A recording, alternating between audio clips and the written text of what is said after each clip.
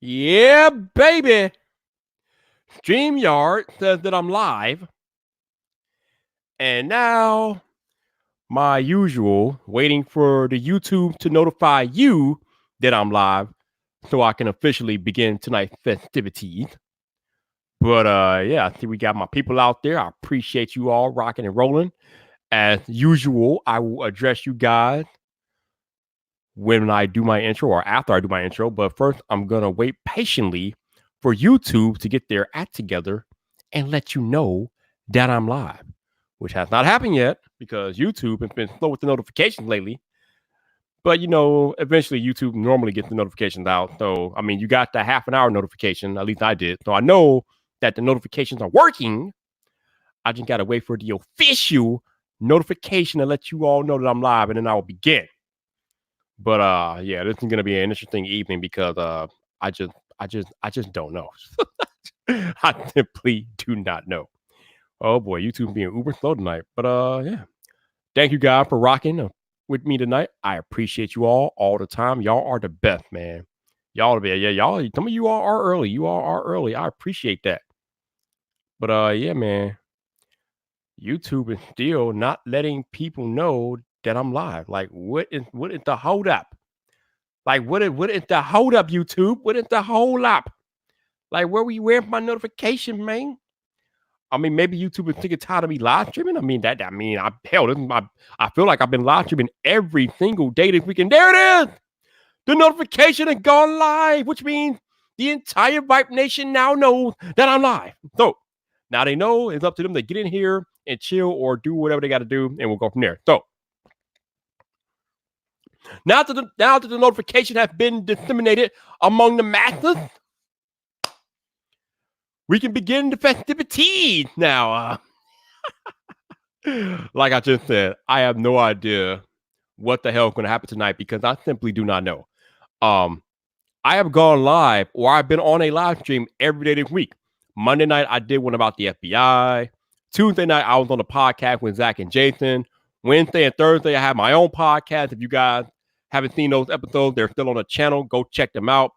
Wednesday night, I was joined by Michael Fisher, Mr. Mobile. And then just last night, I was joined by the Colonel himself, Thunder E. Board at Work. And yeah, the podcast is getting kind of lit because tomorrow at 12 p.m. Central Time, there will be another episode of Vibe Drop, and I will be joined tomorrow by the legendary Apple Sheep, Talos of Tech. So Talos of Tech will be on the podcast tomorrow night.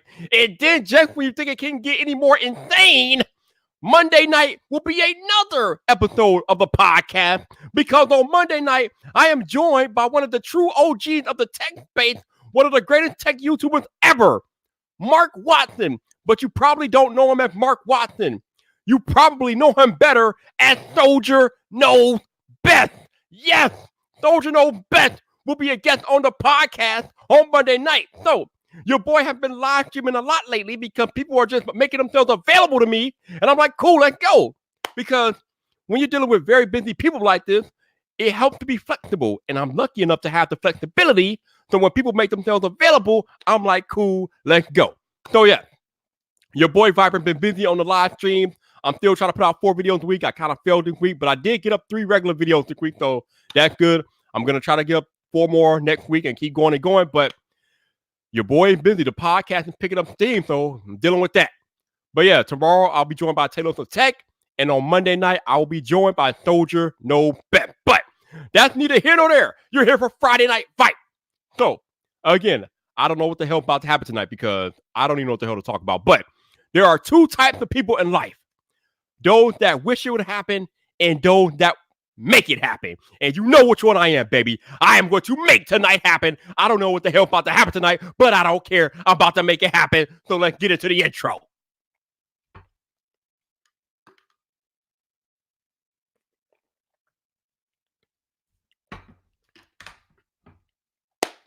So if you're new here, you don't know. But if you're not new here, then you know what's coming. This is the part of your evening where I'm going to need you to turn your volume down.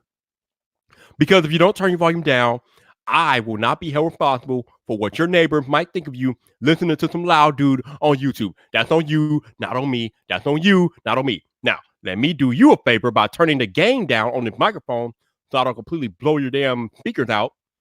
And then I will get into the introduction. Gain is down. Hopefully you turned the volume. Hopefully you turned your volume down. If you didn't, not my problem. But current time, 6:35 p.m. Central Standard Time, which means you are in the right place. You are on the right YouTube channel, baby, and you are ready for the single most electrifying live stream introduction in YouTube today. We're doing it right now.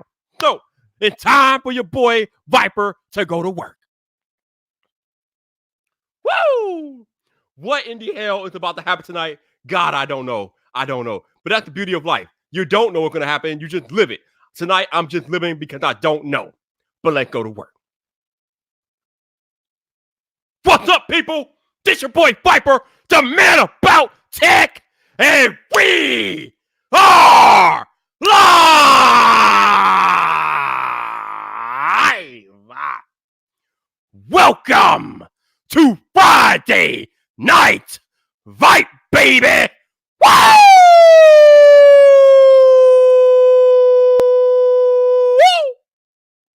Oh, yes. It is that day again. We are back. We are live on YouTube. Now, let me turn the gain back up. The gain has been elevated to its normal levels. And before I get started tonight, let me see who I got in the chat tonight to join me or to be present for the free-for-all tonight. We got Lethal Emperor in the cut. What's up, Lethal? How you doing, baby? Of course, we got my enforcer, Genosis. What's up, Genosis? How you doing, baby? How you doing? We got Jason C out there. What's up, Jason? How you doing? Of course, it wouldn't be a Friday Night Vibe without 504. What's up, bro? How you doing? How you doing?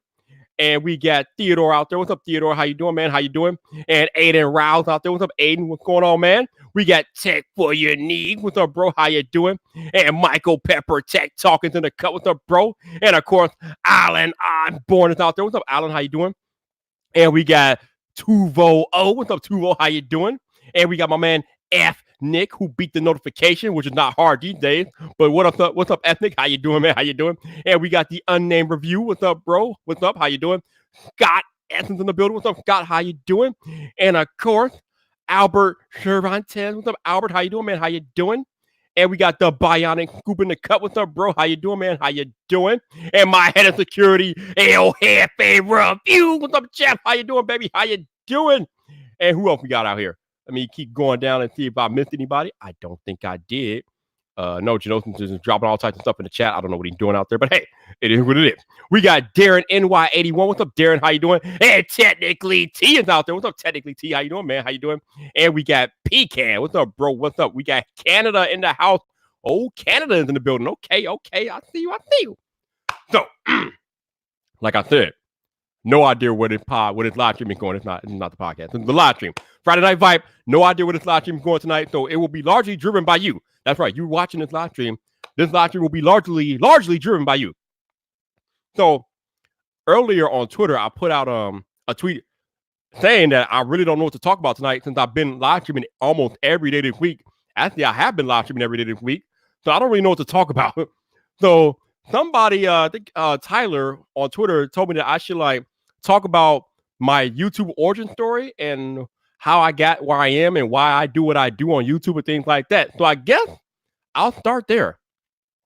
I thought I'd take a drink because, yeah, you take a drink.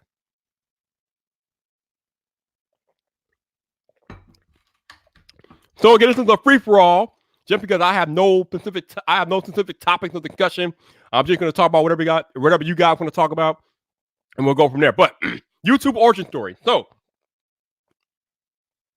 I made my first YouTube video, as most of you know, on January 1st, 2018. Honestly, I never really thought about making YouTube videos, but I've been on Facebook for over 10 years. And people always come to me on Facebook with tech questions. They want to know what the best smartphone is. They give me options and they tell me which one should they get. or if they're having issues with their smartphone, they're like, "Yo, Viper, what's wrong with my smartphone? Why is it not working? What can I do? What should I do? This, that, and the other." So it's been suggested to me over a long period of time that I should start a YouTube channel.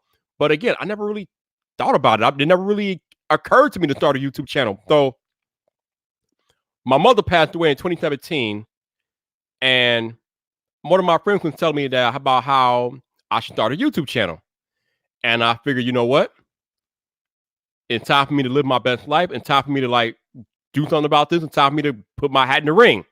Because I kind of figured at the time, I was like, you know what? There's so many creators in the tech space, because if I did start a YouTube channel, it would be in tech, because I'm a tech dude. I mean, I call myself the man about tech. So I'm just like, there are so many creators in the tech space already. It's oversaturated. What can I bring to the tech space?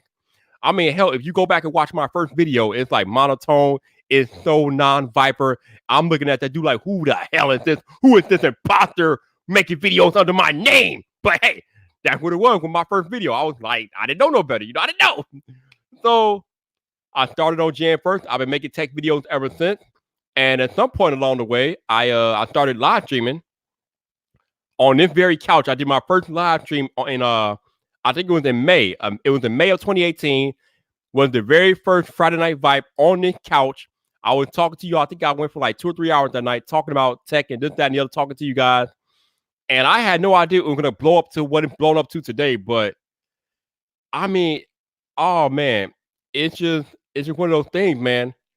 Like, I just put in the work, and I got noticed by bigger creators, and they like gave me like a shout out, or they like put me on their YouTube channels, like John Prosper and Drew from Taylor to Tech. And some of you, that's how most of you guys, a lot of you guys found me and things like that.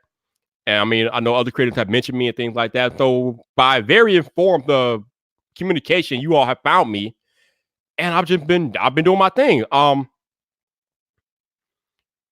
Friday Night Viper, like I said, it started with me on the couch talking to you guys by myself. But on July 3rd of 2018 is when it really like went to another level. I figured I would do a live stream on July 3rd because that was the night before a holiday. I figured everybody would be at home, and I invited all of my creative friends to like join me in the live stream. So on July 3rd, I had 12 different creators come in and out of the live stream, because at that time, that was back when Google Hangout was a thing, and you could have up to 10 people in a stream. So I had 12 people on that stream on July 3rd, and ever since that night, it just grew and got bigger. The live stream reputation grew and got bigger. I got people to come on the live streams and things like that. And Friday Night Viper is what it is today, because I just reach out and ask people. Now, the internet and people are funny. Humans are hilarious. Like, if you reach out and try to network with bigger creators, you get accused of clout chasing and all that BS. I mean, I haven't had it much recently, but in the beginning, people used to accuse me of clout chasing and stupid crap and all that garbage. But listen, man, I have been watching YouTube. I've been a watcher, a viewer for over a decade. And over that decade, I've been in these creators' live streams. I've been in their comment sections on their videos. So it was enough for me to reach out to these creators. I'm like, all right, so I'm creating. I got this live stream that I do. Would you come on and like have a conversation with me? Because that's the other thing that I think some people don't realize. While you might accuse me of clout chasing because I'm reaching out, what you may not know, or what you maybe you know or you don't know, is that the only thing that I ask of these creators is to come on my live streams and chat with me. I'm not asking for shout outs. I'm not asking to be promoted on their YouTube videos or channels or things like that. The only thing I've ever asked any of these people is to come on a live stream and have a chat with me. I haven't even asked to be on their channel. I've never asked another creator to be on their channel. Not really. But like I said, people see me reaching out on Twitter. They think I'm clout chasing and all this stuff. And all I'm trying to do is have a conversation with some of my favorite creators. And I've been fortunate enough to be able to do that. I mean, hell, just this week, we had Mr. Mobile on the podcast. We had Boarded Work on the podcast. I mean, I got invited to do the podcast with Painfully Honest Tech. I mean, so it's just all about being genuine and being nice. But the other part that a lot of people may not think about is that, number one, none of these creators are joining my live stream. None of these creators are coming to my channel before they vet me. I've told you this before. You are not coming to somebody's You are not coming to somebody's YouTube channel without vetting them. They're vetting me. They're making sure that I'm putting in the work, because I would do the same thing. If I had another creator that I didn't know about asking me to be on their YouTube channel, you better believe I'm going to their channel. I am checking their body of work, and I'm making sure they're about that business. Because if you're not, then why the hell am I going to show my face on your YouTube channel if you're not putting in the work? That makes me look bad, and I'm not about to look bad for nobody. So, number one, any creators that you've seen on my live stream, please believe me, they have vetted me. So they know when they go to my main channel, they have seen that I have put out over 400 videos on the main channel. They've seen that I'm putting out these live streams each and every week. So they know that I have put in the work. And secondly, like I said again, I'm not asking them for anything. I'm not trying to like gain subscribers or clout them or anything like that. The only thing I ask them is, will you come on this live stream and have a chat with me? That is it. And I've been fortunate and lucky enough that most of them, or a lot of them, have obliged me. Now, it is a lot of work chasing down some of your favorite creators. Holy God. Mr. Mobile, I was after him for like, 6-7 months before he came on this week. I mean, I had him on last year, but I was trying to get him on as a guest on the actual podcast. And yeah, they don't make it easy for me to lock them down. Like, these people are difficult to lock down, but it's all about perseverance and understanding that they're busy and being flexible with them. Funny story, right? I tried to get John Rettinger on Friday Night Viper last year, but if most of you remember, John Rettinger was my very first guest ever on my podcast. And the reason why John Rettinger was the very first guest on my podcast was because I was flexible with him. He told me that, listen, I want to join your podcast. I want to talk to you, but I can't do it on Friday night. That's my family night. I'm with my family. I cannot do it on Friday night. If we can work around that, then maybe we can do something. So I'm like, cool. Okay, John. Are you available any other night? Like, are you available Tuesday or Wednesday? What can we do, John? I can work around your schedule. So I worked around his schedule, and he ended up being my very first guest on my podcast, which is insane when you think about it, right? Here I am, little old me, nobody, doing a podcast, and my very first guest is none other than John Rettinger, a YouTube OG, all because I was patient and I worked around his schedule and we made it happen. But there's a certain way you have to go about doing what I've done on YouTube as far as like getting people on these live streams and things like that. So usually you got to be patient. You got to be willing to reach out, and you have to have the work. They're going to look at you. They're going to see what you've done on the platform. So you got to have a body of work that people can look at. So people have seen my body of work and they know that I am legit, which is why they are willing to show their faces on this live stream. So this year, this is year 3. I'm on year 3 of being on YouTube. My goal this year is to hit 100,000 subscribers on my main channel. That is the goal. Yes, it's unrealistic.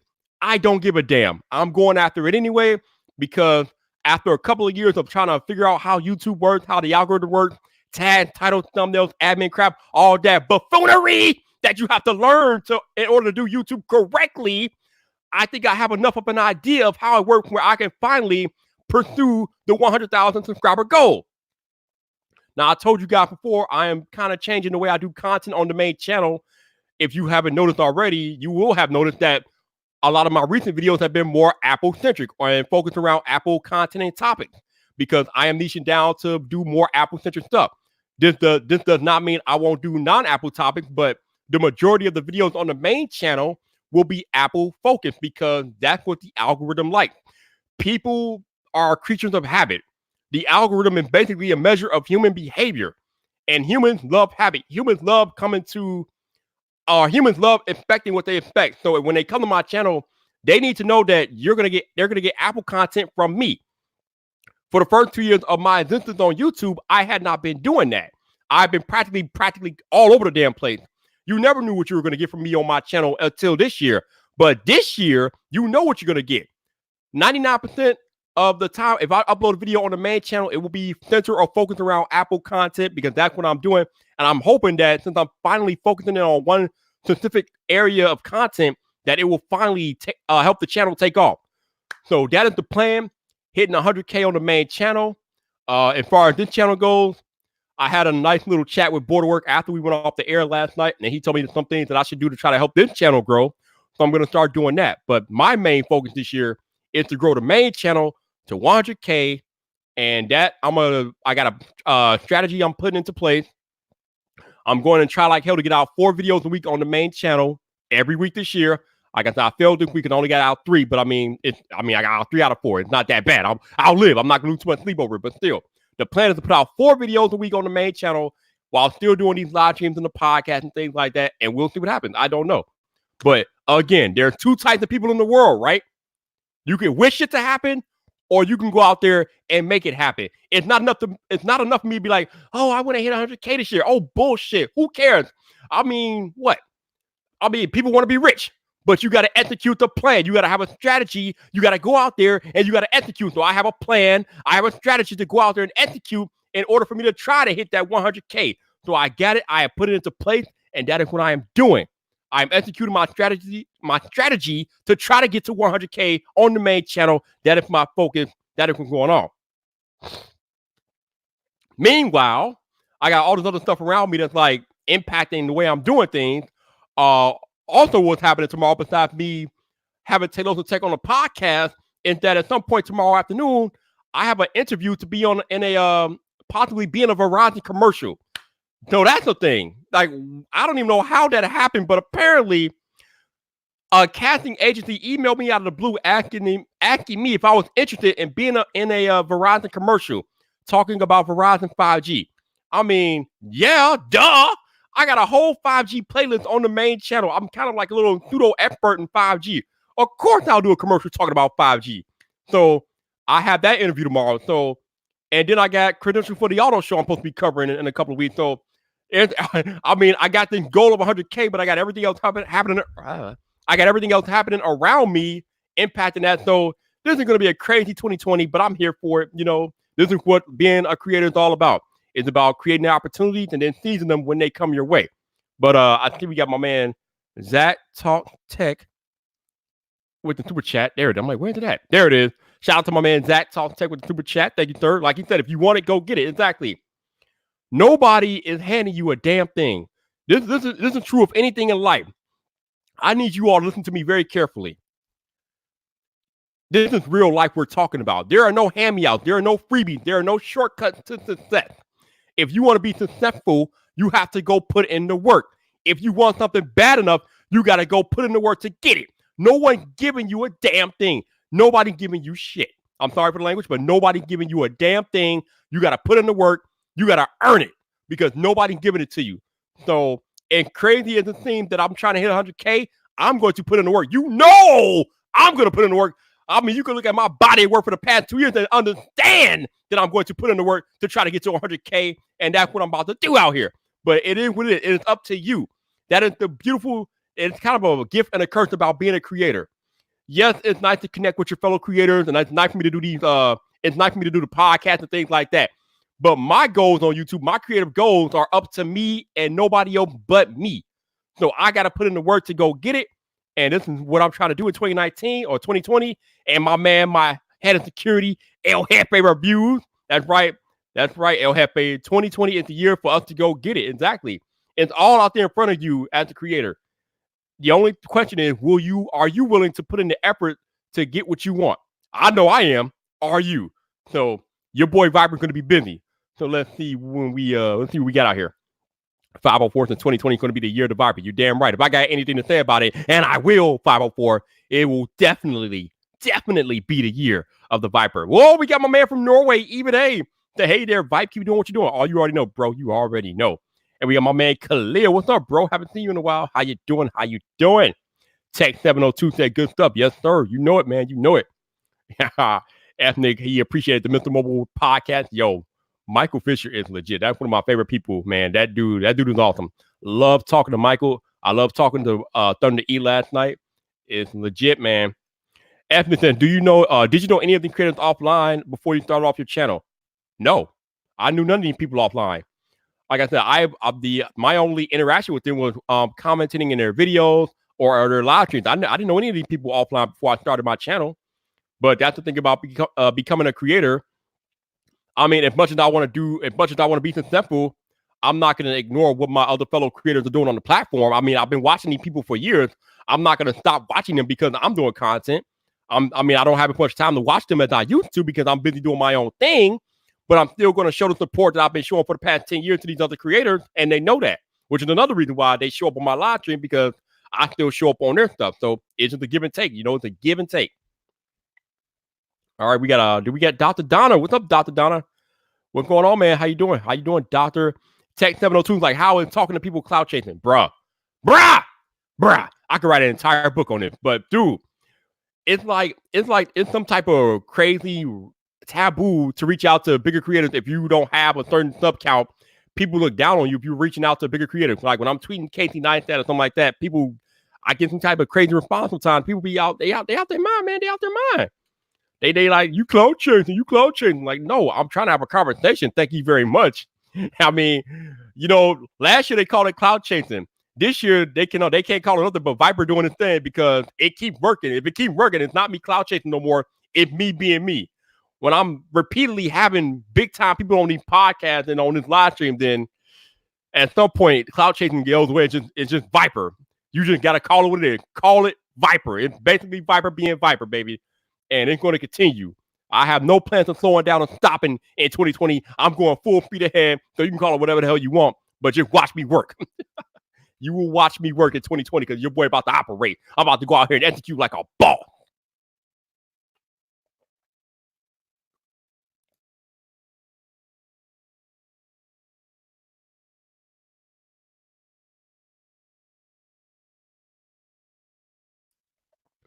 All right, let's see. Wisdom Empire says, Vi, when are you going to change your background to professional one? Professional look, I'm saying your game. I'm just saying step your game up. Yeah, I think actually, you know what? Border Work told me about that last night too. He told me I need to change some of the stuff on this channel, and I'm definitely looking into it though. So be on the lookout for that. Definitely. All right, let's see. Ethnic said problem with some aspects of our culture that shortcutting is getting rewarded. American Idol reality TV kids expect success through minimal effort. Well, they're going to be sadly damn mistaken because it doesn't work that way. Unless you are one in a million athlete or something like that, like a LeBron James or something like that, there are no shortcuts. There are no quick ways to success. You either work or you don't work. All right, 504. Do you think you'll finally get I Just Stayed on Vibe Drive or Friday Night Vibe this year? Can somebody please screenshot this for me right now? I need one of you all to screenshot this comment right now so I can send it to her. Because Lord knows I've tried. I haven't tried it hard recently because I know she's busy AF. But yeah, somebody screenshot this for me, send it to me on Twitter, and let me do it. Let me operate. I mean, I'm gonna try 504. I'm gonna try, but that woman is busy AF. But I will definitely be trying to get her on the live stream because we are way past due. Way past due. Let's see. Aiden says you should get on TikTok and pretty easy to get views, and then you can push those views to your YouTube channel. Dude, I am not. I'm like I said, I'm a tech content creator, and TikTok is not really a platform that's prudent for tech content per se. So I don't. That's not really my thing. I mean, you might have a point, but I don't know, man. I don't see the whole point in TikToking, but maybe I'm wrong. I don't know. Zach says one of the biggest takeaways I learned from VidSummit and CES is that larger content creators are just like us. They've been doing it longer and differently. It's not cloud chasing. We're networking. Exactly. It's not cloud chasing. It's called networking. But people think that, I don't know if they think I'm trying to take shortcuts or they think that I don't have no business reaching out to bigger creators. I think I put that to bed over the past 2 years. So yeah, we can stop that noise. We can stop it. Wisdom said, scroll up. Yeah, I scrolled up. I addressed that comment. Okay, let's see. So don't invite if you change your background up, please don't get rid of the Batmobile.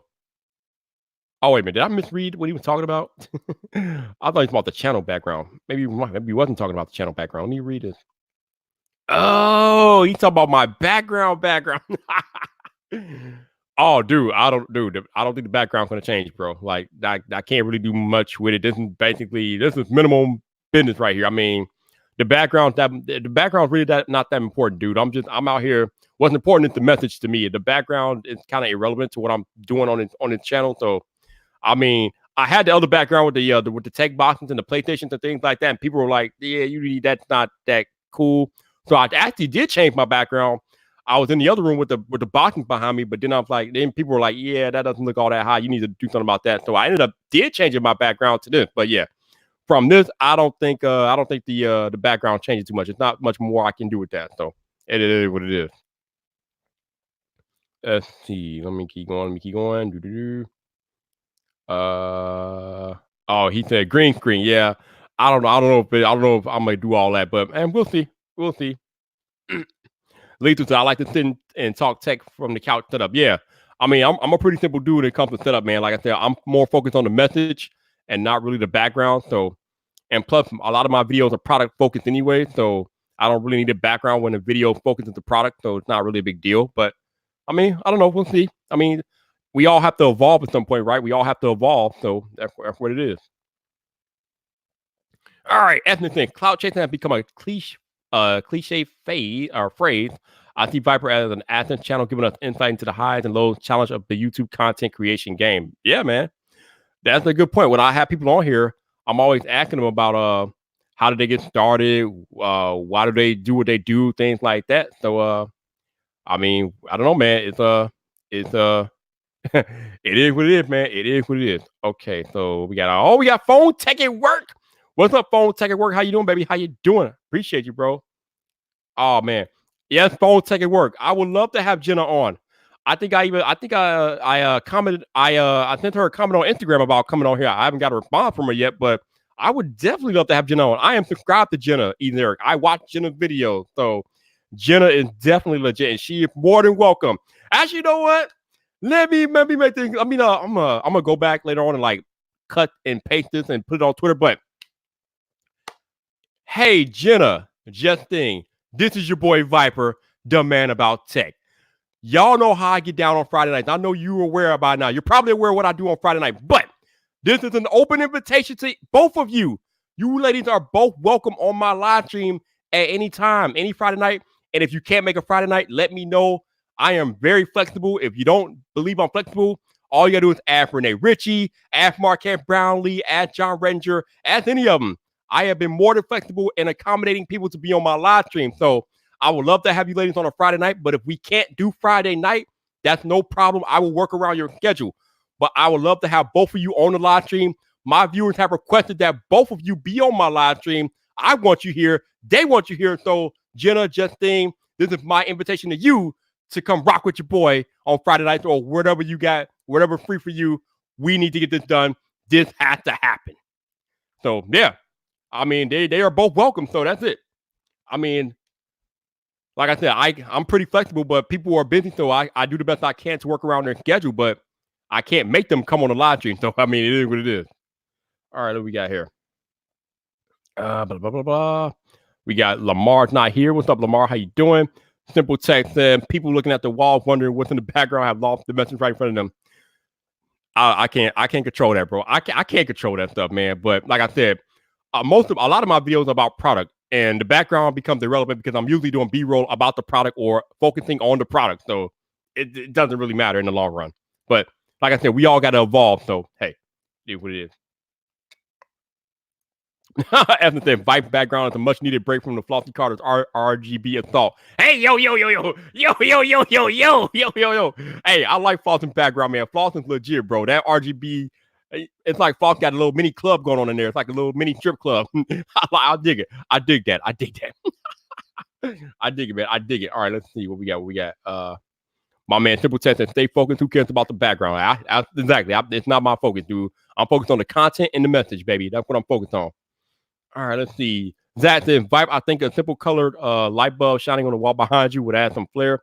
Cost would be around $20 from Home Depot, and Nick Inman did a tutorial. I don't have a lamp or any lighting back there. There's no, I mean, I guess I could put a little lamp back there, but there's no like lightning back there. So I don't know how to work, but I mean, we'll see. And we all got to evolve. We'll see. Let's see. Okay.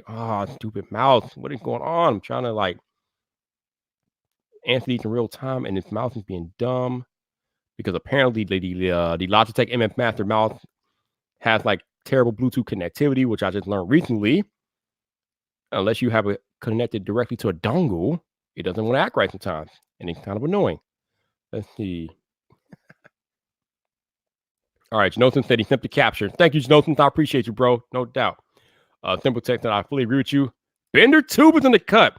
Shout out to my man Bender Tube. Like I said, I thanked him before, but let me thank him again. Because of Bender Tube, your boy Viper now has media credentials to the Chicago Auto Show. I am definitely excited about going to the Chicago Auto Show. Although, depending on what happens with this interview for the commercial tomorrow, those plans might have to be changed too a little bit. I don't know, but shout out to my man BenderTube for putting me up on that. So appreciate that, bro. I appreciate you. Rain G4, what's going on, man? How you doing, Rain? How you doing? C Otter 88 said, which type of computer am I using? Right now, I'm using a 2017 MacBook Pro. 2017 MacBook Pro. Yes. All right. He said we're gonna gear it up. I think he said tear it up. I think he meant tear it up. Oh yeah. The auto show can be fun, bro. The auto show is going to be fun. Yep, me and tear. Yeah, the auto show can be fun. So somebody on Twitter or whatever put out full spec about the Galaxy. Oh, that's weird. Okay. Somebody put out full specs about the Galaxy Note, not the Galaxy. They put out full specs about the the Galaxy S20 and S20 Ultra and all that stuff. So yeah. Let's see. La la la la la. Oh wow, y'all work quick. Damn. Y'all work fast. Y'all don't mess around, man. I'm getting all these like tweets about the caption. Thank you all. Y'all are great, man. Y'all are great. Thank you.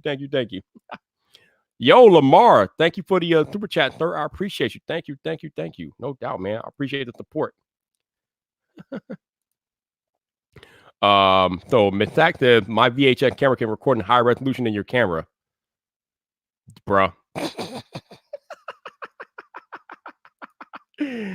You do realize that I am not using the MacBook Pro for video right now, right? I am not using the MacBook Pro. No. You must be new here because I would never ever use this garbage ass webcam for my live streams. I would jump off a bridge first before I use the MacBook Pro camera for my live stream. However, what I am using for my camera right now happens to be one of the best damn cameras in the game today. We are talking about the Sony A7 III, baby. So before you talk about my camera, you better realize that I'm shooting with one of the absolute best cameras in the game, son. The Sony A7 III is what's coming to you with this video tonight. So I need you to calm down. But like Tech 702 said, yes, it's only outputting at 720p because StreamYard maxes out at 720p. I wish they would up that to 1080p, but yeah, it's kind of goofy. I don't understand. Rain said, what's the lifespan of a MacBook? Yo, people still have their 2012 MacBooks. So what was that? That's like at least 8 years. Like 8 years, dude. So MacBooks last a very long time. So MacBooks are legit. Everything security on alert. Security. Oh man. Security, man. Yeah, but yeah. Don't talk about you can't talk about the camera, baby, because the Sony A7 III is at the top of the food chain. Top of the food chain, baby. Oh, y'all get him. Y'all get him. Y'all roasted him. Oh man, don't hurt him too bad. He ain't know no better. He didn't know no better. Techno Clemson, have I used the A7 III for anything other than YouTube? Not yet. No. I don't do any like freelance photography, anything like that. Maybe I should, but I haven't yet. But no, I have not yet. Michael Pepper said he's on a 2012 MacBook Air watching this live stream. See, MacBooks last a long time, bro. And Lamar with another super chat. What's up, man? Looks like I need a steak. What's up? Yo, thank you, Lamar. I appreciate you, bro. I appreciate you. Oh, y'all are rowdy tonight. I like it. Y'all are rowdy. So, like I was about to mention before I was sidetracked. I think it was Mac or somebody else put out all the specs for the Galaxy devices. Let me see if I can find those specs. I don't know where they are. There, got him. So, Max Weinbach, shout out to Max. He's been on this live stream a few times. He put out a whole spec list of all the Galaxy 20 devices. I am using a kit lens. I'm too poor to like buy like any of those fancy lenses. So your boy coming from the kit lens right now, but man, we'll see what happens. But yeah. All right, Tech 702 said according to rumor, the A14 will have more power than a damn i9. Dude, have you seen how crazy these iPhone A3 chips have been? I believe it, bro. I believe it. But I got a full spec sheet in front of me for the Galaxy S20. I don't know if y'all can even see that. Got a full spec sheet So let's go over this real quick. So most of you are probably already aware, but the Samsung Unpacked event is still, it's not still, the Samsung Unpacked event is next month. It's in a few weeks. It's on February 11th in San Francisco, right? So February 11th in San Francisco is Samsung Unpacked. So at Unpacked, they're going to be unveiling 3 models of the Galaxy S20. The Galaxy S20, which was last year's S10e, they're renaming it to the S20 to match the iPhone and the iPhone 11 and all that jazz. So the S20, then the S20 Plus, which would normally be the normal like S10, they're renaming that the S20 Plus this year. And then you got the Bohemia, the S10 Plus, which is going to be called the S20 Ultra this year. So 3 devices this year: S20, S20 Plus, S20 Ultra. That will be your 3 Galaxy devices this year. Now, here in the States, they will all come 5G capable, so they will all be 5G variants. So, I mean, if you're living in a 5G area, I mean, that's cool. But if you're not living in a 5G area, you're not gonna be able to do much with that. But they're all 5G. And we got Techno Minute in the cut. What's up, bro? How you doing, man? How you doing? Let me take a drink real quick.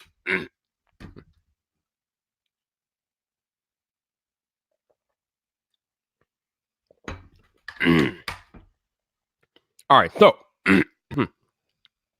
for the regular 5G 20, for the regular Galaxy S20, we're talking about a 120 hertz Infinity O dynamic OLED display, a dynamic AMOLED display, 6.2 inches. But here's the thing about the 120 hertz with the Galaxy devices: the displays are going to be Quad HD, but if you run it at 120 hertz refresh rate, it will kick itself back down to full HD. You cannot use the Quad HD resolution with in conjunction with the 120 hertz. It's either one or the other. So you got to pick and choose, which kind of sucks, especially considering that the OnePlus 8 will be both a 2K display and run 120 hertz refresh rate at the same time. So, it is what it is. But these Samsung phones are coming with a 120 hertz refresh rate on deck. You can only use it in HD. And Lamar, again, with another super chat. Lamar, what is going on tonight, man? Thank you, sir. I appreciate the support, man. Thank you. Rain G4 there, Rip Rocky Johnson. Yeah. Unfortunately, we lost the Rock's father this week. Sad about that. That sucks, man. But, I mean, what can you do, man? What can you do? All right, so back to the S20. So we got the S20. It's going to be 6.2 inches. It's the entry-level model. It is going to have a Snapdragon 865. Okay. It's going to have 128 gigabytes of storage. Now, this says it's going to have a micro SD card. I don't think the S20 is going to have a micro SD card. I think the only one that will have a micro SD card is the S20 Ultra. But the Galaxy S20 is going to have a 12 megapixel main camera, a 64 megapixel telephoto, and a 12 megapixel ultra wide. So the S20 is going to have a triple link camera, I guess. Okay. Interesting. And the S20 is going to have a 10 megapixel front facing camera. So, I mean, I guess. And it could also have a 4,000 milliamp hour battery. So for an entry level phone, that's pretty beefy. Wow, I'm pretty impressed with that. All right, so the next device is going to be the S20 Plus. So the S20 Plus is going to come with a 6.7 inch display. It's going to have a 12 megapixel camera, a 64 megapixel camera, 64 megapixel telephoto, and a 12 megapixel ultra wide plus time of flight camera. It's going to have a 3 times optical zoom, up to 30 times digital zoom. Oh, and it's going to be able to record, all these cameras are going to be able to record 8K 30 frames per second. So even the entry level S20 will be 8K 30 frames per second. How crazy is that?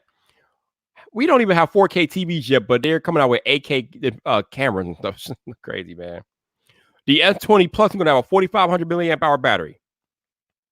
Now, the Bohemia, the super ultra crazy phone, the Galaxy S20 Ultra is going to be 6.9 inches. Like, what? What is that? 6.9 inches. I mean, this phone is literally designed for NBA players, but 6.9 inches is going to have what is about it gonna have up, you can get up to 512 gigabytes of internal storage on it or whatever. It's going to have a 108 megapixel main camera, a 48 megapixel telephoto, and it can have a 12 megapixel ultra wide time of flight, 10 times optical zoom. 10 times optical zoom. Are you serious, bruh? I mean, and here's the kicker. Here's the crazy thing. The Galaxy S20 Ultra is going to have a 40 megapixel front-facing camera. What? What? Let me repeat this. Let me repeat this for the people in the back. The Samsung Galaxy S20 Ultra, the big boy, the 6.9-inch Bohema phone, is going to have a front-facing camera of 40 megapixels. This phone is literally a cheat code. It's literally a damn cheat code at this point. It's a cheat code. Not to mention, I didn't even mention this S20 Ultra is going to have a 5,000 milliamp hour battery. 5,000 milliamp hour battery, y'all. 5,000. 5,000. Michael Pepper, I don't know if there's a restriction on the 8K. I would imagine there would be. But either way, it's probably going to eat up a lot of storage, so you're not going to be able to do much with that. But, I mean, yeah. And Tech 702 says the 5,000 milliamp hours is for the 5G. I mean, I think that they're all coming with, like I said, they're all coming with 5G. So the S20 Ultra or the S20 Ultra 5G, maybe there are some other versions that might be released in other places that don't have 5G. But the S20 Ultra that's released in the US will have a 5,000 milliamp hour battery, bro. I mean, good Lord. Yes, 504. That's a lot of megapixels. a lot of megapixels. And Rain wants to know, has anyone had a Windows phone? Was it good? Hey, yo, if you got to ask, probably wasn't good. if you gotta ask, it probably wasn't that good because ain't nobody answered. I'm just saying, bro. I'm just saying. Oh, T said, no, I mean the regular charge 500. Oh, he said, no, I mean for regular charge 500 milliamp hours of that is attributed to the antenna. Oh, okay. Oh, okay. Also, some of that allocated towards the antenna. Okay, I got you. I got you. Okay. Yes, but yeah. Either way, it's craziness. It's buffoonery. This phone is a cheat code, bro. But Samsung is not playing no game this year. They're bringing in the literal cheat codes to the smartphone game, and I'm like, wow, what in the blue monkey nipple is really going on around here, Samsung? But I'm here for all of it. I'm here for all of it. Now, I don't know if I myself will be getting a Galaxy S20 or anything like that this year. I don't know. I'm trying to like cut back on my smartphone purchases, and yeah, I don't make nearly enough money on YouTube to support buying smartphones like that. But man, that is crazy. That is crazy that phone is that overpowered. That phone is literally overpowered. And I see we have in the chat tonight Exquisite Bliss. Hey, Exquisite, how you doing? Love to see you in the chat. Thank you for joining me tonight. Buddy, yeah, that phone is overpowered, bro. Like, what is going on? What is going on with that? But yeah, that is what Samsung is bringing to the table with the Galaxy S20 line next month at Unpacked. But that is not the end of the story next month at Unpacked. Because also at Unpacked, they are supposedly bringing to the table a clamshell foldable phone. Yes, like I said, it's not over with. We're not done yet.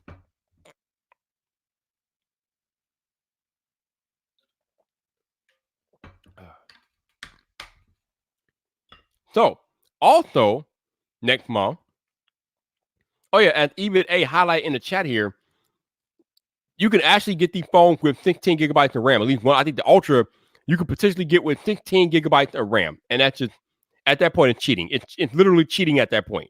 Just stop it. Just stop it. It's ridiculous. But Samsung is also coming with a new fold. Not the Galaxy Fold that you know that's out there right now. Oh, no. They are bringing a clamshell foldable to the party next month, too. Now, this clamshell foldable is going to be a little bit lower spec'd out than the than the newer phones that they're coming with for the S20 line, but it's going to be clamshell foldable. It's going to be around like half the price of the original Galaxy Fold. And I think they're going to call it the Galaxy Fold Z. I think the name actually came out the other day. It's going to be the Galaxy Fold Z Flip. Why? Why are they calling it the Z Flip? They should have just stopped at Galaxy Fold Z and that would have been it. No. They want to go Galaxy Fold Z Flip. Just leave the... We know it flipped. We know it flipped. We don't need to have that in the name. We know the damn thing flipped. We know it's a foldable. Calm down. Just call it the Galaxy Fold Z and move on with your life. Just be done with it. We don't need to know it's a flip. We know it's a flip already. I tell you, man. I tell you. Whoo. Yep. But yeah, that is what Samsung can bring to the table. So Tech 702 says he predicts by 2021, all phones are going to have a small phone and a giant foldable. I don't know, man. I don't know. But speaking of that, there's other news that there might be a 5G iPad in the works, which would make sense. We know that all the iPhones that are coming this year are going to be 5G ready. So it only makes sense that Apple would be working on a 5G iPad at some point. Now, last year, there was a rumor that Apple could potentially be working on a 5G foldable iPad. I kind of questioned that at the time last year, and I still question it this year. But there, like I said, there was that report last year that Apple would be working on a 5G, or they could be working on a 5G folding iPad. But we know that 5G comes to iPhones this year, so it only stands to reason that 5G will definitely come to iPad as well. So that's not much of a shock. I don't know if it's going to happen this year, but definitely by 2021, we will have a 5G iPad, definitely. Michael Pepper says, I still say that the 4 gigabytes of the 16 gig will be allocated to the cameras like Apple did with the 2 gig for the iPhone 11 series. That way they can process quicker and for that video as a buffer. Oh, we can only hope, bro. We can only hope. Tech 702 said he'd rather have an iPad that doesn't freeze when he uses Office. Oh, he's using Microsoft Office. Okay, I got you. Khalil said they came out with LTE and the iPad first, so it'll make sense. Wait. So are you saying that there was an LTE iPad before there was an LTE iPhone? Interesting. I don't know if that's true, but if that is true, that'd be pretty interesting. Okay, and that would definitely be interesting. But yeah, 5G iPhones are definitely inbound, and the best thing about iPhones this year,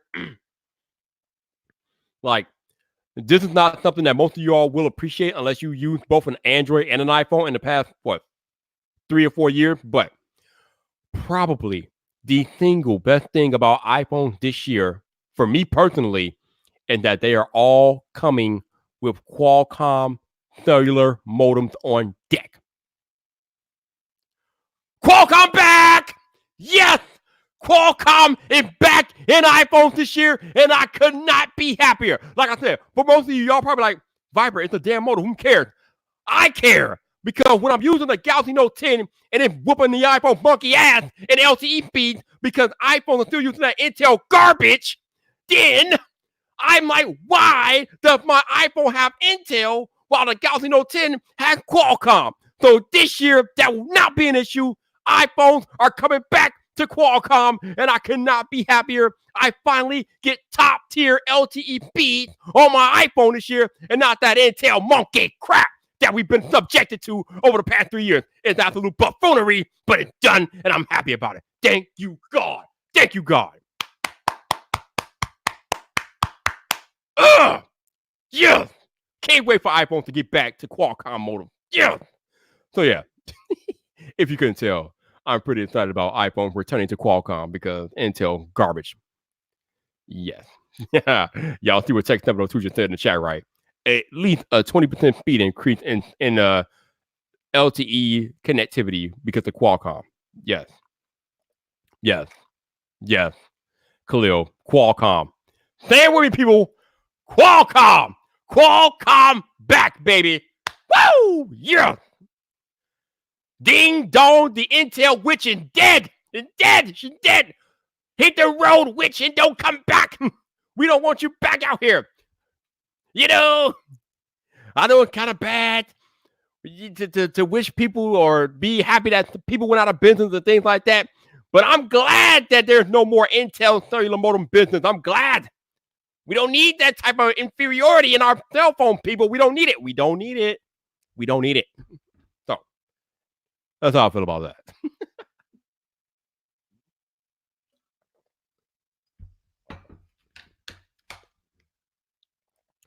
I would say the Intel modems are more known for instability than more for speed. Amen. Amen. They're known for being garbage. The US doesn't have the best network. Here at my house with an Intel modem, I get 500 megabits LTE speed. Bruh. Well, you living in a wonderland because Intel modems in the US are garbage. So I'm glad they're gone.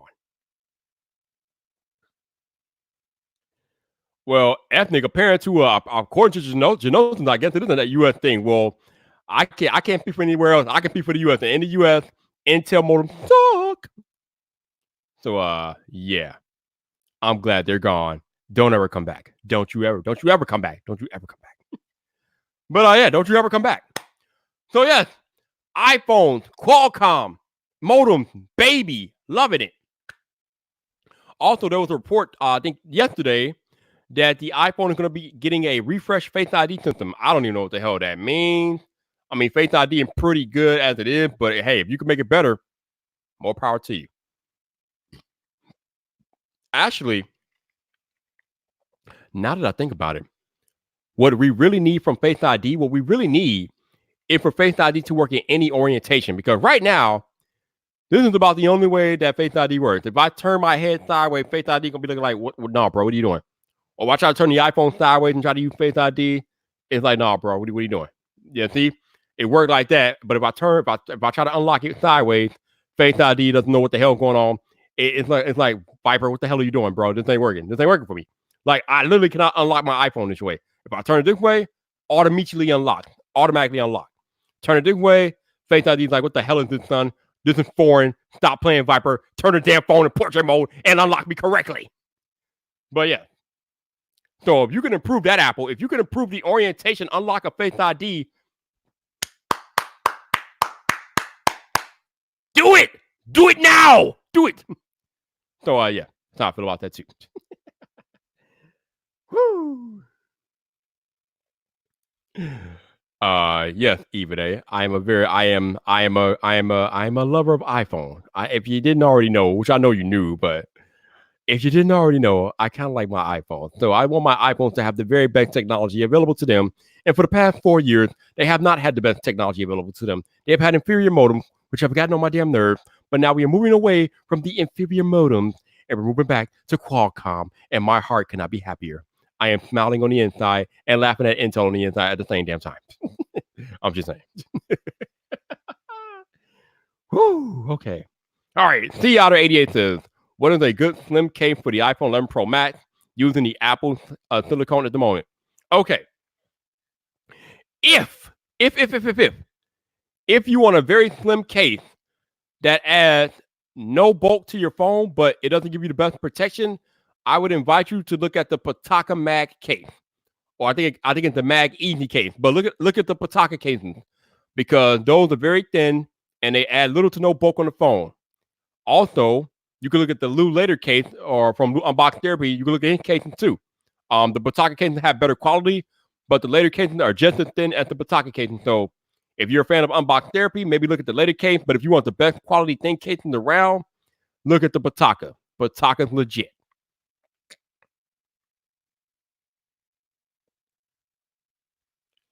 Ethan says, is the iPad Face ID bigger than the iPhone Face ID?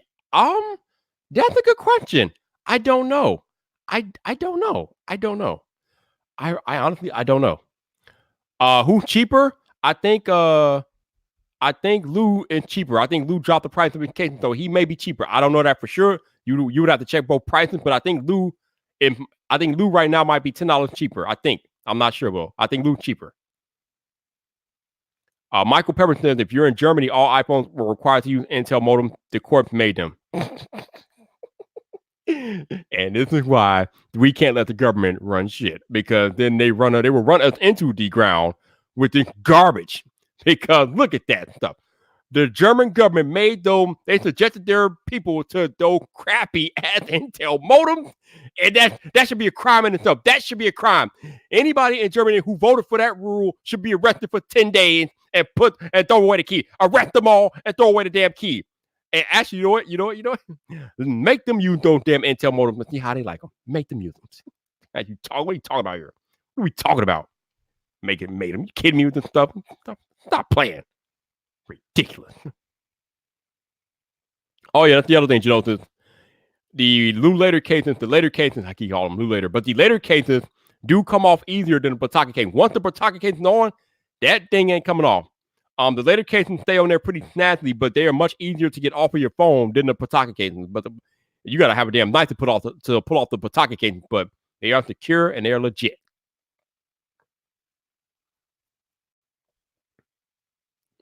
That's the Tech 702 that he always uses. Spigen, literally buy 4 per phone.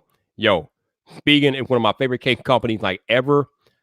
Yo, if anybody from Spigen watches the live stream and you want to send your boy iPhone casings this year, I've been trying to contact you guys, but you guys just don't. Yeah, like I don't exist.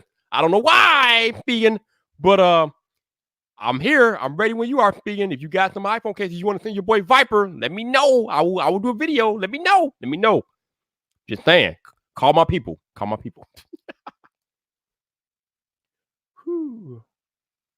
Oh, you said the German people made them use Qualcomm. Okay. That made so now the German government could be applauded. Okay. Now we can applaud the German government. We can applaud them for making them use Qualcomm. Applaud for the Germans. See, that's why the Germans are always at the forefront of engineering. What is that thing they always talk about? German ingenuity? Because the Germans understand the way tech works. I'm such a fool. I don't even care. Okay, see, I don't think which case feels better in the hand, the Pataka or the Lou? They both feel the exact same in the hand, bro. They feel the same in the hand. There's literally no difference in the hand. Literally none. He said Germany only wants to have a cancer cure. Do we know that for a fact, though? Do we know that for a fact? I don't know. Yo, if the EU was making people use Qualcomm, then the EU should be applauded. I don't always agree with the EU practices, but if they're promoting Qualcomm, then they're in the right. They are definitely in the right.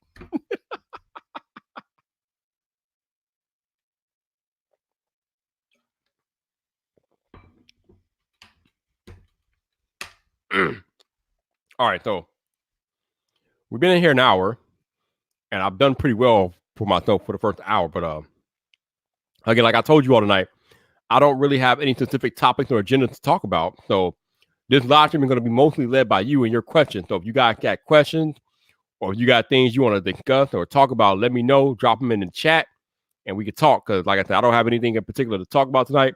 I've live streamed every day this week, so I pretty much talked about everything that's happened this week for the most part. I mean, I could go into the FBI Apple stuff more, but I think I beat that enough. I mean, I think I've made my position pretty firmly clear on that. The FBI could go lick a llama's anus for all I care. I mean, that's pretty much how I feel about that. Trying to unlock iPhone. Oh, hell no. No. We're not doing that here. We don't do that here, baby. No. And I think it's kind of interesting that some privacy groups have come out and backed Apple in this. They're saying the same thing I'm saying, only in a much more eloquent way. But yeah, there's no way that you should be given the key to unlock iPhones. You are putting too many people at risk with that type of exploit out there. So yeah, but I'm not going to reiterate that. You already know how I feel about that. Oh, see. Oh boy. Ethnic and trying to start drama. Are we going to address border work flaming to the AirPod Pro? I told y'all last night that border work was wrong. He's wrong. The AirPod Pro are worth every penny of the $249 that Apple charges. I would say if you're in the Apple ecosystem, they're worth every penny. If you're not in the ecosystem, then maybe they're not worth that much because why? But if you are in the ecosystem, they are worth every single penny. So border work is wrong. I love my man Thunder E, but he's wrong. He's wrong about AirPods.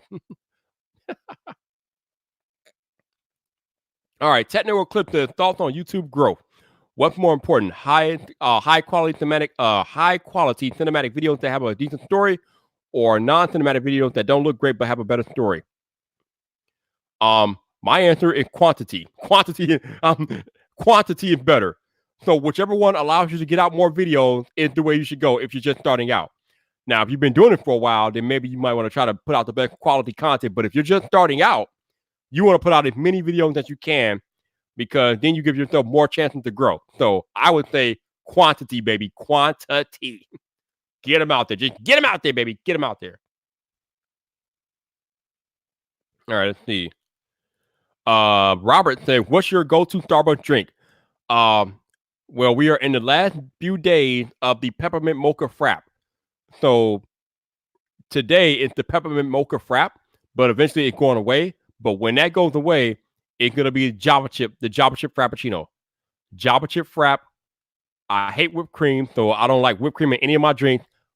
We don't do that whipped cream garbage here. No, thank you. But right now, peppermint mocha frap. When that goes away, Java chip frap. Oh yes, frappuccinos are life.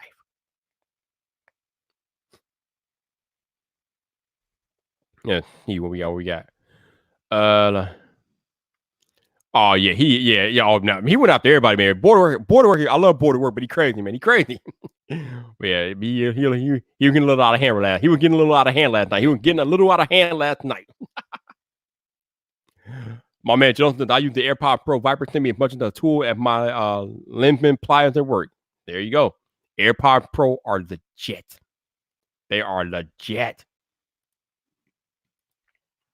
All right. Technical clips says, so more videos. On my channel, I have noticed that similar idea, but better videos do better. I don't know. I go back and forth all the time on more videos or better videos, but less. I mean, there's this thing that's going around about this, and I couldn't agree more. Done is better than perfect. Done is better than perfect. However you want to interpret that quote, just remember what I just told you. Done is better than perfect. And that's it. All I'm going to tell you. Let's see what else we got here.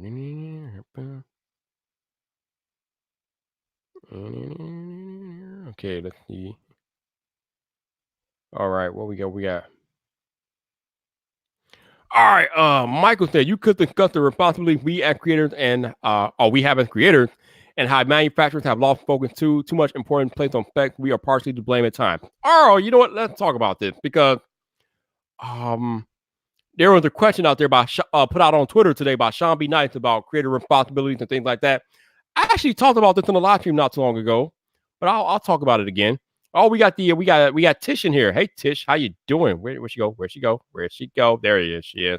Tish is in the building. Good evening, Tish. Good evening. How you doing? I see you.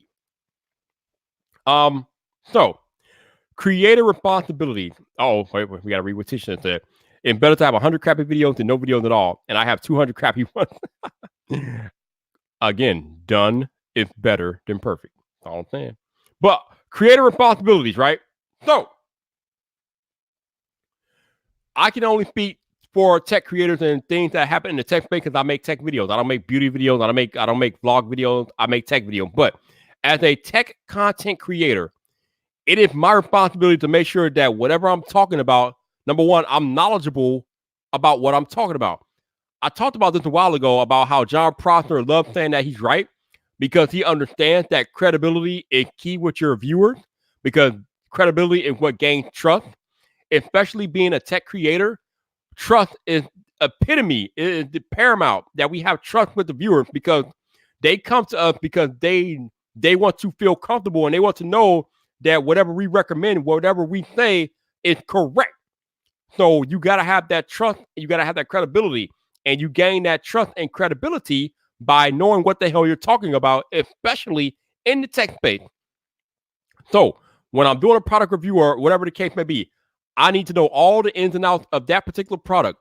I need to use that product so I can give my viewers my real-time, real-world use case experience with that product.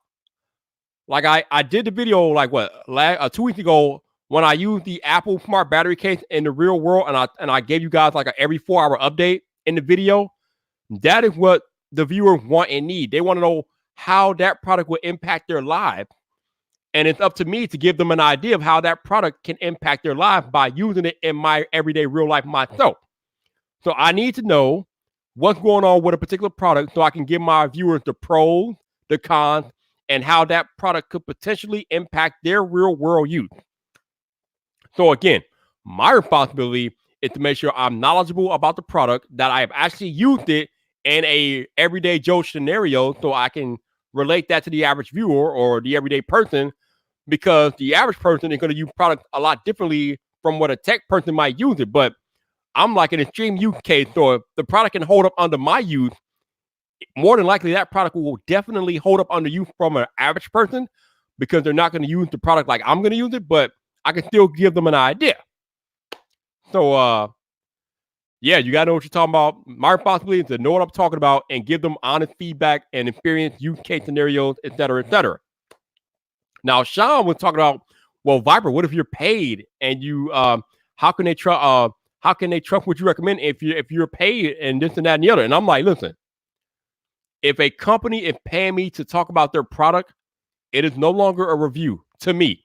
Now, it might be different for other creators, but if a company is paying me to talk about a product, it is no longer a review. It is a commercial. It is a sponsored video. That company is paying me to highlight the positives of their product. They're not paying me to tell you what's bad about their product. When I do a review, I'm going to tell you what's good and what's bad about that product. If a company is paying me to talk about their product, they don't want to hear the negative. They don't want to hear that. They want everything that's good about that product. They want you to highlight the positives. They want you to promote that product. So if it's a paid sponsored video, there will not be critical analysis included of the product. So it's my job as a creator to relay that to the viewer that this video here is a sponsored video. The brand paid me to talk about the product. So at that point, you got to decide based on how I present that product. You got to decide how you interpret my presentation. So the viewers need to do their homework as well. But if I'm doing a review, I'm giving you everything out on the table up front. I'm giving you good, bad, use cases, things like that. If I'm paid, then you as a viewer have to figure out how you feel about what I'm saying about the product, because I'm not going to say nothing bad about it because I'm being paid to highlight the product. So the viewer has to do their homework. They have to be smart about what they're watching, but the creators also have to be honest about what's happening when they're making their presentation. It is against the law. Let me repeat this strongly for all of you all. It is against the law for a creator not to disclose whether or not they got paid for a video. Okay. If a creator got paid for a video by a brand, then that creator is obligated by law to let you, the viewer, know that they got paid by the brand for that video. When iJustine did that video for Disney Plus, the moment that video started, she let you know that the video was paid for by Disney. That is by law. That is a legal requirement. I know some of you guys might be confused about how this works. Let me kill your confusion. If a brand pays us to do a video, we are obligated by law to let you know that we got paid for that video. It doesn't even matter if like, say I'm doing a video about iPhone, but I have a Nomad case and Nomad paid me to put their case in the video. It doesn't even matter that the video is about iPhone. If Nomad paid me for like product placement or something like that, or added in that video, I have to let you know that Nomad paid me for that video, even if it's not about their product as a whole. So no matter what, if a brand pays me or any other creator for a video or an ad spot in a video, we are legally obligated to let you as a viewer know that we were paid. So once we let you know that we were paid, it is up to you as a viewer to interpret or decide how you want to interpret what we present in that video. But more often than not, if we are paid for a video, chances are you are not going to get critical analysis in that particular video. That is not the purpose of that video. I know some creators are not that honest about it, but that is the way it's supposed to be. So you as a viewer, you need to be smart about what you're watching. Shout out to my man Simple Tech for the super chat. Thank you, sir. Thank you, sir. If you're paid, even I disagree. I trust Viper. I appreciate you, bro. I appreciate you.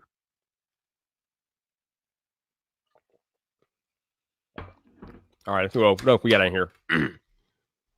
Let me go back up to the comments here. Dr. Donaldson is correct. Viper paid commercial when being paid sponsor. Yes. If a creator can pay to put out a video, it's a commercial. And let's just be honest. It's a commercial. It's not a review. It's a commercial. It is what it is. They might want to call it something else, but it's a damn commercial. It's literally a commercial at that point. All right. C. Lionson says 4 days with the Rock Phone 2. A major go. Damn, I sound just like Flossy that time. I'm crazy. Yeah, what's up, bro? I've heard good things about the Rock Phone 2. I've heard good things about that. All right, let me go back down here. Catch these other comments. Let's see. That's right. He gave it the quad major, not a major go, not a double major, not a triple major, the quad major go. That's what's up, bro. I feel you. I feel you. Quad major out here. All right, let me go back down. Let me see if I didn't miss anything. I don't think I missed anything.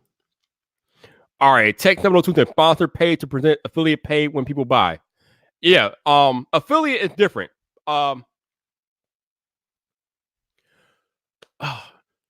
Like a lot of the videos I do, or some of the videos I do on my channel have affiliate links. Like if you go buy that product, then I get a little kickback, and I'll let you guys know in the description when that's happening. Because again, we are required by law when we present affiliate link. We are required by law to let you guys know. I don't know if it's by law, but at least by Amazon, we are required by Amazon to let you guys know that those are affiliate links when we present them. So that's why I have that little caption in my description. I make third money off of Amazon affiliate link because we are required by Amazon to let you guys know that. So, but affiliate link is not the same thing as a sponsored video. It's not the same thing at all. Because the only way that we make money from affiliate link is if you buy product using that link. A sponsored video is direct paid content by a brand to a creator. Affiliate marketing or affiliate link is if a viewer goes to buy that product. So there's no guarantee the creator will even make money off of affiliate link. But a sponsored video is guaranteed paid money. So that's why it has to be treated differently.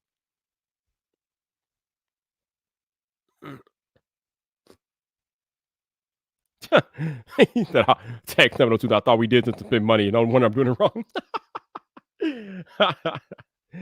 Oh, man. Yo, Tech 702, we not talking about that. We're not going to talk about that, Tech 702. We're not going to, we're past that. We are past that. It's a new year. We are looking for a new phone of the year. We are past those problems. We are past that stuff. Oh, we are past that.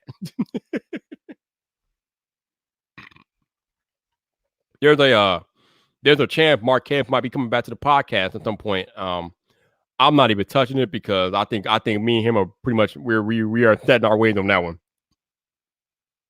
Shinosa said, "Oh God, please nobody argue with Viper." Just said, "I hope not." I mean, there's really nothing to argue with. If you get paid, if your video is sponsored, you are getting paid no matter what. If you are using affiliate links, it's up to the viewer whether or not you get paid. And at that point, it's not the same thing as a sponsored video. But everybody has a different interpretation. But some things are just like it is what it is. So Maddie G says, so based on what you're saying, once we receive money for the video, our opinion is commercialized. I guess, bro, if I genuinely like a brand and want to partner with them, don't devalue the perspective. Bruh. If a brand pays you to present a product, I don't care if I like it or you like it. If a brand pays you to present a product, it is a commercial. It is not a commercialized. It is a commercial. It is a sponsored video. You can't but I think basically what I'm trying to say is that if you get paid directly by a brand to present a product, don't call it a review. So you can do with that what you will. If you are, even if you like the product, even if the product is legit, like Apple could pay me to present iPhone. Now, you guys know I love iPhone, right? You guys know I love iPhone. I would do the video with or without a sponsor from Apple. I've done video without Apple. But if Apple paid me to do an iPhone video, it is not an iPhone review anymore. It is a damn commercial for Apple, and I need to present it as such. And it is what it is. Like, you can't take money from a brand and then call it a review. You can't do it. It's not a review. A review is a critical analysis of a product or service. If you are getting paid to present that product, You are not getting paid to present a critical analysis of that product. Therefore, it can no longer be called a review. I don't know how we can argue that. I don't think there's no any argument out here. I don't know. I know people do things differently, but if I'm getting money to present a product, it is not a review. That's my general gist. It's not a review. It's not a review. All right, let's see what we got. Let's see. Okay. All right. See other thing. Which have better battery life? Note 10 or iPhone 11 Pro Max? The iPhone 11 Pro Max have better battery life. I don't care what Flossy Carter. I don't care what Flossy Carter tells you. The iPhone 11 Pro Max have better battery than the Note 10 Plus. Just stop these shenanigans. It's shenanigans and buffoonery. I can't believe he even said that. It's buffoonery. Just stop. It's ridiculous. Oh my goodness. All right. Okay, let's see. All right. Blah blah blah blah blah blah. Let me go back down. Make sure I didn't miss anything. Oh, we are having a lively conversation tonight. I am loving this. Let's go. Let's have a lively conversation. Let's do it. I'm gonna make sure you all learn something tonight. Make sure y'all learn something tonight, baby. Let's see. We got. All right, we got. Okay, so Lily said, "What about free products?" All right, so free products. Now, some people might think that this is kind of sponsored because it's free products, but it's not the same. It's not nearly the same because even when you know what? Let me take that back. I can't speak for everybody else, but I can speak for me. When I get a free product, that is not a sponsored video to me because I can still say whatever I want about the product. Guess what? This Pixel 4 XL right here, I didn't pay for this. Google sent it to me for free. So they sent me the Pixel 4 for me to do a video on. I did a 27-minute review on this phone, and it was probably more or less favorable to the Pixel 4. It was not a favorable video, to say the least. But Google gave me this phone for free for me to provide a critical analysis as I saw fit, and I did. I was not paid a dime by Google, but I did receive this phone for free. I did a 27-minute review. Most of the 27 minutes was me pretty much bashing the phone and how it doesn't live up to the competition. So again, you can pretty much dissect that how you will, but free product does not impact what I say about the phone. I'm gonna say what I feel because that's not a sponsored video. It's just a free product. I mean, yeah, it's not the same. But if I got paid for that video, then there would have been no critical analysis.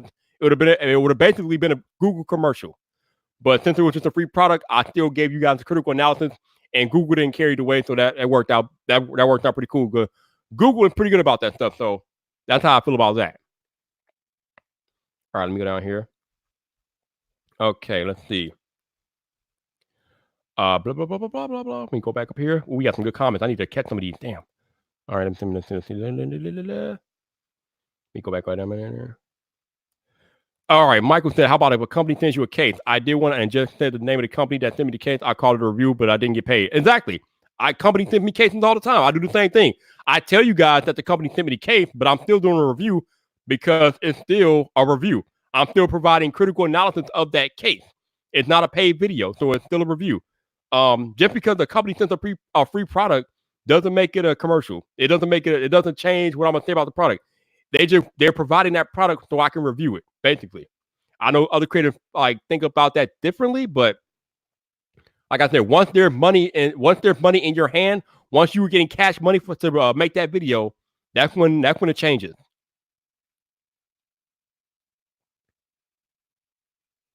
Let's see. The artist happens in getting product for free the same as getting paid to do the review. Hell no.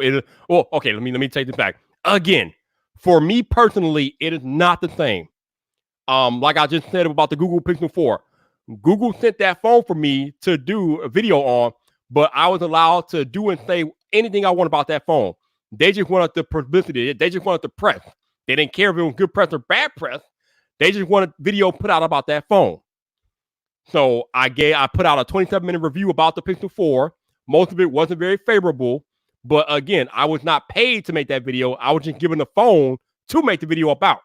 So again, in my opinion, getting a product for free does not amount to a sponsored video. Again, once you do a sponsored video, if Google would have paid me cash money to talk about the Pixel 4, you will not have gotten a critical analysis from me because Google's not paying me to critically analyze the phone. They are paying me to promote and highlight the positives of the phone. It's a different purpose when you're getting paid. Companies aren't paying you, or they're not paying us to shit on their phone. They're basically, no company in their right mind is paying us money to crap on their phones. They are paying us money to commercialize, to provide those positive highlights of their product. Because ultimately, companies want to sell product, and they're not going to sell much product if we're crapping on their phones. So they pay us money to highlight the positives and only the positives, so we can convince and influence more people to go buy that product. That is how sponsored video works. That is the purpose of a sponsored video. It is the specific purpose of selling that product, and the company wants us to present that product in such a way that it will sell the product. A review might go against that, so that's why it's different. Oh boy, I need a drink. Oh boy, a lot of legalese, a lot of explanations, a lot of technicalities. Great. All right, let me go back. Let's see.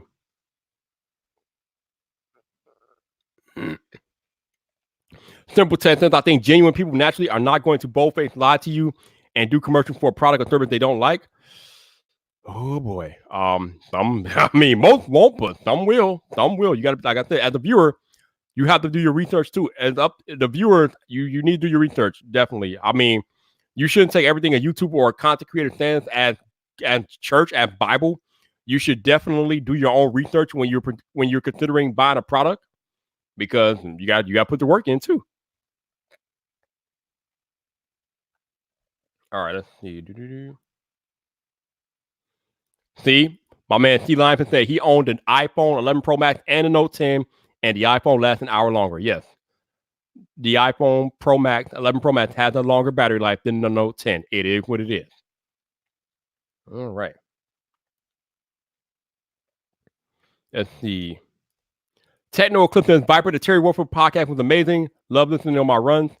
Yo, that was one of my favorite podcasts ever, though. Terry Warfield is that dude. I gotta bring him back, man. Terry Warfield's legit. All right, El Jefe says, the problem lies in people's individual perspectives and level of morality. There are YouTubers out here making real bank doing pay-per-views and not disclosing to the audience. Ooh, yeah, man. Yeah. But again, as a viewer, you have to do your research. You shouldn't just be watching only one YouTube video when you are researching a product. You should probably watch 3 or 4 or 5 videos about a product before you make your final decision about it. Do your research, man, because we all have different perspectives about using a product. I mean, you got this iPhone right here, but you can watch like 5 different iPhones and get 5 different perspectives on this one iPhone from 5 different people. That's why you as a viewer should watch multiple videos when you are thinking about buying a product and you're on YouTube trying to do your research. You should be watching at least 3 to 4 videos about that product before you make your final decision. I mean, that's just smart. That's smart shopping to me, but I don't know.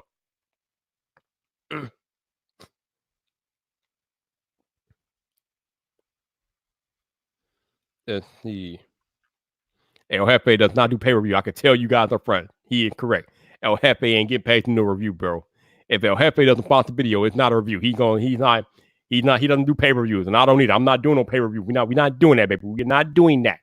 Dr. Donna says a review is a critical analysis based on the opinion and life experience of the reviewer, and there will be those who do not necessarily agree. Yes, that is exactly what a review is to me. A review is a critical analysis of a product or service. That is what a review is. Once the video is sponsored, how can you provide a critical analysis if the company is paying you to highlight the positives? It doesn't work.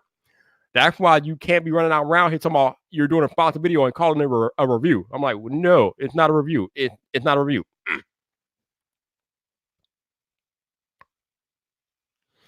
All right, Jason said, Viper, just curious, of all the podcasts you've done, do you have a particular favorite? Oh, bro. Oh, my God. Oh, man. I don't know, man. Like, when I did that podcast with Terry Warfield, that was my favorite at the time. Like, because Terry Warfield, that dude, that conversation was lit. But I love the one I did last night with Board at Work. I love the one with Michael Fisher. I've done. There's been so many, man.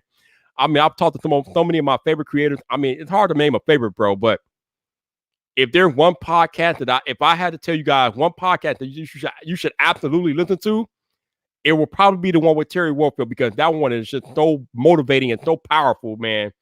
My podcast with Terry Warfield will probably be my favorite just because of the message related in that podcast. The message related in that podcast is it's fire, man. That one was fire. Okay, let me go back up here. I think I missed some stuff. Let's go back up here. Let's go back up here. All right, we got.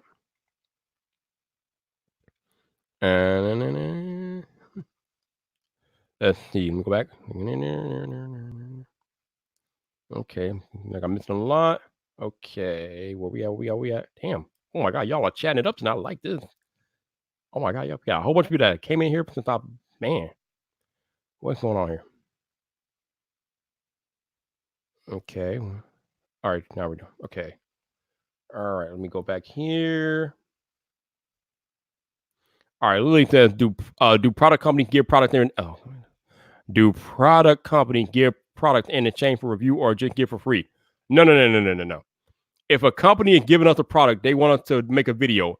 Now, while it necessarily doesn't have to be a review video, that company is expecting that we are doing some type of promotion for that product. So even if we don't do a video, they expect that product to show up on our social media channels and things like that. So maybe you take a picture of it and caption the picture, put it on Instagram, Twitter, YouTube. They are expecting us to do something with that product. So they're just not giving a product out of the kindness of their heart. They are expecting us to put that product on blast, to put them to present that product to our audience. So it's not just for free. They want us to give that product exposure. So that's what that is. All right, Maddie said, I actually agree with you. I just think it devalues the video. Why partner with brands then? Why do we have commercials? What do we? What do you mean? Why are there TV commercials? Because people want to get paid. You know. I mean, here's the thing though. As a YouTube creator, I have a much more personal relationship with my viewers than what you get on national TV with those commercials. Like, yeah, you might get more exposure, but how many times do you want to skip commercials or not even watch TV commercials, right? So if your favorite YouTube creator is promoting a product or whatever, or they're doing a sponsored video about that product, you are much more apt to pay attention to that video and watch that video and take that creator at their value because you built that relationship. You built that trust with that creator. So this is why brands want to partner with creators because they understand that influencer marketing is blowing up. Like, I think influencer marketing right now is over a $10 billion industry. It is literally blowing the hell up. So brands understand. This is why Samsung, they've recognized this for a long time. I think for the past 4, 5, 6 years, Samsung has invited creators to their events. For the last 3 years, Apple has finally gotten on board and invited creators to their events. And you got all these other companies that reach out to us every day wanting us to promote or do review on products and things like that because they know that we have that relationship, that tight-knit relationship with our viewers, and our viewers trust us. Again, it goes back to what I was saying earlier. When you as a creator have built up that credibility and that level of trust with your viewers, it allows you a much more personal connection with the viewers. And brands want to tap into that like a mofo. They understand how that works. So that's why brands want to partner with us. And of course, as creators, we want to partner with brands because number one, we get paid. But number two, it provides us different experiences when we partner with brands. I mean, you got brands that send creators to CES like all expenses paid. I mean, come on. I mean, the other thing that a lot of people don't think about with us and creators is that a lot of us want to do this full time for a living. And in order for us to do this full time as a living, we have to have those partnerships with brands so we can support doing it full time for a living. At some point, I want to do sponsored content. I want to partner with brands. I mean, I have partnered with brands, but I have yet to do sponsored content. I have never been paid to do a video. So that has not happened yet. I have had emails and possibilities and offers, but nothing that really met my particular interest yet. But I want to get to the point where I can do sponsored content and have that relationship with the brand. So that is why we do brand partnerships and things like that. All right. Jason said Viper RKO that phone many times. I think he's talking about the Pixel 4. Yeah. Yeah, I was not too kind to the Pixel 4. It's not that the Pixel 4 is a bad device. It's just that compared to its competition, it's lacking. It's lacking hardcore. So like I had to highlight that. I had to point that out in my video. It's lacking. Come on, Google, do better. Seriously. All right, let me go back. I'm missing a lot of comments right now, so I need to catch up or try to anyway. Let's see. Let me go down here. All right, simple test. At the end of the day, I recognize it's a commercial. When you disclose it, that is perfectly fine. All good. Yeah, we are legally obligated to disclose that information. Ooh, Doug Houston, what's up, Doug? How you doing? Doug said a review is not necessarily favorable. Yes, he is correct. Like I said, my Pixel 4 review was not favorable. Not really. I mean, I highlighted some good points, but mostly it was not very favorable towards the Pixel 4. But that's the point of a review. A review is meant to be critical. Oh, we got Simply Beth. Hey, Simply Beth, how you doing? How you doing? Simple Text that it's literally his job to review it. It's an agreement. The company give feedback and exposure on good products they make. Yep, pretty much. That's what it is. All right, Doug said we just need to mention that they send it to for free review. Like he said, he likes how El Jefe does it. Yep, El Jefe tell you right up front, like, yo, he's like, before we go any further, for full disclosure, such and such brand sent this out to me for review for my full and honest opinion of the product. Like, yo, El Jefe let you know up front. And even I, at the beginning of my videos, if a company sent me a product, I'm like, I will tell you, shout out to Google for sending out the Pixel 4 for review. We have to disclose that info. I mean, it is what it is. All right, the artist says, but aren't you getting paid in product versus cash when you don't have to return the product? Partly, but again, it's not the same thing. Okay. How can I explain this? When a company sends out a product, right, but they don't send out cash, they're basically sending out that product because they want that product to be exposed. They want the exposure for that product. They don't really care how what kind of exposure it gets, but they want exposure. They want that product to be introduced to our audience. Even if it's bad exposure, they want that product introduced. Most of these companies, if they know what the hell they're doing, they will give us a product and tell us to do whatever we want with it. Just make sure we give it the exposure that they want. If we talk good about it, cool. If we talk bad about it, fine. But they want that product in front of our audience's eyes. The moment, and I mean the moment, a brand directs you some money or sends you a check, it is a different ball game. It is not about exposure anymore. It is about the intent, purpose of selling that product. Okay, this is what it is. When a company sends you cold hard cash to do a video on a product, it's a different ball game. They do not want you crapping on that product. They don't want bad exposure for that product. They want you to do everything in your power to promote that product to a point where you as a viewer will be wanting to jump out of your chair and go buy that product right then and there. That is a different ball game from a company just sending out a free product for exposure. It is a completely different ball game. If they are paying money, they want you to find a way to sell that product. If they're sending just the product, then they want the exposure. That's all they want. But if they're paying money, they want sales. They want conversion. They want you to sell that product. It's a different ball game, man. I mean, I don't know how else I can explain it, but it's a different ball game. All right, let's see. What we got.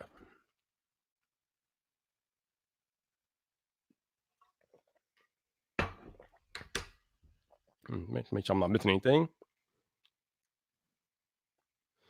Okay, so. All right, let me make sure I'm not missing anything. Go down here.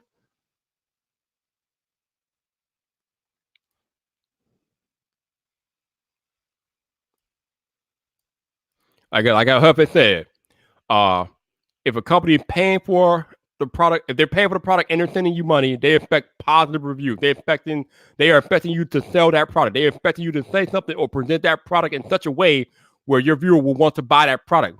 Just sending the product for free doesn't entail that. That basically allows them to do anything or say anything we want about that product. It's a different thing. It's a different ballgame. Okay, let's see.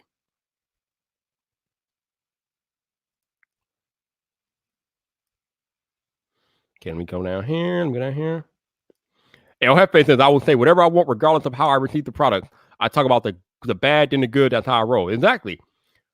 Unless El Jefe getting paid, you probably won't. If El Jefe getting paid to do a video, then you probably won't hear anything bad about that product. He's gonna try to sell that product to his viewers. He's not gonna give you negative kind of points of a sponsored video. He's not doing that. But when they send him a product, he's gonna tell you everything. He doesn't care. Like that's not it is.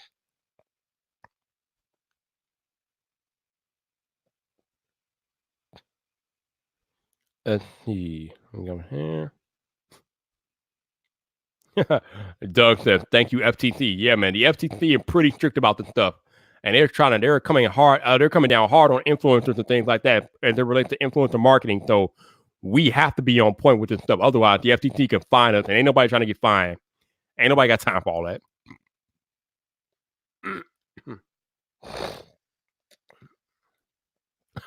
This is the free for all section of the stream.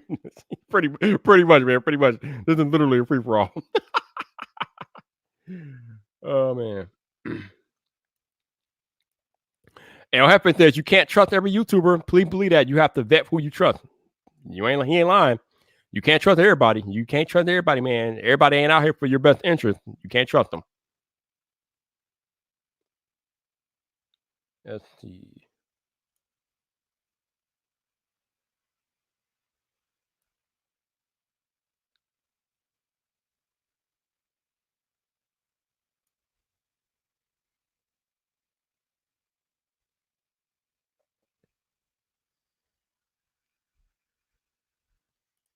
I don't like that. I don't know if I can. I don't know if I agree that a free product equals I got paid. But yeah, if I get paid actual money, then yeah, it's definitely an infomercial at that point. But I guess we all have like different interpretations of free product. But again, if I receive a product for free and no money, I'm still going to talk about. I'm going to give you the good, the bad. I'm still going to give you a critical analysis of the product because that's what that entails. But if I'm getting paid to do a sponsored video, then again, that's a different ball game.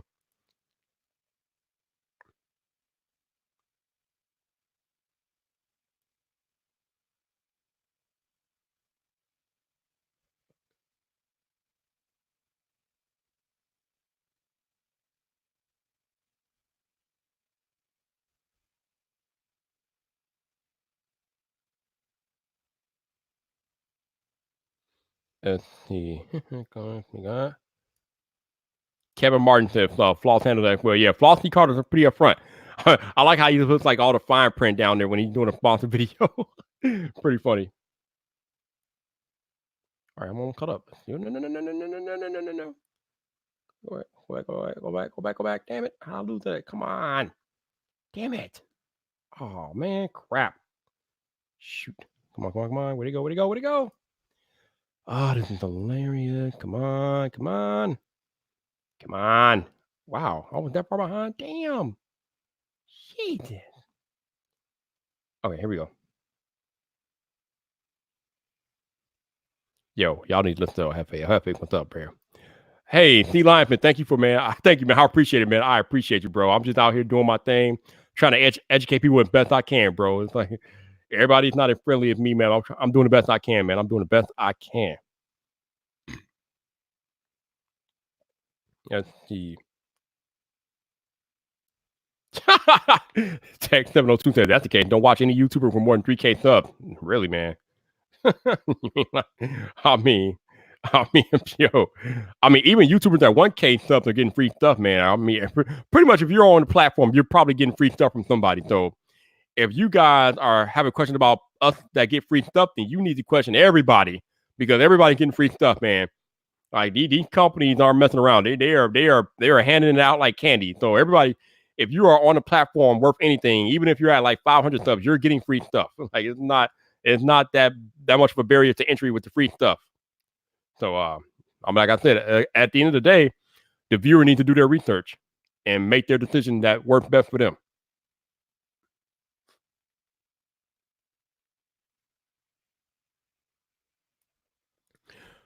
Simply Beth says, just because you get a product for free, you don't have to make a video.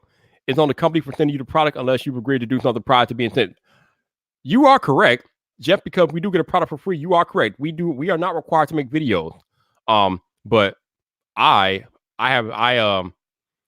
my integrity will not let me get a product and not make a video on it. Like if a company is sending me a product, there's a 99.999% chance that they're sending me the product because they have noticed that I've had a YouTube video. Hell, the email come to my YouTube email address, so I know that's why they're sending me the product, because they want me to do a video. So if they send me a product, I'm doing a video on it. So that's just me. I know that's not the requirement per se. You don't have to. Some companies are legitimately happy with just you putting that product on Twitter or Instagram and not making a video. But me, if I get an email in my business inbox, in my YouTube business inbox from a company wanting to send me a product, I know that they expect me, even if they don't say so, they expect me to make a video, and I'm going to make a video. So that's just me. But I know other creators are different with that stuff.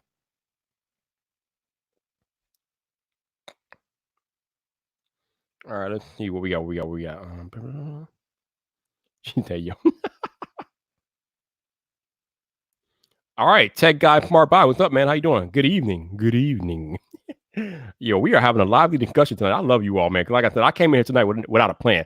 I did not have a plan tonight at all, but y'all have like covered me like hardcore tonight. I appreciate you all. This is legit. This is some serious conversation we're having in the chat tonight. I am grateful for all of you all. You all are great, man. You all are the reason why I'm here. You all are the reason why I've gotten any success on the platform, because you guys show up every week rocking with me, man. So I love you all. Thank you so much for rocking with me each and every week, man, because if it wasn't for you all, I would have no reason to be doing these live streams on a weekly basis. So shout out to all of you all in the stream tonight, rocking with me. Thank you so much from the bottom of my heart, man. Thank you. Let's see what else we got going on in the chat here. Okay. All right. 702, Tech 702 is gone. Have a good night, bro. I appreciate you. Let's see.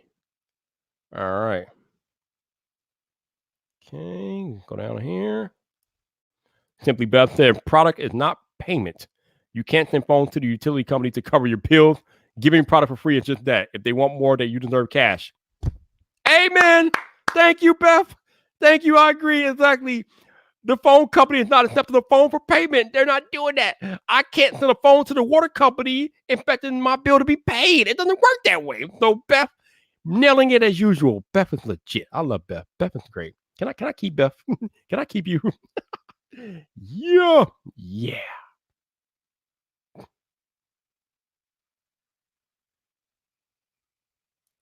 Yep, like Lily said, the best case is that you like the product and company and you can work with them later. Yeah. I think that's the ideal situation. I mean, you would think that if a creator agrees to do a sponsored video with a company, that they at the very least that creator likes the product or the company. I mean, I don't know too many creators that are gonna work with a company just that they don't like just to get paid. I don't think so. I mean, I'm pretty sure that it happens, but I gotta believe that there aren't too many creators that will intentionally work with a company that they hate just to make money. That's rough. That's hard, man. That's hard.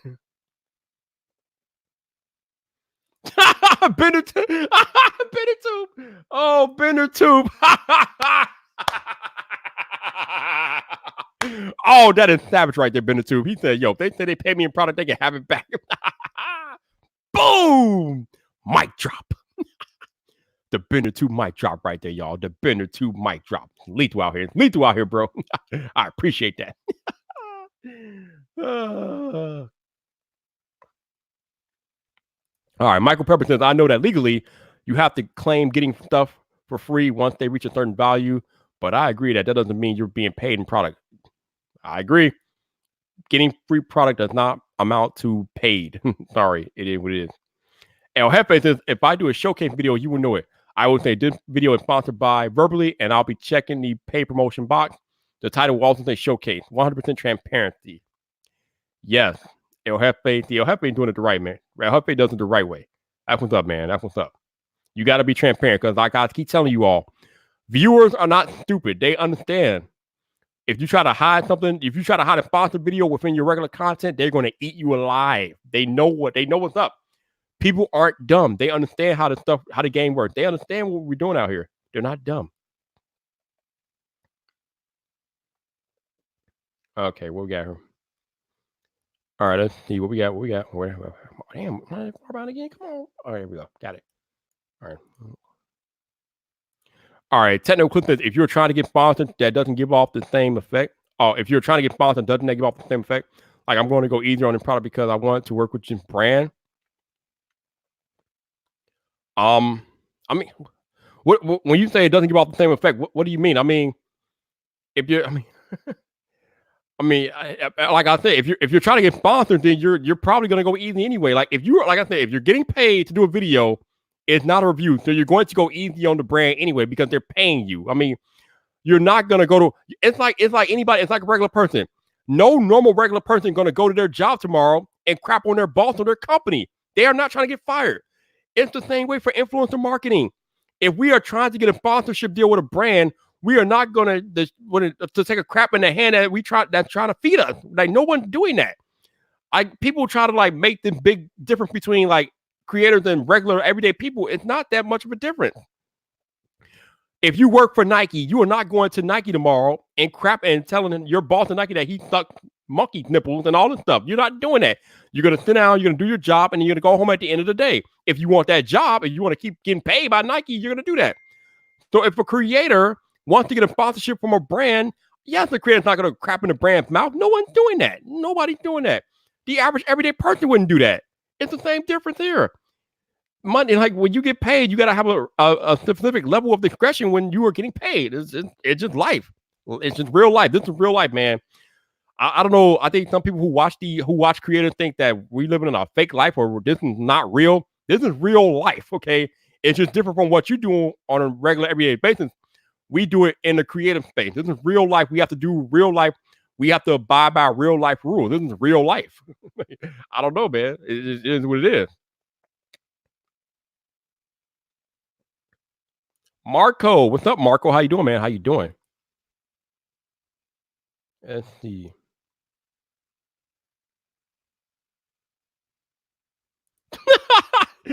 Jason said it's busy. If I can business week, you got to leave that J job. Unfortunately, it's busy as I've been this week. I'm not getting paid to do all this either. So, well, I am, but not nearly as much as I get paid my actual job. So, yeah, I wish, man, I wish I could leave my real job, but not so much. Not yet, anyway. Not yet. Okay. Yeah, it's definitely snowing here in Chicago. Like Bennett said, it's snowing, no doubt. All right, Lily says, I respect your opinions and I agree with you about vetting YouTubers. Hell yeah, you should probably vet YouTubers. Yes, you should do that. So technical Clinton, I've never received a product or a sponsorship, and at 5,000 subscribers, and I don't ever plan on it. Well, I mean that's you. Like me, I'm trying to do this full time, and in order for me to do this full time, I need to be able to work with brands and get product and sponsorship. So I guess it depends on what you're trying to do on the platform. Me, I'm trying to build a business and do this full time. So me, I'm gonna do sponsorship videos. I'm gonna get product and things like that. I'm gonna do whatever I can to grow my channel. So I mean, but there's nothing wrong with if you don't want to do that. There's nothing wrong with that. I mean, you're basically doing this as a hobby. I'm trying to grow a business out of it. So we just have two different purposes, and we got to go about it a different way. But hey, that's just what we do. That's the choice that you're making, and this is the choice that I'm making. So it is what it is. Let's see. Let's see. What we got here? There we go. We keep going down here. Jason said, Viper, what kind of a percentage of product do you say no to? Almost anytime I get an Amazon reseller, I don't even respond because these Amazon resellers they're shady. They want you, they want to know your PayPal account so they can send you the money so you can buy their product and then put a review on Amazon, which is illegal by Amazon terms of service. But they want to do that. They want to do that shady stuff, and I'm not having it. I'm not doing that. First of all, anybody who emails me talking about I need to buy their product and they'll reimburse me, I'm deleting your email immediately.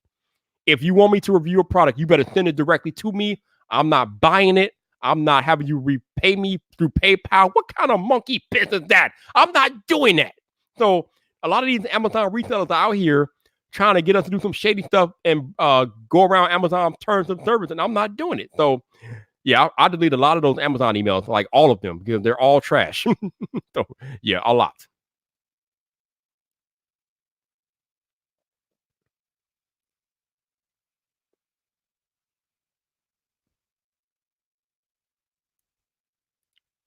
Yes, like Dr. Donna says, unless, like I said, if I'm doing a sponsored video, if I'm paid to present a product, you are not going to get a critical analysis of that product from me because the brand is not paying me for a critical analysis. They're paying me to promote and get you to buy that product. They're paying me to be positive.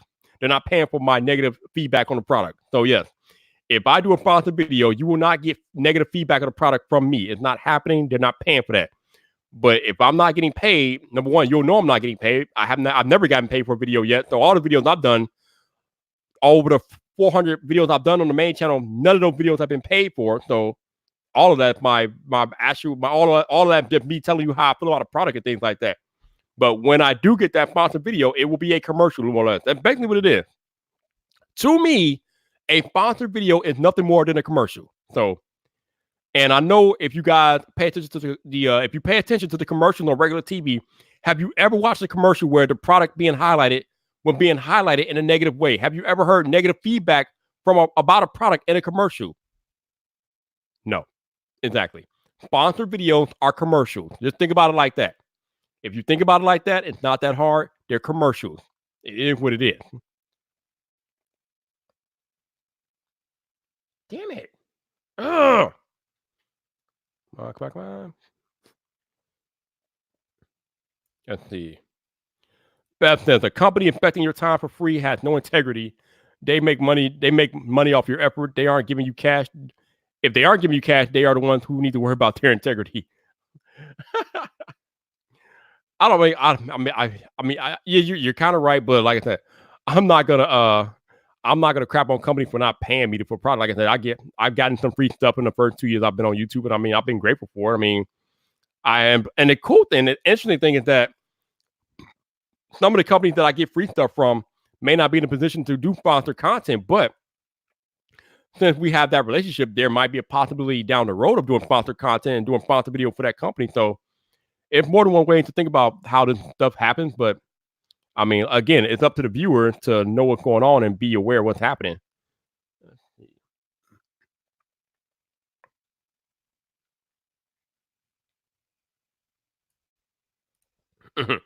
Tech for your needs. A sponsored product, you owe it to your viewers to be honest if the product is not good. No. See, no, tech for your needs. It doesn't work that way, bro. You are not, like I said, you are not crapping on a product in a sponsored video. If you take money for a sponsored video and you find out that the product is bad, what you do is you send that product and that money back to the brand and be like, I can't do this. This product sucks. That's what you do. You don't put out a sponsored content bashing a product. Who does? No, nobody does that. Have any of you all ever seen a sponsored video on YouTube with the product being bashed? I don't think so. If you have, tweet me that shit so I can watch that because I've never seen it, and you will never see it. If a creator gets into a sponsored deal with a brand and they get a crappy product, chances are that product and that money is being returned to the brand. No creator is wasting their time putting out a sponsored video of a bad product. Nobody's doing that. Nobody's doing that. Now, there might be instances where you will see a terrible product get reviewed, but those aren't sponsored videos unless the creator is not being truthful with it. But I promise you, if a creator put out a sponsored video bashing a product, they will be getting sued by the brand. Okay. So nobody got time for all that. So 9 times out of 10, if a product is bad, it will not have a sponsored video about it. It's not happening. It's just not happening. So most of the time when you guys see a sponsored video, it's probably a 99% chance that the creator genuinely likes that product and they want to work with that brand. Nobody wasting their time doing a negative sponsored video, risking getting sued by these brands. Y'all, no. I keep trying to tell y'all, this is real life out here, man. This is real life. We operate in real life. This is not no fake make-believe world. This is real life. You're not putting out a sponsored video bashing a product. Nobody's doing that. Like I said, if you guys find a sponsored video bashing a product, please send it to me on Twitter so I can watch it. I've yet to see one in my 12 years of watching YouTube. Come on now. Stop it. Ridiculous.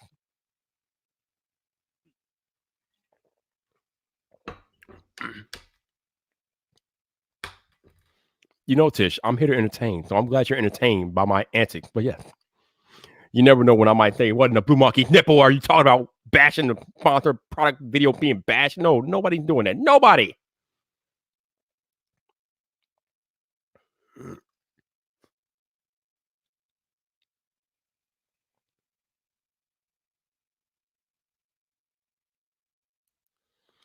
Oh boy, Michael Pepper says if you go easy on a brand to get a sponsor, then you're lying to yourself, and I will question your integrity. These companies will send stuff to people for being honest. If they have integrity too, you might be right. But again, if a brand agrees to a sponsored video with a creator, they are not agreeing to pay the creator to bash the video, to bash the product. So again, if a creator is doing a sponsored video, there's a 99% chance that they like that product and they genuinely use that product and enjoy that product. They are not creating a sponsored video to bash a product. It's not happening. I have never seen it. You probably never will see it because nobody wants that smoke. Okay.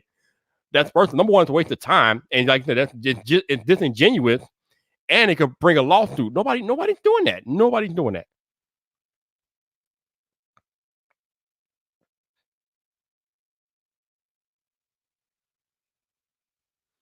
Yes, it is. Actually, let me check my iPhone. We definitely I got snow on the way home and yeah, it's definitely coming down. It's slowly coming down. Let's see if I check my weather app. Yeah, it's supposed to snow for the rest of the night. So by the time I wake up in the morning, I might be buried. I might literally be snowed in. Kind of crazy out here. Bender Tube, you ain't never lied, bro. They be like, "Oh, we love your YouTube channel. Your YouTube channel is so good. We work with this and this company, blah blah blah blah blah." But they never tell you what the damn product is. Or they never send you a picture of the product. I'll be like, delete that stuff, son. Oh my god, why do I keep losing my face? Okay, let me go back. I'm almost caught up. Let's see. Lily says, "Do you think sponsored videos are effective for the company? As a viewer, some paid videos struck me as odd, like the suit ad for Jomo, which I'm a fan of. Yes, because a sponsored video is again exposure. That company wants that product to be exposed to that person's audience. Especially with the male creators on YouTube, you got to remember that most of our demographic, most of our audience on YouTube is male. So it might seem odd to you that Jomo is doing a sponsored video for a suit company, but you got to remember that most of his audience are men. So that suit company's aim was to present their suit to those men. So it's not that strange when you think about it like that. That most of his demographic are males, and he promoting a male suit clothing line. So it's not that strange when you think about it. But yeah, it's all about exposure. But in the case of a sponsored video, it's all about positive exposure. They want to highlight what their brand can do for you, how their brand will make a positive impact on your life, the way you do things like that. So that suit ad wasn't all that strange when you think about probably over 80% of his audience are men. So they knew what demographic they were targeting and they targeted it.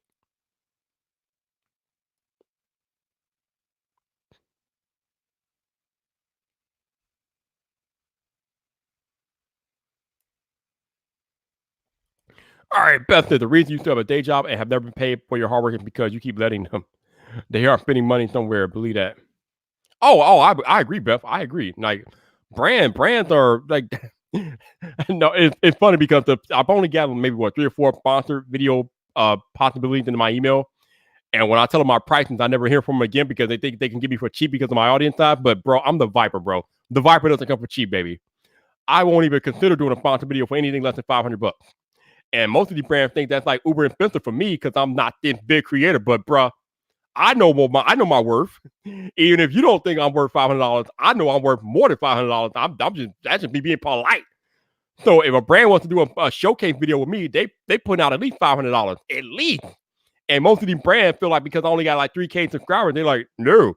But what they fail to realize is that I'm on YouTube, I'm on Twitter, I'm on the gram, and I got thousands of subscribers and followers on each of these platforms. So it's not just a YouTube thing with me. You get all of Viper. So your boy Viper, large. So I don't come cheap. So that's why I haven't had sponsored content because these brands try to sell me cheap. Your boy Viper's not going cheap. I'm not cheap. So sorry. I'm not gonna waste my time making videos for $50. I'm not doing that. Techno Eclipse, thank you for the super chat, sir. I appreciate you. Thank you, sir. Thank you very much. Appreciate the totally respect your opinion. Keep up the great work. Thank you, man. I will do that. Appreciate you, man. I appreciate you.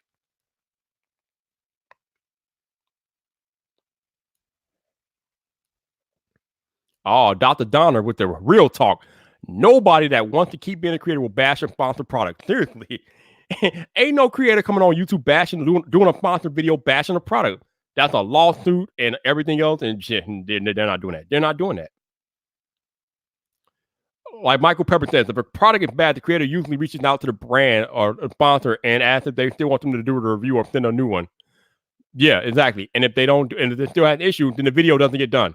So that's another reason why you guys will never see a negative sponsored video, because if the product doesn't work correctly or it's a bad product, that creator is going to reach out to that brand and let that brand know that, yo, this product is garbage. I can't do a video on it because I'm gonna have to bash you. And usually the brand's gonna be like, oh, that's okay, we're cool. So that's why you'll never see a negative sponsored video on YouTube, because usually creators are pretty upfront about that stuff, and they'll let the brand know, like, yo, this product is trash. I'm not doing it. Because the creator also doesn't want to waste their time making a negative video. We don't want to do that. I think as human beings, we want to be more positive. So us as creators, we do not want to make video bashing products. It's a waste of our time. We don't like it, and it kind of puts us in a negative headspace, and we don't want that. So we're not going to waste our time doing that.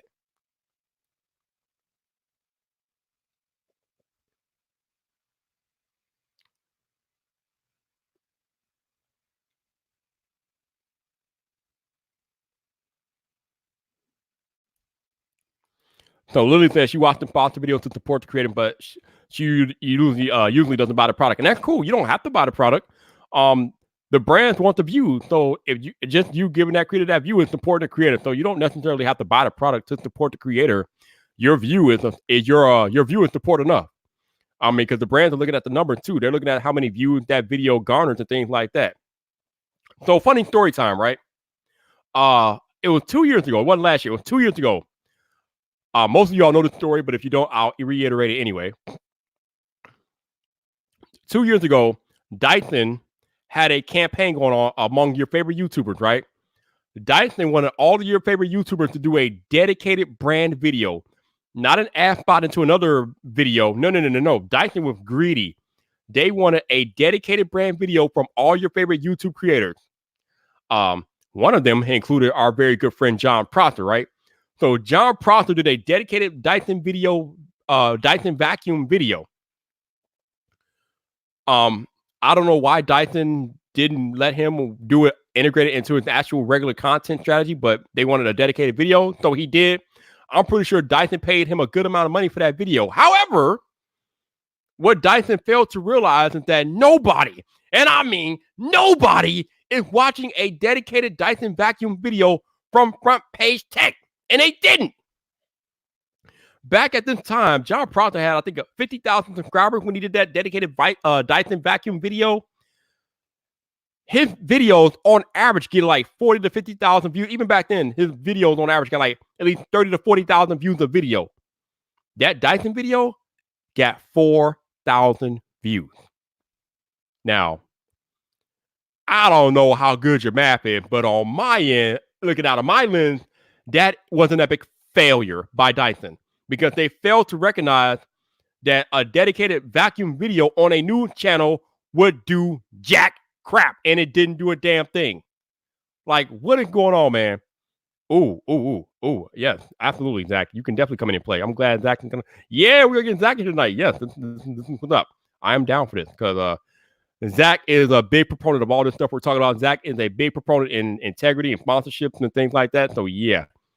And actually, Zach got a bunch of stuff coming up, so maybe he'll talk to us about some of it, but at least it'll be a different perspective on this stuff from mine, because you guys have been getting mine all night. So it'll be cool to get Zach's perspective on all this. So in a few moments, we will be joined by Zach Talk Tech. But again, the more of my story, Dyson Video, instead of letting John integrate their ad into his natural content strategy, which would have got like 5 or 6 times more views, they were greedy.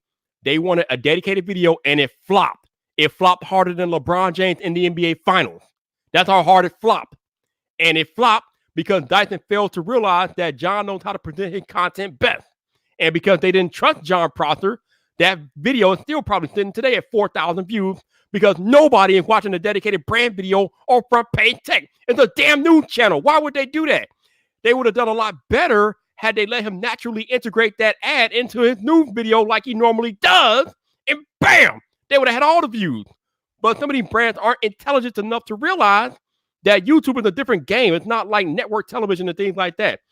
a dedicated video, a dedicated commercial on a YouTube channel is not going to do as great as a dedicated integrated ad spot. So Dyson failed miserably on that. So I don't know. But yeah. Oh, Zach is not aware of what's happening. Okay. All right. Tish says she's still really new to all these YouTube streets. When did you all get Amazon? When do you all get Amazon affiliate links? Actually, you can get Amazon affiliate link pretty early on. Just type in Amazon affiliate into Google, and then you can look up the requirements. I don't know what they are, but I think you can. It's pretty easy to get Amazon affiliate status. So that's not a difficult thing to do. It's something that you can do very early on in your YouTube career. So Tish, I would definitely go investigate that if I were you. I had Amazon affiliate links I think like 6 months into doing YouTube. So it's very, very easy to attain those.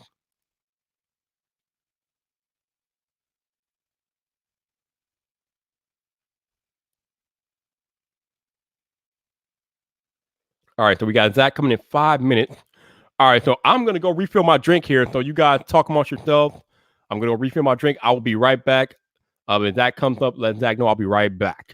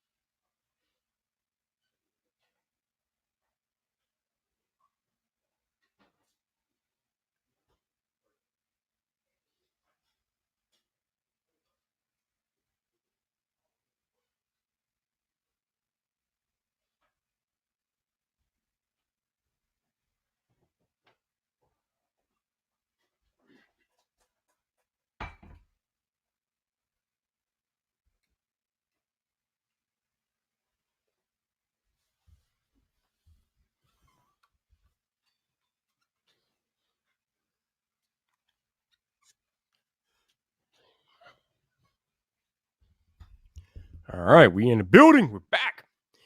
We're back on Friday Night Vibe. Let's see what y'all talking about. Let's see.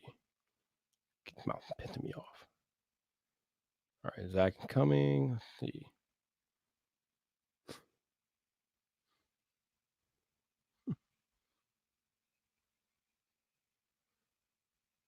Okay. All right. All right. So yeah. Okay. Beth is leaving. All right, Beth. Thank you for joining me tonight. I appreciate you. Thank you. All right. So yeah, while we wait for Zach, but yeah. Again, to summarize, sponsored content or sponsored videos, to me anyway, are different from me doing a video for a product that I received. Actually, where's it at? Let me go get this product real quick. Crap. Unplug my stuff. Damn it.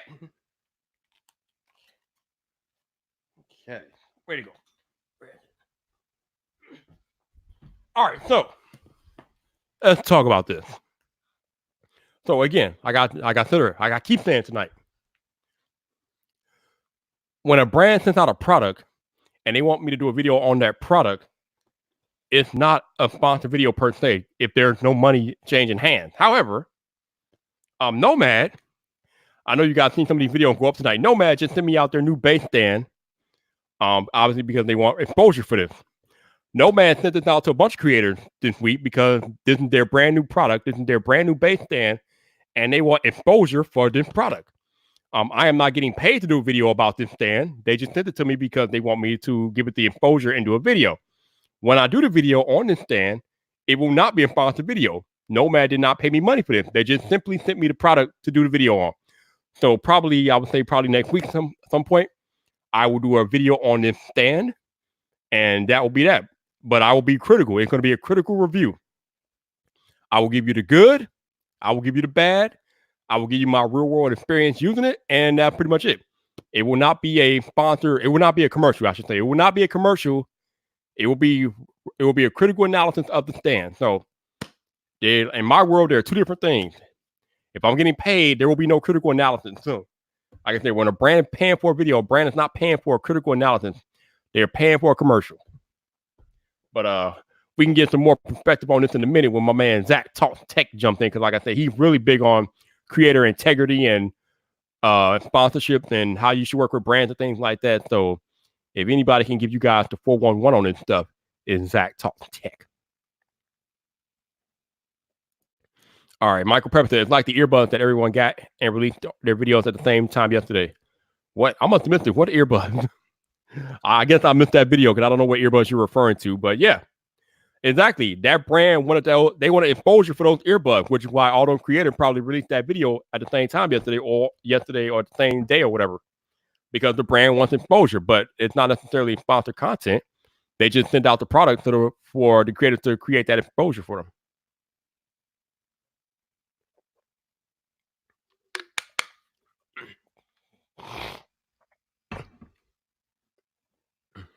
All right, let's see. Let's see. Blah, blah.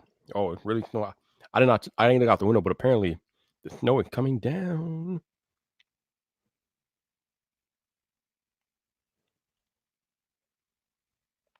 Okay, all right. Still got people watching my FBI video. Nice. All right, go back to Twitter. See if anything's happening on the Twitter. I cannot believe everybody took that screenshot like I asked you all to. Y'all are great. My whole Twitter mentions ends up that screenshot I asked y'all to take. Oh, Tony. Oh, wow, this is funny. This is hilarious. Oh, we have an okay, that's cool. Tweet. Hilarious. Y'all are great, man. I hope one day this year to get iJustine and Jen on here. Hopefully get them both on here. Actually, you know what? Why not? Hopefully get them both on here, or one or the other, or both. I won't mind both of them. They're both amazing creators. Just they're so busy, so I don't know. But why is it not? Oh, there it is. I'm like, why is it not coming up here? All right, and yeah, I don't know. But yeah, man, we shall see what happens. All right, the artist Haven said, maybe my niche is a bit different because I would use the free product to make a product that I would sell. If it's a good product, then I can make a quality piece from that hit. I mean, it's not that different, Tish, because even if you're using that product to make a product of your own, just by you using that product, you are still giving it exposure. And that's what the brand wants in the long run. They want exposure for their product. So it doesn't really matter how you use the product. The fact is, if you use it on camera or you talk about it on camera, then you are giving the brand the exposure that they are seeking for that product. So it doesn't matter how you use it. All that matters is that you use it. And you use it and give it the exposure that they're looking for. So that's how they work. You know, that's how they work. Yeah, that's how I work. That's how I work. So yeah, that's what's going on.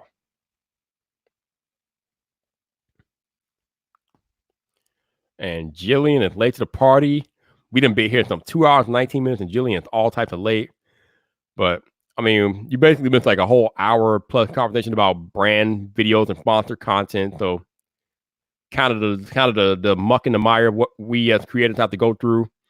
Oh yeah, I talked about my YouTube origin story right off the bat because somebody asked me to do that tonight, so I did that. So other than that, yeah, you did miss a lot, but we've been having a lively discussion in the live stream tonight. It's been pretty interesting seeing you all chat about this stuff in the live stream, man. Y'all been going at it. I'm loving it, dude. I love it. Oh, and now we are being joined by the one and only Bender Tube. What's up, man? Is up. How you doing? Good. How you doing tonight? I'm great, man. I don't know how long you've been listening to this, but we've been having some lively discussion tonight. Oh yeah, I've been like in for a good half hour. All right. So while we're on this discussion, what are your thoughts on sponsored content versus a company sending you a product for free? Well, if they send you a product for free, it's for a review. They have no say what you say, and on that, it's completely up to your integrity and moral base, like how you want to go at it. If you want to be the kind of person who's going to sit there and take stuff and not say what's wrong with it because you want to work with that company in the future, that's how you are. It's going to be noticeable. But people like you, me, Jeff, Zach, all of us, they send it. We will tell you what's wrong with it. And, when it comes to sponsored, I mean, you basically have to say it's going to be sponsored anyway because you get yourself in trouble. And It's like a commercial at that point. I mean, just you say what the features of the product are and that's it. Right. So I think me and you are in agreement that if we are getting paid cash money to do a video about a product, we are not going to provide a critical analysis of that product. That's not the purpose of that video, correct? No, absolutely not. Have you ever been to on YouTube? Have you ever seen a sponsored video of a product? Have you ever seen a sponsored video of a product getting bashed? No, not that I can recall. No, I didn't think you have. I didn't think you have, and you never will because it doesn't work that way. It's because most likely you'd end that relationship before it started. Not to mention you probably get sued. Well, that depends on your contract. Oh wow! I'm sure that is in the contract that you can't badmouth. I mean, exactly. No company paying a creator to badmouth a product. If they're paying us cash money, they want sweet nothings about that product, or at the very least, they want, like you said, the feature set highlighted, and that's it. Yeah. All right. So, Painfully Honest Tech is out here, and I think he wants to come into my live stream. But Jason, I swear to Jeezy, if you make me wait a half an hour for you to get in here, I'm gonna be mad, Jason. I'm gonna be mad. Like it killed me how you asked to be in the live stream, but then you like give me. I have to wait like a half an hour before you get here. Like, come on, Jason, I need quickness. I need TD. He has to get camera pretty. I need expedience. I need expedience, damn it. But yeah, man. I mean, it's a I mean, I don't know, man. I don't know. It's interesting, man. I mean, again, I have never seen on YouTube a sponsored video of a product being bashed by a creator. I don't think I will ever see it because here's the thing. Most creators are only going to do sponsored content of brands or products they like or use, or at the very least they like or they know of that are good. Maybe they never use the product, but they know they've heard good things about the product, so they want to give it a try. But if it does come into a situation where a creator has a bad experience with a product that is part of a sponsored video, they're not going to put out the video. They're going to contact the brand. They're going to let the brand know that this product has problems, so they either need to resend the product, or they're going to tell that brand that I can't do this video because I can't say what you want me to say because this product is trash. I mean, it is what it is. Nobody's doing that. And most of the time, even if they were going to do that, the video won't come out anyway because you have to send it to the sponsored brand beforehand for their approval before you put it up. Right. Exactly. So it's not you're not going to see a sponsored video of a product getting bashed on YouTube. It's not going to happen. It's just not happening. So, I mean, I don't know, man. I don't know. So, BenderTube I see that you have in your name here, CAS 2020. Can you tell the people what that means? Well, that is the world's largest auto show, the Chicago Auto Show. Yes.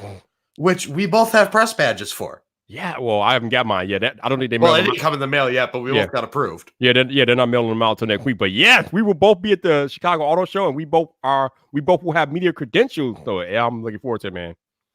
And now let me bring in Mr. Integrity himself, ZTT, or what you might better know him as, Zach Talk Tech. I hate this. I set my camera up. There we go. Thank you. So we can get. You keep forgetting I could change the angle. we got this here. Not a sponsor yet. We're gonna talk about that. How are you, gentlemen? I'm good. How are you doing, buddy? Good, Bender. I've got this thing I want to show you. I want to sell you. So this right here. Oh Lord. I brought my sarcastic 9-ball. Oh, not this again. So we can ask the sarcastic 9-ball things. I got this. This is one of the greatest Christmas presents ever. Anyway, did Viper, are you enjoying? Can I summon Shenron to get Zach to shut up? What? Viper, are you enjoying your gamer subs? You know what? I haven't had much, but the one little cup I had is pretty good. So they didn't have. Here's something funny, right? I ordered my stuff like a month before you, and you got the red shaker cup. I didn't. I got 2 of the blue ones, but it's just fine. I mean, that's cool. It's kind of clear and everything, right? So it's blue with the right. So you got the red shaker cup, right? Yeah, I got the red one. Nice one. Anyway. All right. So Roberto says, why do we need a sponsored video to be bashed for people to think a creator is legitimate and not sell out? Okay. What is the obsession with negativity being authenticity? I don't know, Roberto. Pete, but you know how it is. You've been on the platform long enough. My stance on a lot of this stuff has since really clarified. I wouldn't say relaxed, but really clarified. I would love for Roberto to jump on tonight because I just feel like it's been a long time since you've seen him here and everything like that. And he's got really good perspective on this. Is he coming on tonight?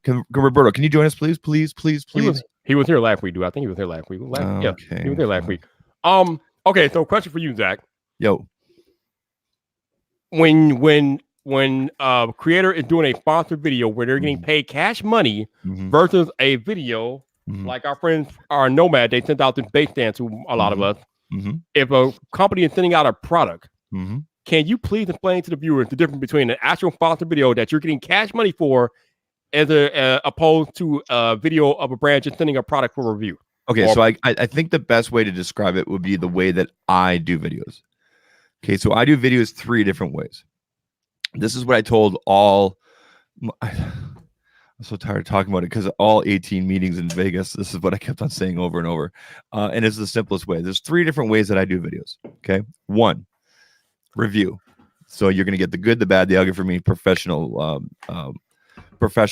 delivered, critical, look at this and that. It's made for my audience. I know how to do the thumbnail and everything.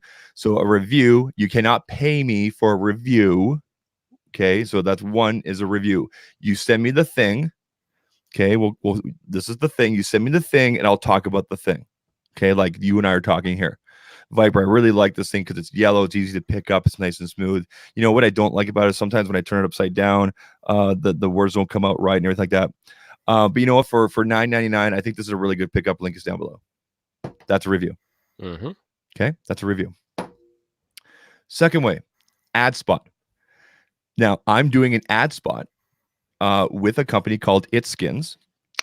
Okay, against a Nomad video. Okay, so Nomad sent me to review their new base charger. Okay, they sent you the same thing. Yep. And finally getting the titanium watch band. I'm so happy about it. It's sitting at the UPS store right now. I didn't get it. I fell asleep on my couch. I think what happened today is I finally crashed after a week of CES of just going. And today I crashed. I totally crashed. So my CES wrap-up video is coming out tomorrow morning. It's processing right now.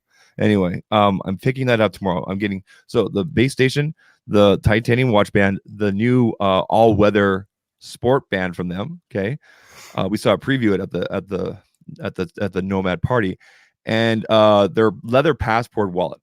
Okay, so It Skins is a sponsor. Now it's a non-competing product against those products. This is a biodegradable, compostable case. Okay, it's made of plant fibers. The average case takes 100 plus up to 500 years to break down in a landfill. This will break down within 3 years, including the packaging. You want to talk about sustainability? How often are we changing our cases in our phones? So anyway, the video will open up with these guys, and then later on you'll see some of a little bit of the case or the cases. There's 3 different colors here. Throughout that video, as I'm talking about Nomad, you'll see the Nomad. You'll see my phone inside this case, but then this case being used with the Nomad charger. Okay, and then there'll be an ad break about 3/4 or halfway through, giving more details about the sponsor, and then we go back into the review.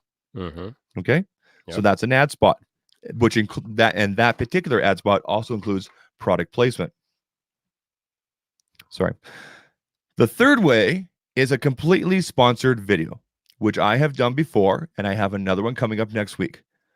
You know, I did the one with Ballistic. The whole video is a look at the Ballistic line, all the great stuff about it, and there's extra care and attention put into something like that. So it might be on location out in the mountains, downtown Calgary, something like that. It's outside the studio. It feels and it looks different. Okay. So again, to reiterate, reviews are for free. Yep. Ad spots, which could be integrated with a review. Right. Paid basically paid showcase, or if you want to call it a commercial, call it a commercial. All right, let me step in real quick. First of all, GameKey says company pay for product placement on the channel all the time. Still give my genuine opinion. Product placement is a little different because product placement is just that, a product placement. Product placement can be completely unrelated to the video that you're doing, so that doesn't really play a factor per se. But other than that, I need to introduce 2 more guests here. First on the list, we have the Emperor himself, Mr. Roberto Blake. Roberto, how are you doing, sir? What's up, Viper? What's up, crew? And What's up, man? actually, excellent. Shockingly, tonight he didn't make me wait too long, but the wizard is here, Mr. Payfully out in tech. What's up, bro? Hey, I know that guy. Not much. I'm just snowy. I'm hunkered down. Dude, Yes, right. We snowed in, right? We snowed Oh in. yeah. Yeah. Polar. You guys got hit with like that polar vortex again, didn't you? Not quite. No. Not We just quite. got some snow this time. Yeah. It's Polar my- vortex is 40 below. It's minus 25 Fahrenheit here. Right. What? We're cold. We were colder yesterday than the North Pole. Dude, I was able to like walk out in like a light t-shirt here in hot Not Atlanta. here. I was doing that last week in Vegas. We were down on Fremont Street walking around in a t-shirt. Everybody else has got parkas on, and they're like, "Oh yeah, there's the Canadian." And I'm like, "Hey, what's up?" I come All back right. to this crap. Yeah, no. Roberto, how much of this live stream have you watched tonight? I watched enough and I heard All right. some You heard him what? opinions. Okay. Some opinions. All right, Roberto, break it down. Give us your opinion on sponsorships and things like that, man. Well, first of all, I really appreciate the way that Zach handles it, and I think that people have to figure out what they believe in to do for their own content and what fits their audience. I also think niches are specific. Tech people, I hate to say it, can be a little bit more like zealots about certain things. I mean, we've seen. I mean, that's why our boy Travis has to break out them brand loyalty videos because people. I like are it up that in he their does those. I like- feelings. Yeah. Yeah, no, so I'm down with it. Now, as somebody who in the earlier part of my YouTube career actually was doing camera lens and video editing laptop videos like at least maybe once a week and everything like that. I used to do a lot of what our homie Sarah Dici does now. I used to do a lot of that back in the day. And it worked out really well for me. 90% of the products that I reviewed, I bought myself. So Same here. that's like a big deal. And then the other thing is back in my day, Both ways you uphill. could have 30,000 subscribers back in my day and be turned down for free product to review back Wow. in my day. You could be good, have 30,000 subscribers, 50,000 subscribers, ask for free products, and they would say no. And they would say no. My first free products were given to me, and I will never forget, and we might be doing something together again soon. Lexar, Western Digital, and Seagate were the There you first go. brands to ever believe in me enough to send me anything free. They sent me, Lexar sent me the SD card drive that I still use to this day to dump my footage. To this day, it's been about, I want to say 5 years, maybe 6 years, and that thing still holds up to this day, and I will always be grateful to Lexar Memory for sending me that. My Western Digital My Cloud Duo did not fare as well for as long, but it still is chugging along. I had to replace one of the drives, and the same thing for my Seagate Cloud. But I don't use them because Synology sent me a backup NAS. So what I would say about all of this is that you can acknowledge that products were sent to you, but that's not the same thing as a sponsorship, and that's why there's sponsorship and brand deals, because brand deals are a deal or relationship where you have with a brand that may not represent a monetary transaction. Yeah, like a lot of my may- like a lot of my meetings in Vegas were more or less me getting in front and meeting those brands face to face finally, so that they're like, okay, we want to know more about Zach and how you work. And then they just told me straight up from the start of the meeting, we don't know if we can pay you, Zach, but we could send you stuff. And I'm like, you know what? I wouldn't be here unless I liked your product. That's why we're meeting. Great. I'm glad I know you guys face to face. Here's another thing no one considers. Brands can give you access, not just to product, but to experience and to interviews Yep. and to collaborations and to exhibits, which means you have exclusive content access now, which is a lot of what we do when we go to like these Samsung events and things like that, or when people get invited to Apple. They're not paid for that. It's on their dime. Sometimes the brand will cover travel though, and I don't consider that a sponsorship. That's a brand deal wherein they're providing an experience where this is happening because of the brand. I'll give you And an example of that. It Skins, they already have their cases made for the new Samsung 20 phones. So they're sending me 3 of them for all 3 sizes or 4 sizes. And they're flying me to San Francisco. They're going to take care of my transportation, my hotel, and that's it. so that is a brand deal, and I wouldn't necessarily say they are sponsoring you, because that's not monetary direct in your pocket. That's giving you access to an experience that allows you to make your content. So that would be I partnered with this brand on this or anything like that, or this this was brought to you by, or like, and that's a difference. It's And brought the to you value- by is not the same thing. The value that I'm going to gain from that is the networking, so seeing everybody again, and 2, Content. my audience is going to get the content, and 3, all I have to do for It Skins while I'm there is when we go down on the floor, when they give everybody hands on, they just said, hey, while you're there, just record you putting our cases on the phone. I'm going to have access to do that. We see it all the time. So That's it. I think that people don't understand that not everything is about having a paid endorsement. Yeah. And I think even if something is paid, that's not the same thing as it wholly coloring your opinion. You could make that argument, but here's another thing. If you grew up with a brand, guess what? If you grew up with a brand, you have a bias and you have an implicit thing, whether they pay you or not. Look at me in Ballistic. My first video on here is Ballistic. Look at me in Adobe. Yep. And again, Boom. look Boom. at me in Adobe. I grew up with Adobe. Yeah. I can have some critical opinions of individual features within the product suite, because remember, I'm still a paying customer at the end of the day. But in terms of saying Adobe's a bad company, like Adobe could drown a sack of kiddens, and the CEO of Adobe could drown a sack of kittens, and I won't have anything bad to say about that company. Here's the other thing. Here's the other thing, Roberto. I think a lot of us. I find that there's more integrity within the tech niche with this. The other thing I was going to mention with Viper, like with the way that I do reviews. So reviews are for free, ad spots, and then sponsored. I won't do an ad spot or a sponsored video or even review something unless I like the product, I've used the product, and I believe in the brand and what they're doing. I don't do a lot of cases on my channel. You guys know that. I went to Pataka after doing those videos because I'm like, you know what? This stuff is cool. I bought my own Pataka cases. I bought all 3, the one for me, one for my wife, and the one for my other phone. So 3 phone cases. I bought the vent mount, 4 pieces. I bought the discharger that's right here. And there's one other piece. Oh yeah, their pro case or their drop case. So I bought 6 pieces. Okay. They sent me this charger, the mag charger, and hold on, this is really cool. The air tray. Okay. They sent me this. Okay. Yeah. And that's it. Okay. Is that the one with the special drawer? No, it's not. James is going to send it to me, and he says he's going to put special things in there for me. All right, let me let's get Jason's perspective on all this stuff. Jason, what do you think about any of this stuff, man?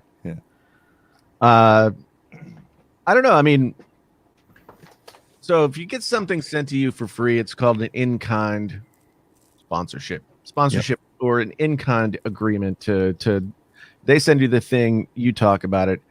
So I wouldn't do something for money that I would call a review. Mm-hmm. But I have looked at stuff like first looks and impressions and that kind of thing where I have been critical about the product. Yeah, if there's money involved, I will not put the word review in the title or even in the tags. That's just that's just me. I heard you guys talking about that earlier. Has anybody ever? I mean, I haven't completely tanked a product that I was being paid for. Yeah, but I mean, like those Nokis AirPod knockoffs that some of those have issues, and so I went through and I talked about what those issues were. But I won't take. I mean, I won't do a review for money, which is a problem because other people will.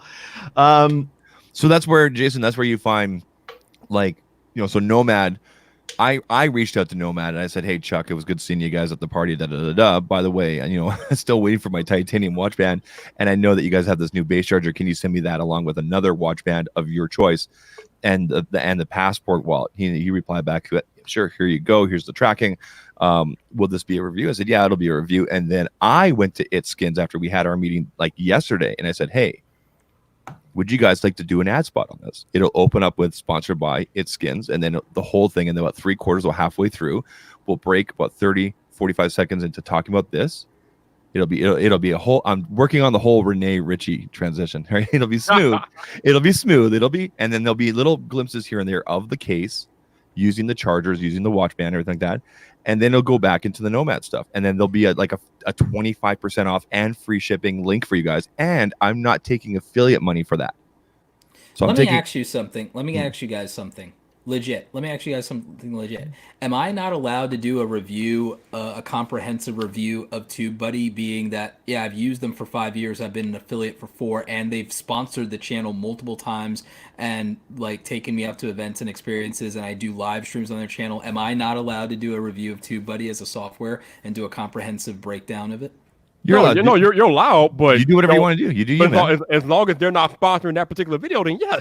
They're not sponsoring that particular video. I'm definitely going to get affiliate. Okay, that's but fine. I constantly have said, that's my favorite affiliate. I think where we are all in agreement, like me, Jason, Zach, Jeff, I think even you, Roberto, and Bender, is that once a brand sends cash money for us to talk about a product, at that point, it's no longer a review. It is a commercial. It's not what it is. I disagree with this particular case because, do you guys really think that if I sit there and I make a 40-minute video breaking down and going over every goddamn feature of TubeBuddy, that you want to call that a commercial just because they've I've made $250,000 with them? Is that not on that particular video, but in my career with them, I've a 40-minute video for me showing you every feature of TubeBuddy. You're getting it mixed up, Roberto. You're getting it mixed up. I'm talking about for a particular video. Like if you made a TubeBuddy video breaking down the features and everything, and they are paying for you software that's a review. But they are paying you for that video that you're breaking down, Roberto. They're not, but I'm getting 50% on every affiliate commission. But that's something different than that. That's not the same thing though. Because they're not paying you for that video. But I'm getting 50% of every single sale. All right, go ahead, Jason. It is the same thing. If you're getting an affiliate deal, especially one as lucrative as the one Roberto gets with TubeBuddy, then it's the same thing, because a lot of times brands will either want to pay you up front for something, or they'll give you affiliate percentage on the back end, but they won't do both. No, Jason, that can't be the same thing, because affiliate money is not guaranteed. Sponsor video money is guaranteed. But that's more of an incentive. That's more of an incentive to sell the product. If your affiliate money is not guaranteed. If you're gonna cash the check no matter what you say, Here's my then- thing though. I don't view it as any different than the fact that like, okay, what you're not gonna your real estate agent is less trustworthy because he's getting a commission on that home. Like your car salesman is like, well, car salesman might be the worst example, but you get my point is that like I believe personally this. Anyone is naive to believe that somebody does not benefit at some point from any action that they take in life. And therefore, I don't find there to be any moral issue as long because again, I think that the issue is if somebody doesn't think that someone at some point, even just by virtue of karma, or that the person believes themselves that by virtue of karma will benefit from whatever they're doing, that you're naive to not believe that the person doing something believes that they will benefit. If they don't outrightly benefit, they believe that they will by virtue of doing. You realize most people are lawful good because they think it's in their best interest, not because they're like moral servants of the law. It's in their best interest. You see what I'm getting at? No, Roberto, I completely understand what you're saying, but I think we're having different arguments. I mean, if we're talking about, like I said, we're talking about a sponsored video, right, where a brand has agreed to pay you a such and such amount up front versus you doing a video just for affiliate revenue where you don't know if a person's going to click that link and contribute to that possible affiliate.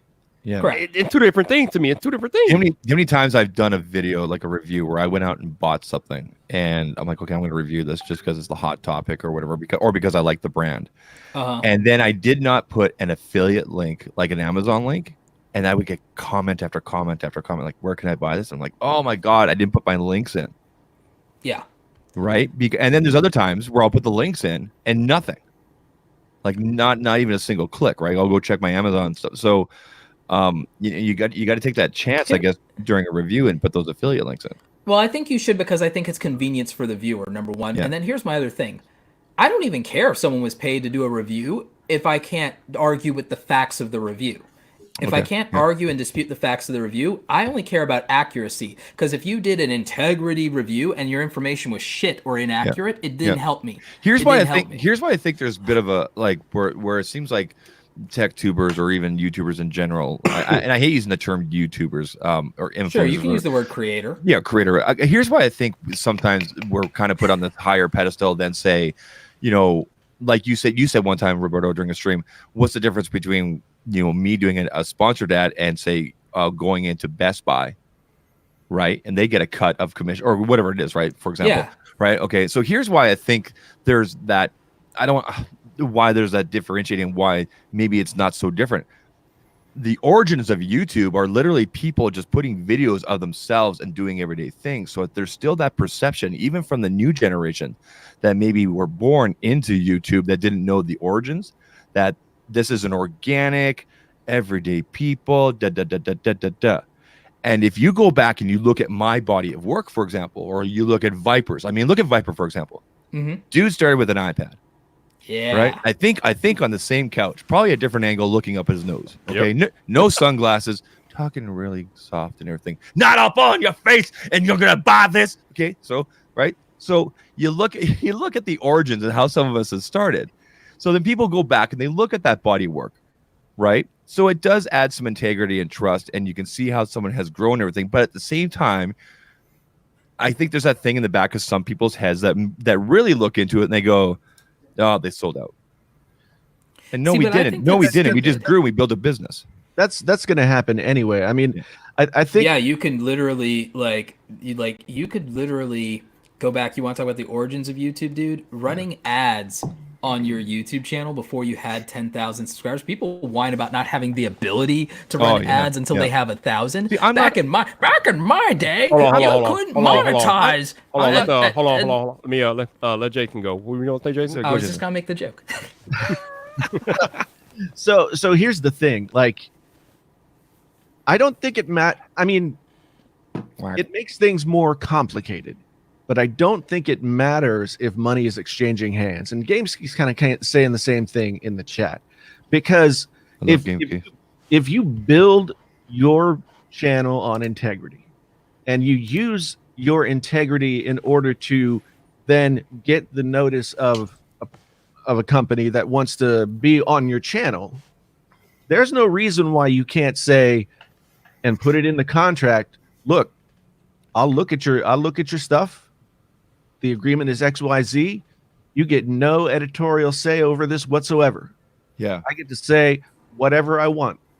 Yeah. Right? See, I didn't I put editorial control into most of my stuff. I gave Itskins copy approval, but only for cuts. I said I can't go back and I can't remove stuff.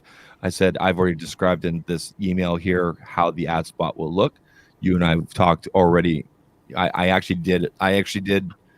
performed for them on video when I had my call with them yesterday or 2 days ago, saying, okay, how would it look? How would it look, Zach? And I said, well, we'll go like this, sponsored by Itskins. And then it would cut to me talking, and then a cut to your video and the voiceover. And, that the whole thing takes 10 seconds. And then later on, whatever, right? So I said, I can give you copy approval of the cuts and everything like that. I said, if you guys want more control. All right, I got a that's question why for I tell people, and that's why I tell people. Yeah. But the one joke, I got to make this joke, Viper. All Back in my day, Oh, Lord. if you tried to put ads on your video and you had less than 10,000 subs, you were a sellout, unsub, dislike. Oh, Lord. How dare you? They You still haven't doing that earned now, that. Roberto. They still doing that now. Yeah, so, But I got a like- question for Jason, yeah. though. Yeah. So you were saying that you could put it in the contract, even if it's a sponsored video, you can put it in the contract about how you're going to say whatever you want, do this, that, and other. But do you really think a brand would agree to pay a creator to bash their product, though, if it comes to that? Potentially. Yeah, because they want what you've got. They want eyeballs. Marquez, whether or not Marquez Brownlee's getting paid by the company or getting paid through AdSense or whatever, Marquez Brownlee kills products when he says like 3 negative things about them. Mm-hmm. And that's the threshold. I was talking to a guy who runs Computer Upgrade King, and he said a friend of his who was putting out a laptop sent a laptop to Dave Lee to review, and Dave Lee was not kind, and that guy's laptop failed. So I think it's all about your own personal integrity. Look at guys like Lon Seidman. Lon Seidman, I mean, he's the one guy that I know that goes all the way. He's got like it written out and he reads it out, and his whole thing is like, they sent it to me or they paid me for it or they didn't do anything. I bought it myself, but they don't have any control over the editorial content of this. Yeah. No one's approving this before it goes out. Yeah. I mean, I've done ads for companies and I've done sponsored videos, just like sort of doing the first impressions or showcase type things where I've worked with the brand.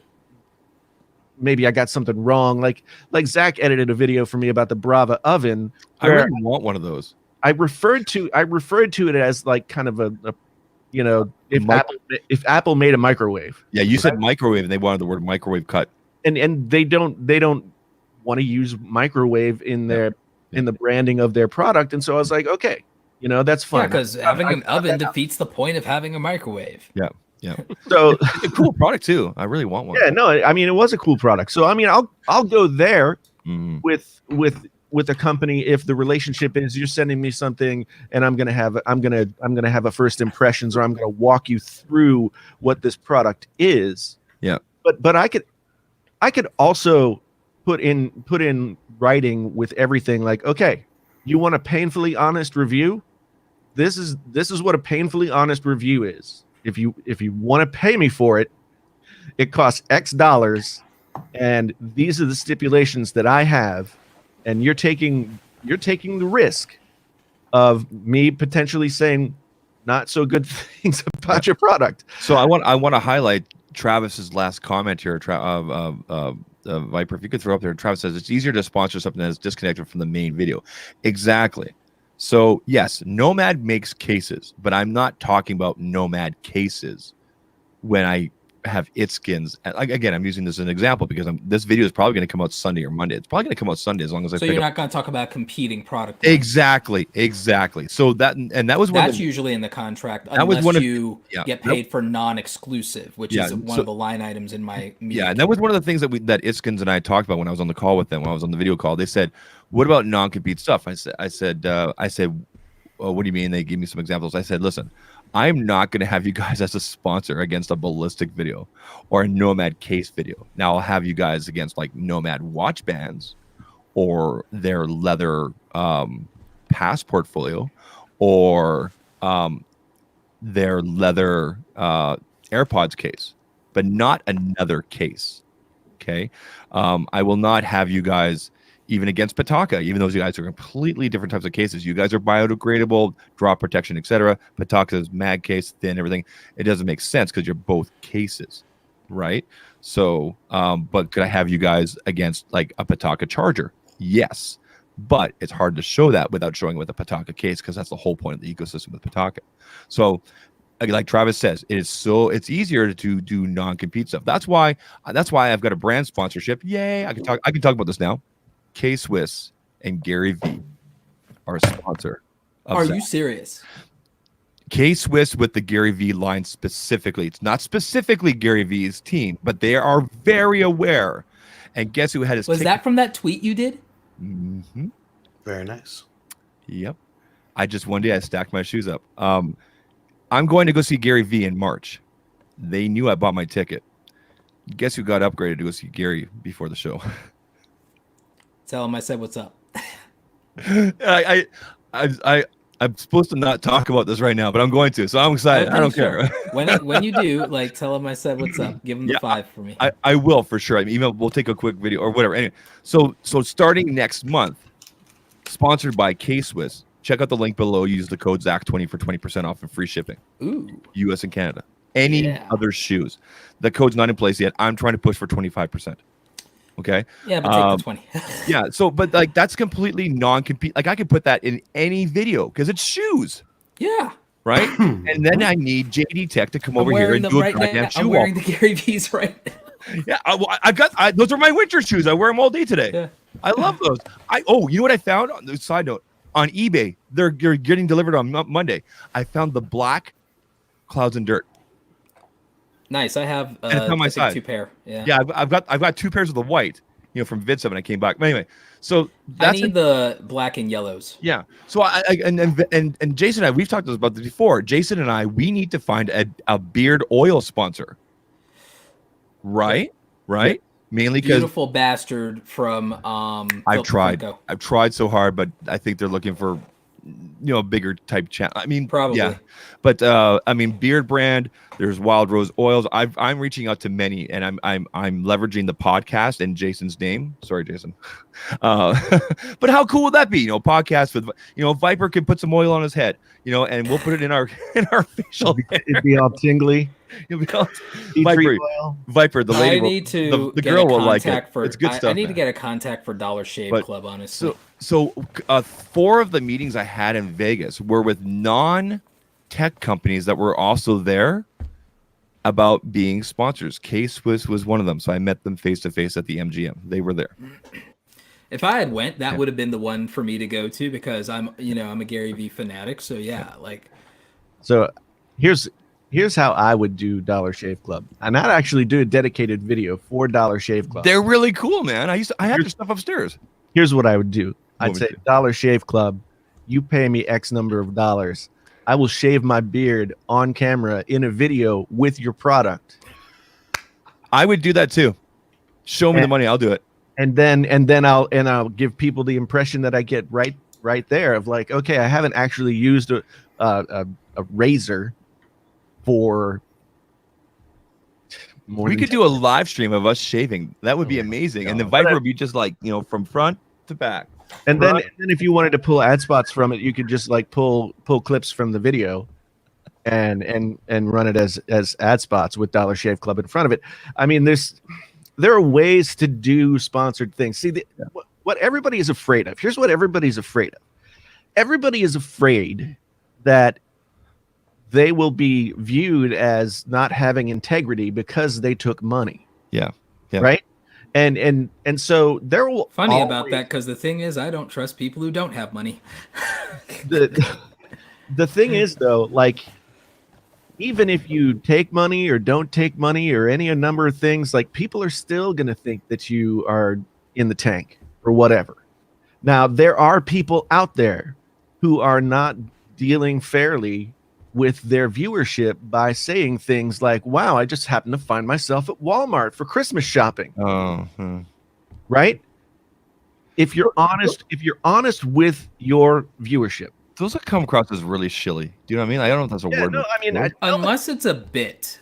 Unless it's Yeah. a bit. yeah. but that's the thing. Like, I mean, Doesn't like because I mean he does say it's sponsored by, but like Mr. Beast does bits like that. Yeah. yeah, I mean, It's about the delivery, but here's the big thing about like the Dollar Shave thing. Jason and I like using their products. I like using Wild World products. I bought. might like to use their products, but I have purchased. People are 5 still gonna pairs call you of- shills though. I don't care. I mean, ultimately, you can't care. You can't care. I don't care what some troll says because for the most part, I've built up my integrity. My body of work from the past 3 years speaks to that. And if you have any questions, go take a look. And then this is the part where I hold up the 100K plaque, but that'll probably be about a year. So hashtag Roberto. So that's the biggest thing is that I think as long as we're aligning ourselves with products and brands and services that we like to use. So for example, like when I'm at CES.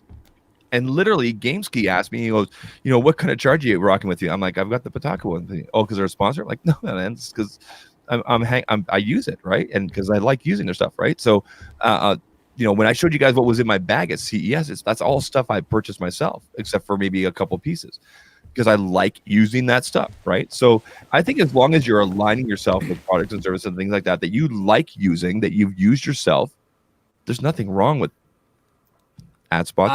I grew up with Adobe. I've been using Adobe for about 20 years of my life and for my entire adult career, and I still pay for Adobe.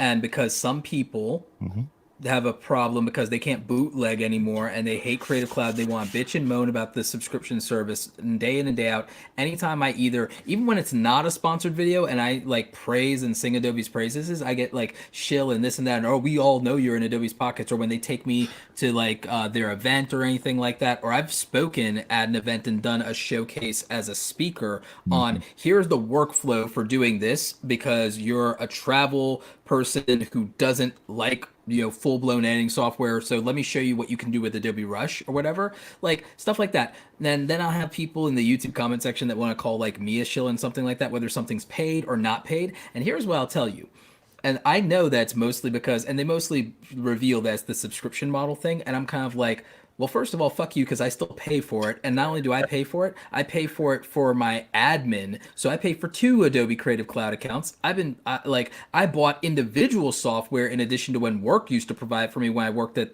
the company. And then on top of all of that, if you want to bitch to me about subscription software and everything like that, screw you, because I spend $160 a month to send out free emails to people. It's called email marketing. I pay $175 a month for bookkeeping. So if you want to whine to me about getting $3,000 plus worth of software for $60 and call me a shill, fuck you. Yeah, I have a question for our host, Viper, Mr. Viper. What up? So question, you don't have to share this information, but have you done any paid sponsorships or ad spots? I said this earlier tonight. No, I've done none yet. No, I didn't get on to like the time when I said Nope. Zero. Okay. So I guess my follow-up question is this: how would you approach? Is it a similar approach to like Jason and I, or like what's your approach? Yeah, like I think you were pretty spot on when you were breaking down how you determine it. Like to me, there's a review, which I'm not taking money for a review because that's not happening. Yep. Then like you said, there's an integrated ad spot where we can like integrate it into another video, which will actually give views, or we can go the dedicated sponsor route, which I highly do not recommend. But hey, some brands like to do that, and they didn't do it that way. So your approach is very similar, if not the same, as like Flossie Carter, which is like where I get a lot of mine from as well. Because him and I, we've talked back and forth many times, and I hope he's doing a lot better. He was really sick and didn't see him at CES. But anyway, his opinion, like when I was talking to him about this kind of stuff, is like, yeah, man, like you can insert your opinion on a sponsored thing or an ad spot, but just don't come across as a shill, right? And he said many times in this comment section, I don't take money for reviews. Yep. But I'll do ad spots and I'll do paid sponsor things as long as it's something I dig. And that's my exact view. It's that simple. It's not complicated. I mean, the interesting thing is, and Zach is on the email string, so he's seen this email. Like, so Edifier is Zach was reaching out to Edifier. Yep. And the young lady that we were talking back and forth with on Rose, and she watches now. I Yeah. know she watches. Damn it, Zach! Stop interrupting. she was like, Jason, I'm actually afraid to send you some of our products because I'm afraid you won't like them. and I was just like, but I mean, I think there are companies that do feel that way and won't put I've been told by people that certain companies won't deal with you if you've ever been negative about their product ever. Here's the thing, though. If you there are have companies that won't deal with you if you've done negative reviews on products, period. Yeah. Mhm. Here's the thing. Which If is- you have confidence in your product and you want that feedback to become a better company or better product, send it out and listen to the feedback. And you will become a better company and a better product for it. And you will gain the trust of the viewers. I think this is the main reason why we've never seen Unboxing Therapy get invited to Apple events for this very reason. Well, no. I mean, Apple's a no-brainer. I mean, I've had people from Michael Fisher to anybody else tell me straight up, like, if you've ever said anything negative about Apple, they will never invite you to their campus. Yep. I think, I was actually asked to film something because I had like positive things to say about the Apple Watch and especially stuff on Twitter.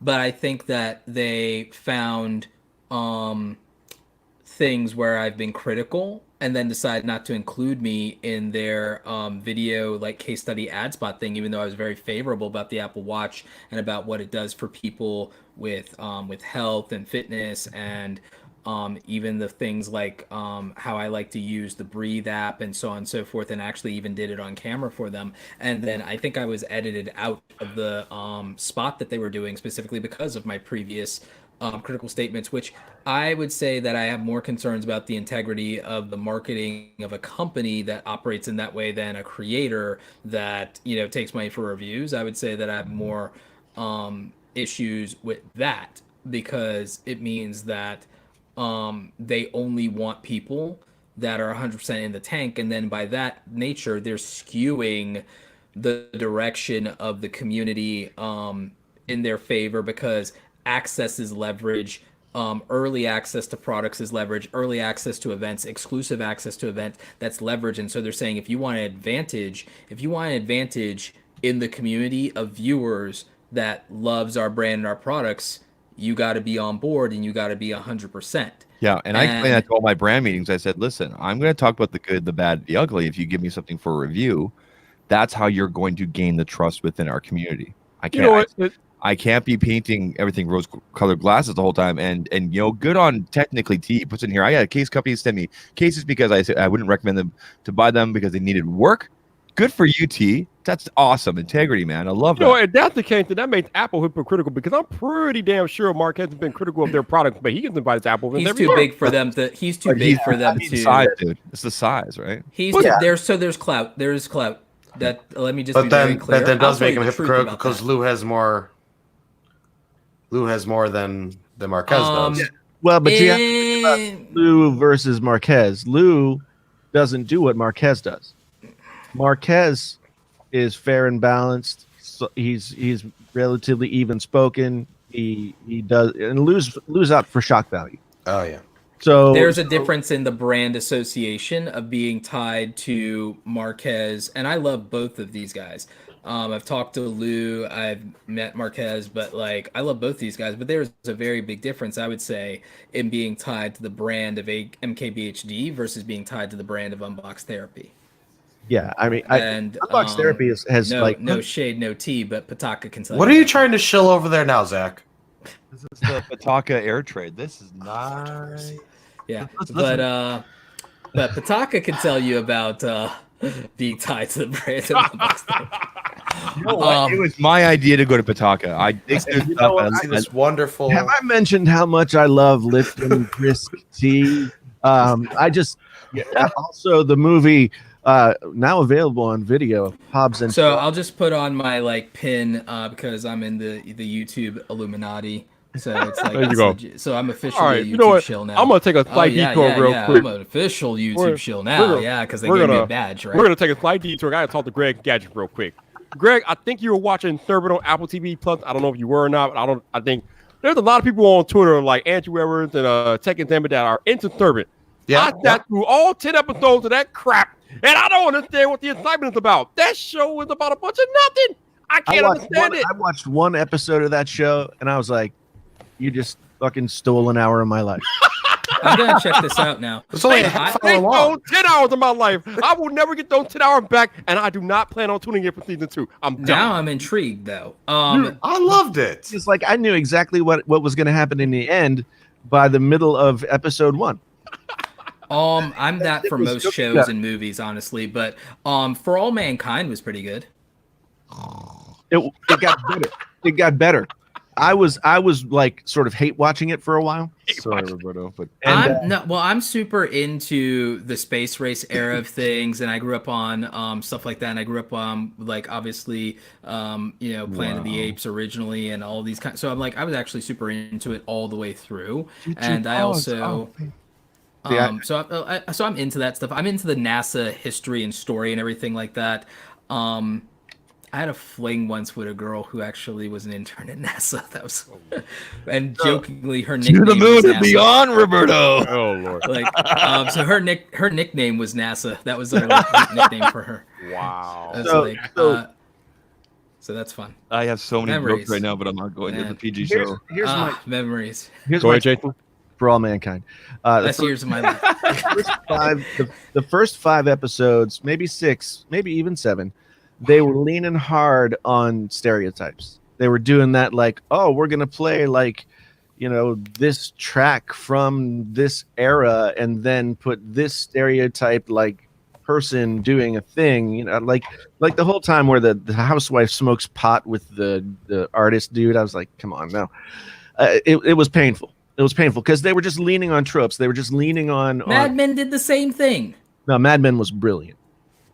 Mad Men. I'm not disputing the brilliance of Mad Mad Men Men, was but boring as subverted all of that stuff. Mad Men took all of that know. stuff and I wouldn't say it subverted things as much as you're implying. I mean, tired of that word subverted. Jesus. So I there were a lot of tropes there that were pretty damn consistent in Mad Men, homie. I don't know. I mean, I don't know. See, here's the thing. This is the second part of my point is that For All Mankind, say like episode 7 or 8, started actually letting the characters be characters and letting things happen instead of trying to manufacture a certain outcome. So the characters were actually much more interesting once they got complicated.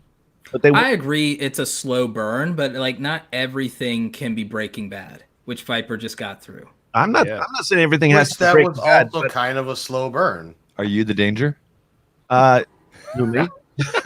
I'm the danger. Maybe I I'm am. the one who knocks. I'm the one that knocks. Hey, God, I mean, it went sideways for the way it is, but I still think that like for the first like 2 seasons, almost nothing holds a candle to House of Cards. I'm just sad it happened the way it happened, but like because that, oh my God, that show was everything. You know who's a big House of Cards fan? And he went to Congress about this? Seth Rogen. Hey, Did you do Jason. Yeah. So I don't know if you were around, but I had a chat with Mr. Mobile on Wednesday night. We had a little chat about you. Oh, I didn't get to watch. I meant to watch. He's like, you're so wrong about the Razor phone. He's I talking- think Mr. Mobile wants to have like a live debate with you about the foldable fan. I walked into the Apex just do it. after he told you that. I'll do watch that. I'll watch that. Because I remember I walked up, I said, hey, what are you guys talking about? And he goes, hey, Zach, I was just telling Jason how wrong he was about the Razor phone. And we all burst out laughing. He told me that like he was listening to my video as he was going out and doing errands while he was like You totally triggered him. visiting his mother or something, going out to do errands. He got in the car, and then he said he got in the car And was- started screaming at your video. Well, he said he sat there for like 3 minutes and hate listening to my video. That's what he said. He said to Viper last night, you're going to make me click this, right? You're gonna, okay, I'm going to click this. So yeah, I mean, I'd be happy to have a discussion about foldable phones with the good. You had Mr. Mobile using Oh. you had Mr. Mobile using profane language on my podcast. It was 10 seconds in. He said shit, or I can't remember. He said bullshit or shit, and I'm like, damn, the dude swears smooth too. Like, He's proper because he's proper. Like I told him about my new series too. So I've got a new. okay, Boomer. Yeah, when's that coming out? It's next week. I can't wait for that. Honestly, I got a It's new gonna be series good. called It's gonna be good. OK Boomer Retro Tech Explained. Right. Yeah, So that's down. like the full title. And the You first were one, there for it. Yeah. the first one is going to be why wired headphones are actually better than You're gonna. wireless headphones. You should be like, hey, Edifier, one more. Watch this. No, don't do that. We want to work with them. No. So basically, like I've gone and I've done the research. I know like the frequency ranges that Bluetooth can handle. I know the frequency ranges that lossy audio can handle. I know the frequency ranges that wired headphones can carry versus all this other stuff. I've got a whole script, and I told Mr. Mobile about this, Michael. I told him about it on private DM yesterday on Twitter, and he's like, I hate it. It's going to be awesome. That's great. This is really okay. I know because I just unboxed this now for the first time. I'm actually shooting the rest of it tomorrow. This is the Pitaka. I just want to show you guys this really quick. This is the Pitaka air tray. Okay, so this side right here, this charges. Okay, so this has got the coil. Okay, there's 3 coils on here. So you put your phone out, wireless charging, USB-C out. But this part right here is just a tray. So you walk in the house, you throw your phone on here, or you throw your phone on here to charge, through your keys, your wallet on here. Like, look how classy that is. This portion of Friday Night Viper brought to you by Pitaka. Well, yeah. You guys tried Amp Energy drink? Like listen to the bottom of this. Like, listen. Made by Mountain Dew. It's like It a is hard. delicious. And You subscribe and save on Amazon. Wow. You get it every month. 5% off. I'm not doing it. I'm doing it because I like it. Because I like it. That's why I approached them. Like, this is I really drink nice this stuff. every day. I'm just saying what I like. And by the I'm way, a- if you're looking for a good audiobook experience, you know, you can go to audibletrial.com/painfully honest tech and get one free month of Audible, one free audiobook, and Wow. 2 free Audible originals for free. You know what? I did that, and I've got 3 books right now, including one of the best books I've ever read, which is Change Your Life. Yeah. I put out that tweet the other day, and it wasn't directed at at an issue I was having with someone at the time, but it was more of like okay, this is my last reflection of the last year. And all of you guys here, just really quick, I have to thank all of you guys and everybody that's in the chat, because everybody here in some way, in some fashion, have offered some sort of support in the last year. And when I look at where I was a year ago compared to now, wow. No doubt. Hey, Tish, I remember, Tish, you were like in love last night. Yo, when he brought the Colonel out last night, I about lost my damn mind. Dude, that was so funny, dude, with the car. Oh, man. I tell you about my wives. Oh, God, that was great. He's also like Michael Fisher is one of my favorites. Ed Bong is one of my favorites. I mean, I love them all, Mhm. except for a few of them. But those guys are the real deal. Yeah, I got to go watch both of those podcasts because I haven't had a chance to yet. Michael Sure. Fisher's been a big mentor behind the scenes. Like, he's always available whenever I DM him. He introduced me to the people at Motorola, and I'm happy to say that they're sending Zach a Razr phone Oh. when they get them eventually. Good luck with that. And definitely delayed at the moment. Yeah, no, and that's cool. And they sold me on the nostalgia thing. Yeah, the specs suck, but the whole premise idea of it. I wonder awesome. if That's awesome. so. Zach, did you clarify that though? Because they're probably just sending you the 2004 model. I've got one up here, dude. So I wonder. So I toured Motorola's booth or Lenovo's booth, and I wonder like if I could convince them to send me one. Check it out. Since I've already made a video with my opinions about the phone. Did you talk to anybody at the booth? Yeah. Oh no. I was invited. I did it like a whole tour. You know. Oh, they okay. Oh, you walked- did a tour of the Motorola booth? well, I mean Lenovo, but I never went by them at all. I went right past them at I need to TCL. talk to Bender too for a minute. Hey, Yeah. have you reached out to any of these brands that are going to be at the auto show yet? No, I'm still trying to get some PR Yeah, I don't- contacts. I don't Is even the Tesla truck going to be there? Do you guys know? Don't know. I have no clue. They Has sent Tesla traditionally ever been at that show? I don't know, but I don't know why they wouldn't be. been there in a couple years. Yeah, I haven't been in like 10 years. I don't even like. I don't even know how to go about this. Like, this is kind of out of my scope as far as like contacting auto brands. You need to do what you do right now, which is literally with a phone on a tripod like I do, or like a switch pod or like a Joby or whatever, or like a Pixie Mini, and just interview people or take B-roll and then do voiceover after, like Michael was talking about. I think that would be terrific content, and little clips here and there of you talking to people. Oh, yeah, that's. I mean, we're probably going to do that. It's just, yeah. Actually, we could probably do better because we'll both be there, so we can help each other out. Make sure you take the sunglasses, and you're good. The sunglasses can go everywhere, baby. The sunglasses can go everywhere. exactly. But yeah, I'm talking about like far as like reaching out and meeting with brands like specifically and things like that. I mean, like I don't even know where to begin with that, but I guess we got. Well, I mean, I think for you guys, like, this is your opportunity to go out and introduce yourself. Show up with business cards. Go out. And got a stack of those, et cetera. My plan for CES this year was I wasn't going to go to, like, as soon as I registered, I started getting invites from companies to come to their booth and et cetera. And I was just like, I'm not going to seek out any meetings. I'm going to see who comes to me. I'm going to sort of arrange my schedule around that. You did the right way, in my opinion. You soaked it in like how I did for the first time 2 years ago.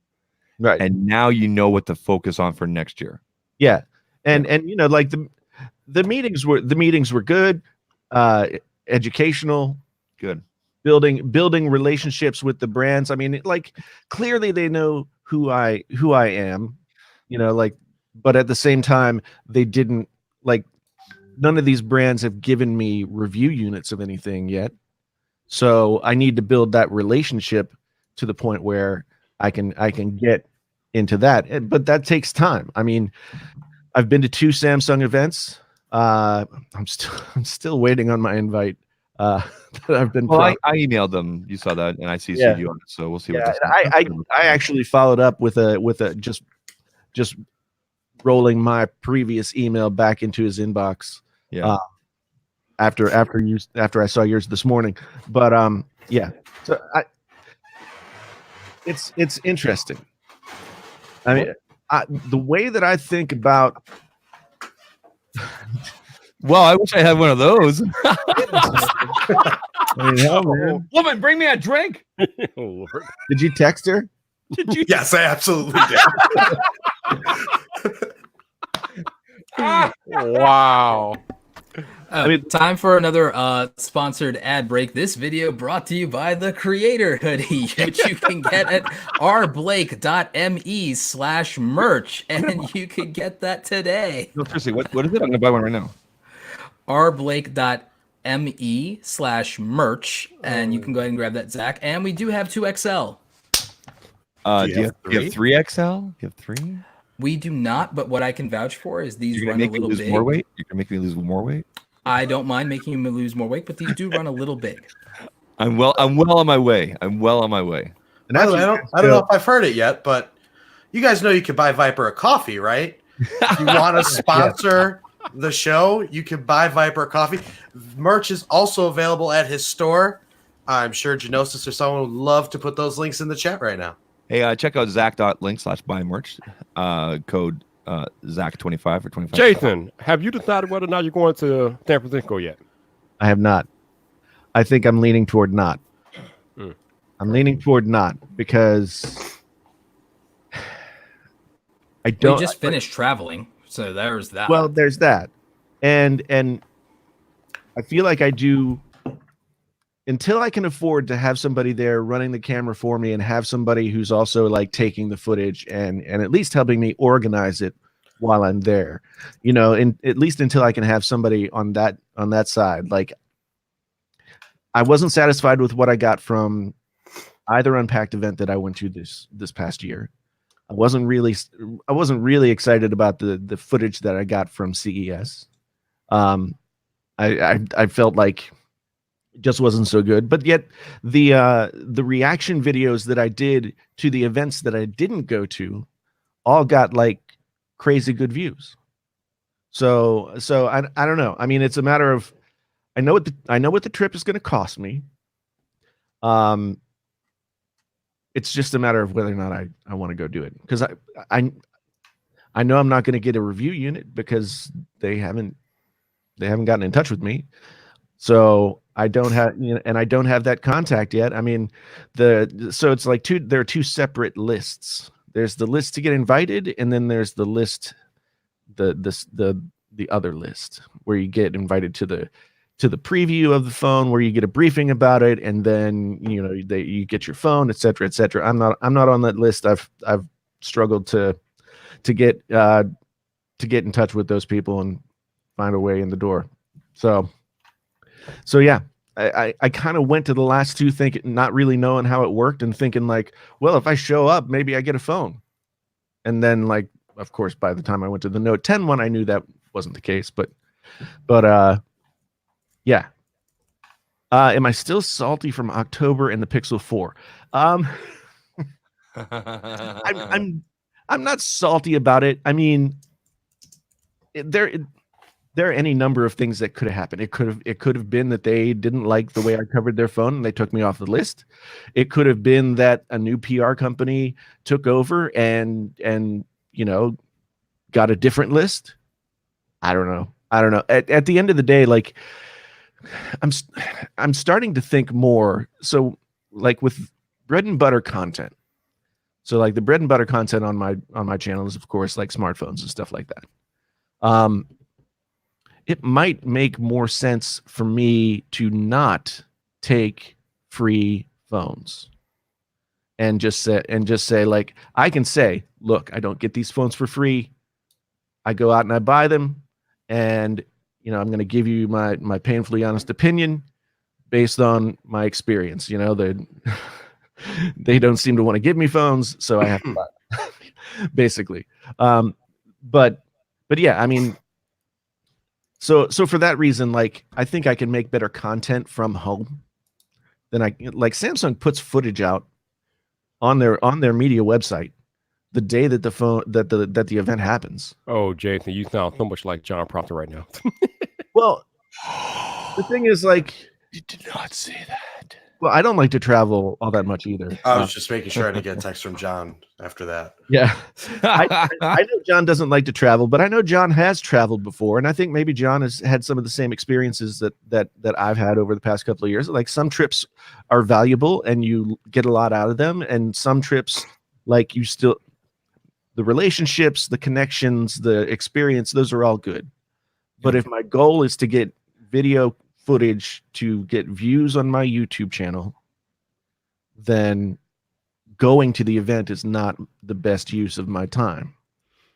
Mm-hmm. Okay. So, I mean, but I'm still, like, sort of teetering back and forth on that. I'd be curious to know, like, Roberto, what your thoughts would be on something like that, having been to a bunch of those kinds of events and stuff.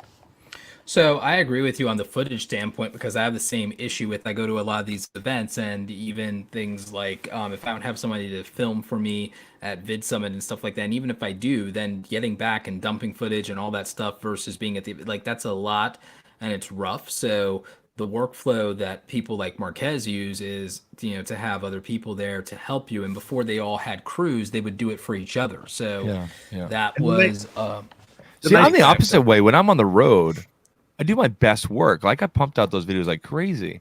And as soon as it just really depends. It depends. It depends on, like, I mean, you've also improved all of your, like, stamina and everything all around comparative to normal. Whereas, like, I would argue that with how much travel I do, I get run down a lot faster. Yeah. And then I'm speaking at a lot of these things sometimes too. Yeah, you're doing like triple the work I'm doing. Yeah. So that's a problem. And then I also lug around way too much gear, because then I'm overkill on think gear. I've seen? Holy crap, dude. Well, here's the one thing that I learned I noticed it at the Samsung event last February. I was very aware of it in August with the Note 10 event. If you get the invite to the briefing, you go and you have hands-on time with the phone the day before the event, right? So you go, you get your footage, you go back to your hotel room, you cut the footage together, you do your voiceover, and so when the event happens, you release your video. That's why so many videos pop up, like, immediately, because people are showing up, and the day before they're getting like 2 hours with the phone. Gotcha. And so if I'm not getting that, then there's not as much value in the event to me. Because I'm still like, I'm seeing the phone for the first time after all those videos have dropped. I'm seeing the phone for the first time and trying to get footage of it in a not so great situation.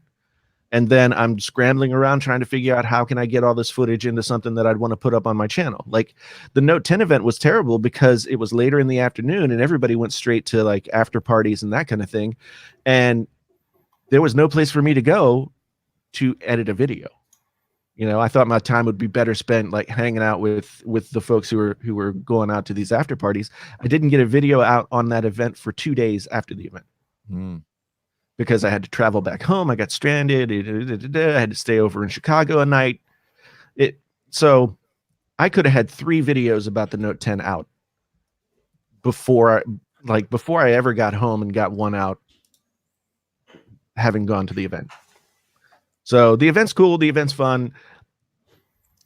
If you get that day before briefing, then you're golden. Gotcha. If you don't, then you're scrambling. So so for me, like with me doing the thing with Itskins, the deal is this. I mean, like I said, they're paying for the flight, my food, my transportation, and then the part of the agreement is record and do however many videos I want, but they want at least one video from the show saying, here I am on the show floor, hands on with the brand new Galaxy S20, whatever they're going to call it, and here's how it fits inside my brand sponsor Itskins, and I'll put inside the case, and that's it. That's all they want. The only thing I would be concerned about is that the phones are typically locked down security wise, like they're tethered. Okay, but hold on, because I've seen past events from the Galaxy things, and there's usually a person standing there, wiping them down and then handing them here and here. Yeah, it just depends. Like I know that at the Samsung booth at CES, like all of the new we're doing this S10, now, Greg. The S10 Lite and all that, they were all tethered. Okay. At some events, they've been loose. I would have to go back and look at my footage for the Note 10 stuff to see if they were loose at that event or if they were tethered. Well, at the very least, like I told them, I said, this is how it usually is. And I showed them footage from the past, like from the S10, S9 announcements. And then I said, at the very least, I'll be able to show your cases next to and like how they'll look with it, right? Not necessarily fit it in. They said, that's fine. Yeah. The whole point is that the phone has just been officially announced. It's not actually on sale yet, but here is a case brand that's already ready to go. Right. Like I have the cases upstairs. They're upstairs here. So, yeah. Yeah. No, I mean, it's the things there are things that I have learned in the past year since I've started to go to this stuff. Somebody asked before, like, what was Genosis asked, what's the worst event each of you have been to related to YouTube? Wow. I mean, I'd say the Note 10 event was the most frustrating. Mostly just because of how it was set up and yeah, you didn't seem like you had a good time there in New York. Yeah, I mean, you went super early and then it's like, what? I went to visit friends. Yeah, I knew that. So yeah, I went early. I visited friends. The event itself, the venue that it was in, everything else, it was not ideal for somebody who doesn't have access to get good footage. So, gotcha. So I don't have access. I mean, like Zach from Jerry Rig Everything, he comes to all the events, but he's not there to like put out a video. Yeah, he's there to like bend a phone in half, then run away. he's there to see what the new phone looks like, Yeah. and he's said that nobody sends him phones. I believe that. Yeah, totally. Ever. I bet. I don't blame him. Yeah, they don't want your phone cracked open like a beer, no doubt. Yeah. Emperor Palpatine, what's going on, man? Hello. Hello. The dead speak. The galaxy has heard a mysterious broadcast. Emperor Palpatine's podcast returns. Tonight's guest, Viper, the man about tech. What's going on? What is happening right now? What is this? No, so if you're going to do the voice of the Emperor, you have to actually do it justice. I Though the have Viper done it will deal with you later. Hey guys, let's go on a pod race. I have done it justice. Oh God. Hi, Greg. How are you? Your I feeble am- impression of the Emperor is no match for the I powers of am the dark side. Emperor. I have Limited power. The podcast is out of control now. Out of control. That Control. is my famous quote. Daddy, get out of here with your Star Wars references. Oh God. What is happening right now? I Have, don't know. have What's you happening. heard the tale of Darth Plagueis the Wise? Oh boy. You ever heard the tragedy of Darth Plagueis the Wise? What is happening right now? No, you have to do it Tragedy properly. of You have to do it Disney buying Star Wars. Yes. I heard the tragedy of Disney going after the Etsy seller for their Baby Yoda merchandise. Oh man. Hey man, That's messed up, actually. Like, that's messed up. Baby Yoda Belongs to all of us. coming to Build-A-Bear. Yes. Oh hell yeah. You know what? What's the stock price at? Shit. Oh wait, I'm not wait. even kidding. Like, that's my. Is Build-A-Bear a public company? Yeah, they're publicly traded. Roberto, you said that's messed And they up. got Pokemon exclusives and some other Disney exclusives. All right, Roberto, you just said that Disney going after the I think Etsy I'm. sellers and messed Oh my up. god, it's up 7%. Shit, why didn't I buy? Oh wait, it's still cheap. Actually, I can get in on this Tuesday morning. It's because it'll go up. It'll go up, and it's only what is it $4.89 a share? I'm gonna get in on this shit It's a early. It's gonna go to feeble like 8. Stock. Maybe I should get Not on official, not official financial advice. I think it's gonna go to $8. Not feeble official financial stock. advice. A feeble Hey, stock. Roberto, can you give us a preview or Of anybody what? that, of who you know for sure that will be at Vid Summit that you can talk about? I know we're like 9 months away, but like still. The Nimin brothers. Okay, so they're both gonna do a talk this time, right? They did Okay. last time. Well, okay, they did last year. Okay, the year before that I went, it was only Nick. Yeah. Yeah, I have no reason to believe Peter McKinnon won't make a grand return. So Okay. Do you think Casey will come back because he's like local now? because he's local, if he doesn't have anything else going on, I'd Yeah. imagine why I don't imagine why he wouldn't, even And if he if doesn't do Ed a talk. remembers that he's scheduled. Now you're gonna do a talk too, right, Roberto? You're gonna be there. Of course. Of course. Okay. Cool. Sarah Lee have sent me the form to fill out to do a talk. See, I thank you. You're welcome. Yes, Zach was instrumental in Now, let me point out, I was not the only one in the past year that has tweeted out to Daryl, you should have this guy with the red glasses and the big ears. Actually, I'm the guy with the big ears. Come on and do a talk, because I literally meant when I tweeted Daryl the other day, like you took my $100 Yeti and made it sound like this. I think that Jason would do justice to anything audio, and I think that I mean, we had my good friend Mike Russell there, so but I don't think there's any shortage of a demand or a need for good audio folks. At Do Vid you Summit know how many to good, be how many content creators are out there? I'll shit use audio? I'll use him as an example because I helped him. Jason helped him as well. Nikias, Apple World. Okay, great videos, awesome visuals, great information, 110% value. Fucking shitty audio, dude. What are you doing? Right? So he messaged me one day. It's like 2 a.m. here. It's like 5 o'clock over there. He's like, "What are you using?" And I'm like, "Okay, Procaster." Okay. Scarlett 2i2 or the single. Get a cloud lifter, you're good to go. yeah, I mean, and the XLR cables, you're good to go. And he went out, he bought literally, I think he bought a Rode mic, not the Procaster, but he bought a dynamic, and he got the Scarlett, the single one in, and he got the thing, and holy cow, his audio is now like, it's fun to watch his stuff now. You know whose audio is like surprisingly good, value, price, and everything else, and everything like that. Deity microphones. yes, I used the Deity the whole time I was at all the audio for my stuff on the road there. That's all Deity. The video that's coming out tomorrow, because I decided with hanging with you guys and with the little few extra things I want to do on the edit, to make it extra nice, because there's gonna be some ad breaks in this video. It's a 28-minute video, so there's like, it's not excessive, but Wow. it's 28 minutes. You're getting an ad break like every 10 minutes or something. It's not that bad.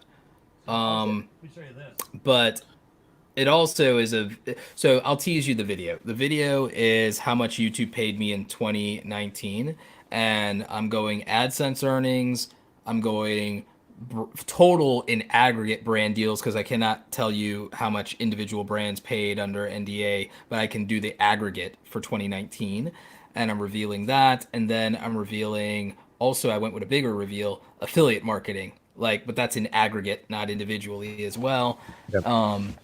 And so since I'm doing these reveals, I decided that, well, before the reveal of each significant thing, here's an ad break. Hey, have I mentioned that you can go to the Painfully Honest Tech merch shop and pick up this? That's actually really dope, to be honest with you. I've got one right here. I use it all the time. That looks That's like really a dope. rip-off of I the later have the old one because I'm a peasant, though, and I only upgrade every other year. So I didn't like loose case, so I bought Jason's.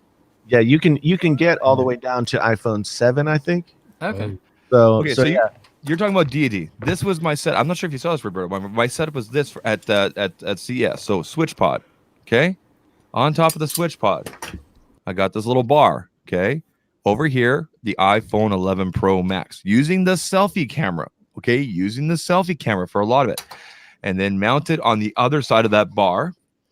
And everybody was like, damn, your audio is really good. And even when I did my live stream last week, I plugged the deity straight into the MacBook Pro. So I went with their 3.5 inch to an adapter into the Lightning port, or I went their 3.5 inch directly into the MacBook Pro. And I was like this doing my live stream on Sunday. And everybody's like, because Viper, you heard, right? The audio was clean, right? Mm-hmm. It was right there. I was right there. And this was brilliant. This is powered USB-C. I only charged it twice the whole time I was there. I probably didn't have to at all. So that's the D3 Pro? Yeah. Yes. Okay, because normally I use the D3 over here. Yeah, this is the I love it. VMic D3 Pro. I love this. I absolutely love this. For the video that I'm dropping tomorrow morning, because I'm going to drop it probably right around the Nimmons live stream, and then they'll probably help me boost. I'll put this together and show you what it looks like. I used the Deity wired lav with my Sony a6600, which is actually a better camera for YouTube than the a7R III I was using, because I have to send that out for repair with the audio jack. But the good news is the eye tracking is so damn good on the a6600 that it's going to probably replace the a7R as my YouTube camera. We'll see, just because unlimited record time, so I don't have to worry about when to stop anymore. I'm now running it battery-wise wired into the wall with that, and now so I have unlimited record time, unlimited battery, and then with running the wired mic, I felt like, okay, now I'm not really taking any chances or risk with the content, because now there's no batteries to die with a shotgun mic. There's no so I kind of wired was a different experience, and the only thing I was worried about is, oh well, because I move around, well, what'll happen? But from what I've seen with even with different microphones from like Justine and stuff like that, wired works fine. Yep. But here's a one-stop rig for you guys for the phone. Shure. Oh, check it out. Shure sells. Oh, that's actually pretty dope. So Shure sends a one-stop rig that comes with the clamp, comes with the Shure microphone, and it can be used with. It has an adapter for Apple and for USB Type-C and for the other USB. And this microphone also has a headphone monitor jack in it, so you can do monitor audio to just check your levels and all that. Nice. And then this. Oh, that's the one that GameSkey had. Yeah, and then I took it one step further. Yeah. They had a regular Joby. I went ahead and I got this one, which has this built in to go to the side. So for Instagram Live, you got that going on. So, so with this, one other thing I have to do though is if I just put a selfie ring light on it, and then it's perfect. With this, I did not intend it to go like this. But if you watch my last video that's up right now before the one that comes out tomorrow, it's the one where I went and visited the Razer store. Okay, I just by chance I ran into the Razer store. I was literally looking for an In-N-Out, and I ran into the Razer store on the way, and I interviewed the guy there, and I did the whole thing like this, using the selfie cam, and then I did a couple B-roll shots by just flipping the camera around and then just recording. But if I need to do like interview like this, turning this mic around is super simple. I just loosen this, flip it around, right? And like this is brilliant. You will not be able to tell because this is 4K on the selfie, right? 4K 30. You will not be able to tell the difference in my videos. And it just worked out so brilliantly. So I would put this rig together when I first walked into CES, and I'd walk around all day like this. And then when I need to set it up, like when I was talking with TCL, open her up, put her down the desk there like that. It's sitting there. I had a lot of people ask me, "What is that?" I'm like, "It's a switch pod," and tell them Zach sent you, right? So, I'm really impressed with the audio that came out of this during CES. Like, really impressed. So I used a Deity VMic Pro D3 Pro today on my new video. oh yeah, I hadn't used it for a while, and I decided to go to a new venue, a new studio setup where I shot in 4K, and I put more B-roll in this video than I've ever put in any video. were you drunk? You never do B-roll. No, he kind of had to for this video. Yeah, I Nice, dude. decided to go for it. I That's decided, you know, That's awesome. I'd had this headset for a year, and I was supposed to review it, and so I decided it was. Roberto told me to review something today, so Nice. Emperor Palpatine, how are you, sir? I am doing well. Does Emperor Palpatine, does Greg's Gadgets have any upcoming, or let me rephrase this, Emperor Palpatine, what is your opinion on the whole review ad spot sponsored thing? Can you clarify? Okay, that? so to That clarify, question brought to you by Mountain Dew Amp. Mike, to clarify, when it comes to reviews, I'm not asking about you, but your opinion about taking cash for reviews or ad spots. I think that it is perfectly fine to take cash for reviews. Okay. What about sponsored content? Like, do you like doing it yourself, or have you done it yourself? I have done it myself, but I much prefer sending it to my young apprentice. Okay. okay. While we're on the subject, who's Ray's mom? What? I am the mother and the father. Oh. I'm hermaphroditic. I self-reproduce. Wow. For the children out there, that means he has both Strike parts. me down, please. I love Fridays. God, I love Fridays. Will It's you just like, strike me down? I have don't been care how much sex searching- I'm going to get. I'll skip it for this. Like, it's great. What? For Wait. 40 years, I've been searching for someone to strike me down, and no one does it. Yeah, y'all are crazy. Y'all are nuts. Who does it? Must be some alcohol flowing out there tonight, apparently. No. I mean, I don't normally Emperor do this. Palpatine is straight edged. He does not drink. This is my first Mountain Dew, sugar free, by the way, Power. in like 6 months. Well, that's a Red Bull. Power. Or what did I call it? Mountain Dew. Did I say Mountain Dew? So I'll be up till Monday. I agree with the artist Haven. I also think the old guy is sexy. All right. Hey, Bender, are you going to any of the media day for the auto show? Those are the days I plan on going because those are my off days of work. Oh, so you're not going on any of the actual show days? I might. I don't know. I got to figure. I got so many things around that. I got C2E2, the Inspired Home Show. There's When is the another show? one.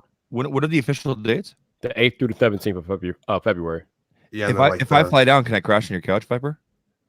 I I got you, dude. Oh, You could sleep in the studio. Viper has a studio. No, I have a studio. I'm in Oh, it okay. right now. Oh, yeah. Okay, we'll talk. Sure. Wait a minute. Do you still have that cool coffee table? Yes. Then Yes, I'll I get- have then all I'll- that. then I'll come by. Sure. Which was my only sponsored video, by the way. And I got paid gift cards for my viewers. Wow. Well, that's not a sponsored video then. Oh, no, that doesn't count. That's not a sponsored video, dude. Gift cards for you to take to the store. that's sponsored. Yeah. And Yeah, that'd speaking be of true. gift cards, Amazon thing. Yeah, Jason, how's that going for you? It's rolling. It's rolling. I make it. I'm $750 $1,000 a week. Nice. With the Amazon Live stuff. Yeah. Really? But you only get paid in gift cards though, right? Hey man, still spends. But hold on, no. You're putting your affiliate link in when you grab those links, are you not? You should be doing that. They come from the app, which is connected to my account. That's No. You don't know the Amazon Live app. yeah. That's where I have to add them to the thing. What I was told by BMAC, and maybe Travis actually knows more about this. You go in and you go and use the Stripe thing, the add-on part for Amazon. You get your affiliate links, that short link. You put that into like a Word document or like a note, and then you transfer that into the app. That way you get the cookie for people clicking your link plus what Amazon's paying on top. Well, I was told that it was fully tracked. Like, no, I just they said that I get the affiliate stuff from whatever I'm talking about. That there's a cookie attached to the live stream. Maybe Greg or Travis or even El Jefe, if he's still in the chat, could clarify on that, because that's what I was told by BMAC. Like, generate your links that way and then transfer them over. He said try not to generate them through the app. Like, if you type in like the ASIN or description, you won't get that direct link. And when you when you tweet out that you're going live, tweet it from the Stripe so that you're getting that general link for Amazon, but it's with your code. Do you know what I mean? So even if they go watch you for 5 seconds and they go, you know what, I'm going to go look at diapers, you're still going to get that credit. Yeah, everything's tracked in here. Yeah, that's and that's what BMAC told me, is it's supposed to be like that, but there's still like it's still technically beta, right? So No, it's not beta anymore. it's not okay. Well, No, it's what out do of I know? So far, I have had 160,000 views. Wow, dude. Nice. So That's gonna be huge. So here's my thought on the whole Amazon Live thing. My hope and desire is this: paid content, sponsored ad spot type stuff. I want to eventually move to Amazon, so that way I can continue doing the commentary and just regular unpaid reviews through YouTube. Do you know what I mean? Because people are already on Amazon to buy as it is. And if you've got that audience that'll watch Zach, whether they go here, or they'll watch Viper, whether he goes here, or they'll watch Bender, whether he goes here, or Roberto, or wherever they go, then they know, a Bender does a live thing on Amazon every Friday afternoon. Let's go see what he's recommending for tech this week. Oh, we know Viper goes live every Wednesday night with his Amazon recommendations. Then that's your money making night, basically, because people are already on Amazon to buy. yeah, the thing that's worked best in terms of getting an audience is like the last probably 5 or 6 streams that I've did have all been live on the homepage of Amazon. Mm-hmm. That's So- awesome, man. So that's where I get like 20,000 views in an hour. But I mean, you got to understand, like, it's 20,000 views. So here are my total numbers on Amazon right now: 160,000 views, 1,800 unmuted views, Uh-huh. and like, That's crazy that they can track that. yeah. So they've got, and you can do it per stream as well, so you can see like which streams did what. So I think they're leaning more toward, or at least they've been coming back to me and saying, let's keep doing the on the homepage streams, because that's getting like significantly more traffic. Are you just on the technical side? Are you leaving the phone app or on your iPad open the whole time so that you can move the carousel along? I've been a little confused about that because my screen times out, and then No, like I just leave it on the you have to go over to the start thing. Yeah. Okay. So I just leave it on that screen because I have to Okay. come back to that screen anyway. And also, were you able to send in and use your own custom thumbnail? Because twice now I've tried putting my own thumbnail and it just errors out. I had that happen to me a couple of times, Okay. So Last it's probably time- like a known bug. but then I Did you see the cat go by? remember Palpatine. Palpatine's pussy. I mean, cat. That is my young apprentice. Yes, I just saw this tail go by. Like, So yeah, I mean, I was able to get a thumbnail into like the third try. I got yeah, it. yeah. Okay, Yeah. cool. No, I'm probably gonna do one. I was hoping to do one today, and I fell asleep. But I It's, have all this Pataka stuff here, like physically. That's the thing for me for me to do those streams without physically having the stuff, but be able to talk about it is kind of weird for me.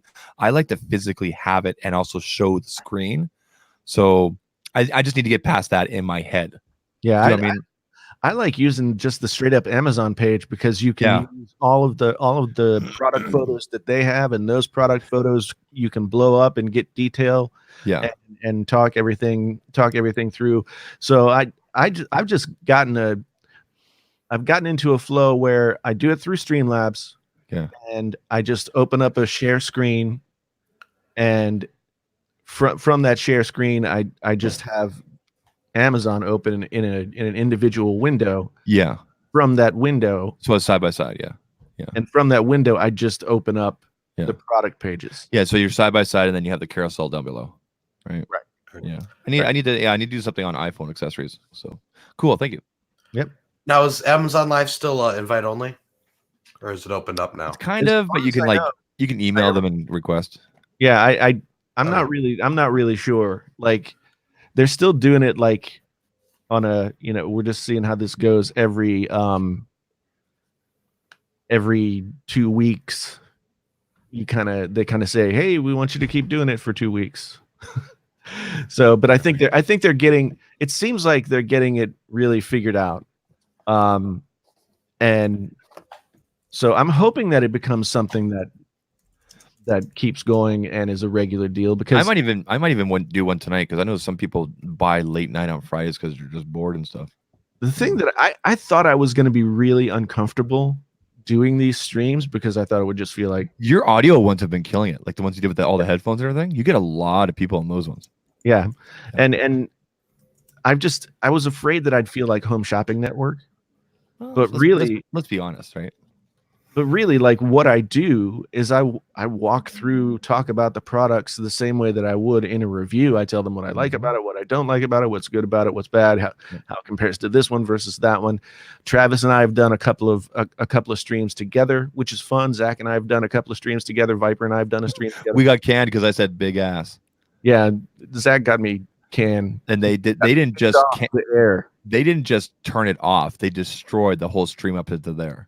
They took it away. They I took didn't it get paid away. either. They have people watching every single stream apparently. Yeah, I didn't get Like- paid for that one either. I'm bummed. I know, that's why I felt bad when I went back on your next live stream and I bought all those headphones. I bought these ones for myself. I bought my wife a pair, my kids a pair. Like, I bought 4 pairs. I felt bad. My wife's like, "Why are you buying all these from the United States?" I'm like, "Because I got Jason in trouble." Yeah, I mean, they were actually really cool about it. There was no They kind of laughed. Yeah, I saw the email. back at all. But They're like, yeah, they're just like, we have to be really, we just want to lock down, and we've told our people to, any sort of, because what I said is, if you have big ass ears, are these going to be comfortable, Jason? I was talking about these. Right. And you're like, yeah, you'll be fine. I'm like, okay, good. They're for good for big ass ears. You're like, Yep. yeah, and that was it. That was literally what I said. That's how I said it. And they, boom. half a minute later, we were off the air. I'm like, dude, we're off the air. And he's like, what? So I just started the stream again. I didn't get paid. Damn it. But I can't believe Travis has done 34 Amazon. Travis and El Jefe are killing it with the streams. Yeah. How many have I done? I don't know. I know it tells me. It says I've done 18. It's decent. So- I've done 2. It said I've done 18 for like the last several days. So I don't know. I've done 2. So yeah, it's I need to get in on this. Yeah. you know, Do you guys know what a Benji lock is? no. They gave this to me on the last day. So it's kind of like tap lock where you use your fingerprint to unlock it, but this is for luggage. So it's got the TSA key on there so they can unlock it without destroying it. Oh, nice. That's dope rather than remembering a code. Not that like it's hard for me to remember 852, but I mean, Oops. So like that's kind of cool. Fingerprint. They gave that to me the last day. 200 Amazon stream tech 702. It's crazy talk. Oh, that's orders. I was gonna say, Now, gee, check out this company. We met Roberto, these- while we're in between here, for working on the show floor, would you recommend like a shotgun mic or a lapel mic? What you really want is you want to be able to isolate sound more, and so I'm going to recommend a lapel mic because at events that turns to work better, whether you're at an event like CS, but you'll notice that even at things where it's a crowded place and Gary Vaynerchuk is talking with people when he does those more motivational things where he's like helping somebody out, Or even like when I was filming for you at Vid Summit. Exactly. Yeah, I feel like that the lapel mic does a better job of, one, it's closer to you, so there's less different audio sources for it to prioritize.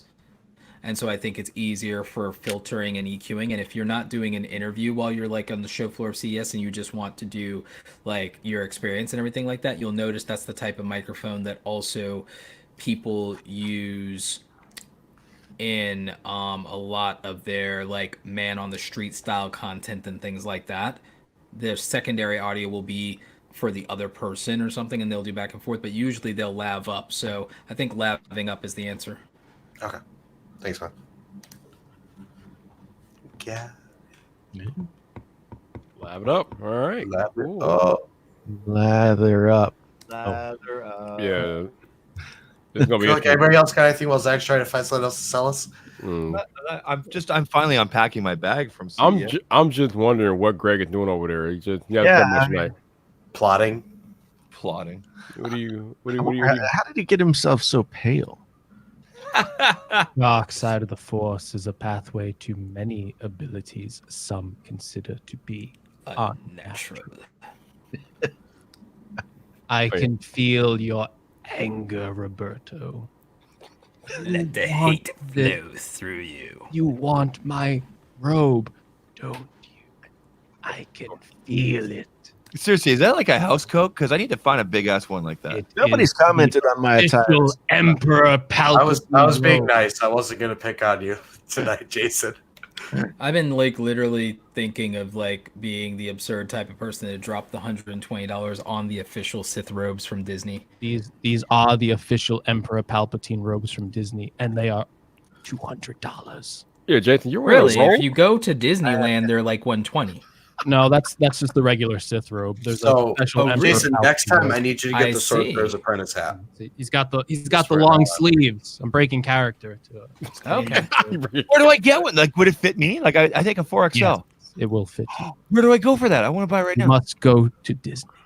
I don't Yo, want to go to Disney. You must Yo, travel yo. to the land of the Sith. You, Disney. Jason, what is that? A pamphlet on his robe? What do you got going on over there, bro? What's happening here? This is my house coat.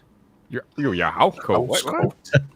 No, I'm just I'm out of hoodies. You're out of hoodie. Don't. No, what you got to do though is you got to go to rblake.me/merch and you got to get yourself one of these. Does Or- it come in Or you black? can go to Yes, Zach. it does. We have it in black and we have the Hustle edition in navy. I don't hustle though. You know, I've Yeah. got new hoodies too. We've also got a white version with red text. I wonder if I like. Do you What have a Get It or Forget It hoodie yet? No? You should probably pick one up. I bought one of your shirts, Bender. You bought one of mine yet? Yeah. I Oh, got you the one did? with your face. Oh yeah. Okay. Sorry. Thanks, man. Since we're gonna do self promotion, I should probably remind you all that super chats are open tonight. So if you want to donate to the I'm all cause, about baby. that. If you want to donate to the Viper Yeah. cause, you can super chat. I'm just saying, you all. Hey, Jason, can you give us some quacks? Send a super chat to Viper and Wrong the one. journey to the dark side. Wait a minute, did you just play the podcast intro? He did. He started playing it. Wrong button. I hit the wrong button. Do the quack. Do the quack again. Oh no, Subscribe Jason, to you Lord gotta keep. Viper, and I your need to journey use to that the one dark again. side will be complete. I agree. Lord I agree. I agree.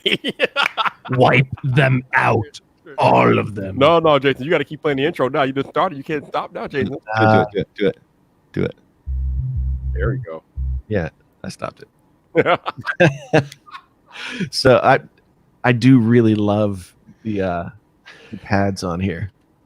I mean, I could do it with the Stream Deck. I could do it with a macro. I could do it with the mouse. But there's just something about having these. I want that thing, man. Rode, hook me. I up. still haven't set up my Rode Procaster yet. I have it plugged in. I have it powered up. I haven't configured it. Okay, Jason, I got a question for you. Okay.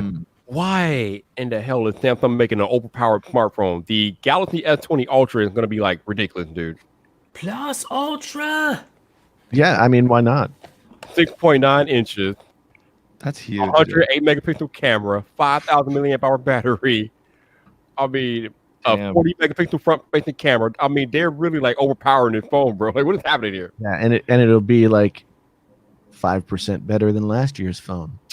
No, I disagree. When they're coming from Nokia on that camera megapixel, like, I mean, that's I'm just gonna say megapixel in all my videos just to piss people off. I'm anxious to see. a pickle rack. I'm anxious to see how they sell this I don't have 100 that around. megapixel thing, Yes, it is. and the pixels are bigger, and the blah blah blah. I mean, at a certain point, a picture is a picture, right? Not for the average consumer. Well, I mean that's.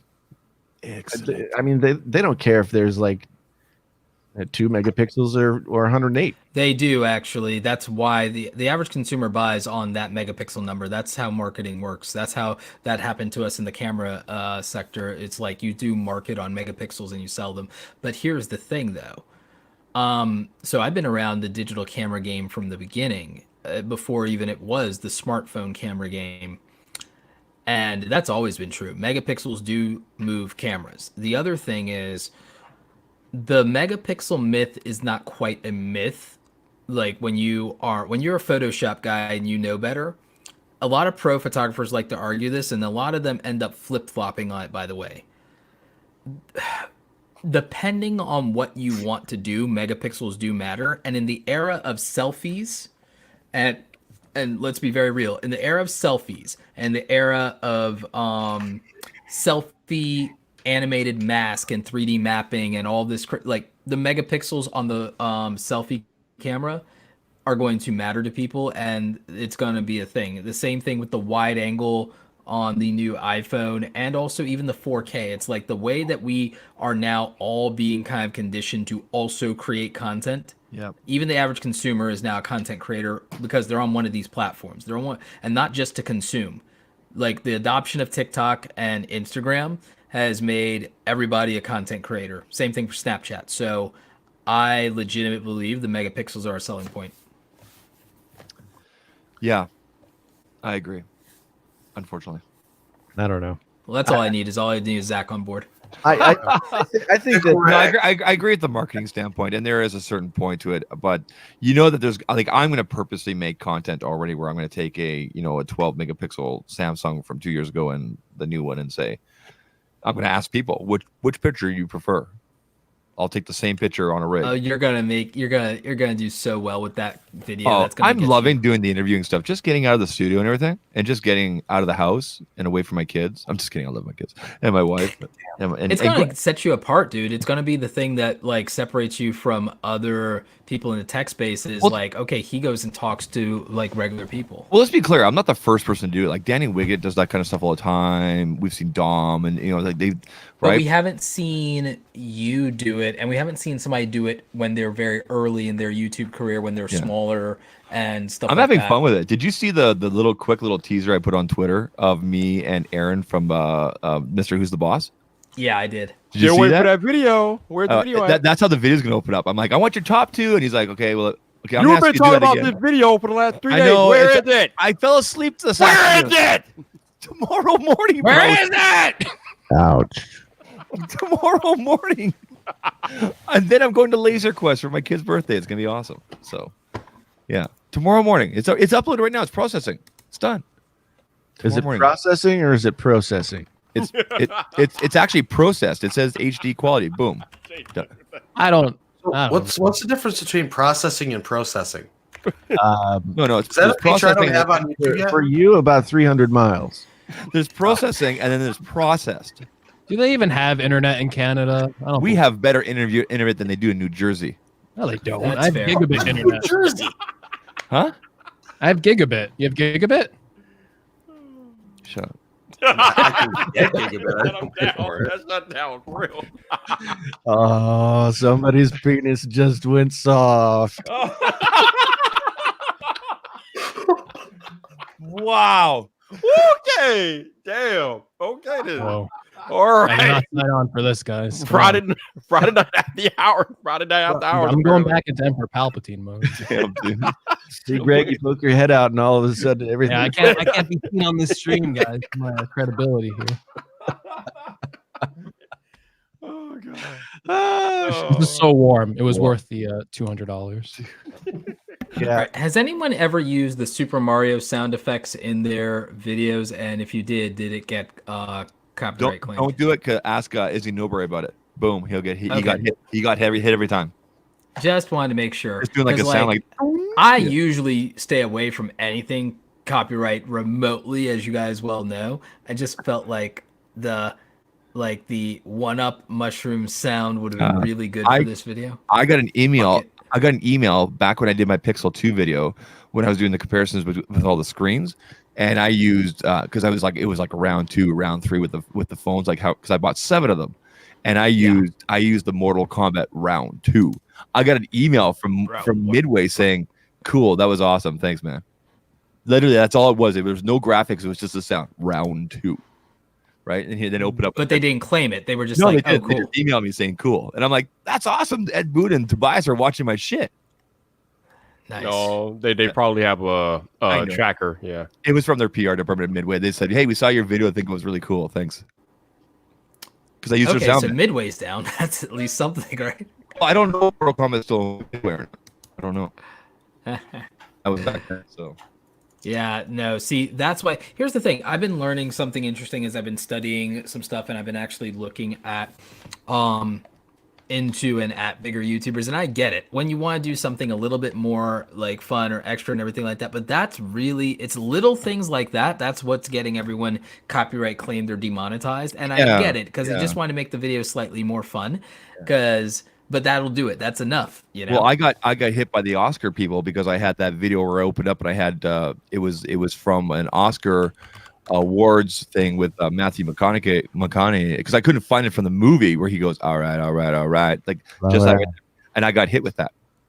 That is so over the top, though. That's it. It was literally a clip of him from the thing. He's holding an Oscar. He goes all right, and that was it. I got hit. I've only been I left the copyright video. claimed like a couple of times, and like it just makes you like never want to do anything. Like I did like an Apple TV review and showed like 5 seconds of like a movie like on the TV, and it's like demonetized, copyright strike, and it's like, all right, I'm never doing that again. Yeah. It's It's kind kind of of deflating, right? I get yeah. I mean, yeah, there's just like no point to do it. Like, and people really don't notice if it's not there. So it's like, all right, whatever. That's why. No, that's fair. I mean, that's why I usually push adamantly. Just don't do it. Don't take the risk and everything like that. But What was that? What was that, Jason?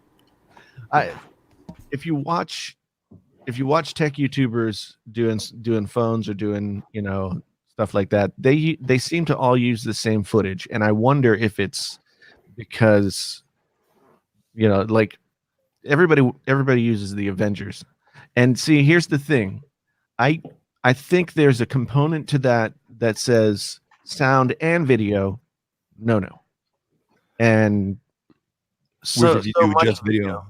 so much video, no, but I don't know. I tend to. What Jonathan Morrison and JD Tech told us at when we went and visited them. I don't know if you were like, I know Jonathan told me this when he was showing me editing.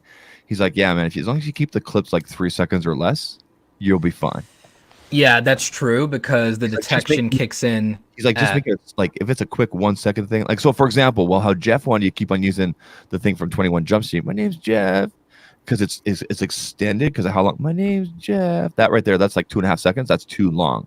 But if it was really quick, like my name's Jeff, like 1.5 seconds, he'd probably be fine.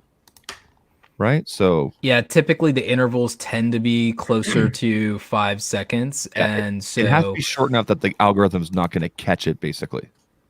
and there's other things you can do where you can, if you mix the audio enough, it makes it harder to identify algorithmically because it's using wave patterns.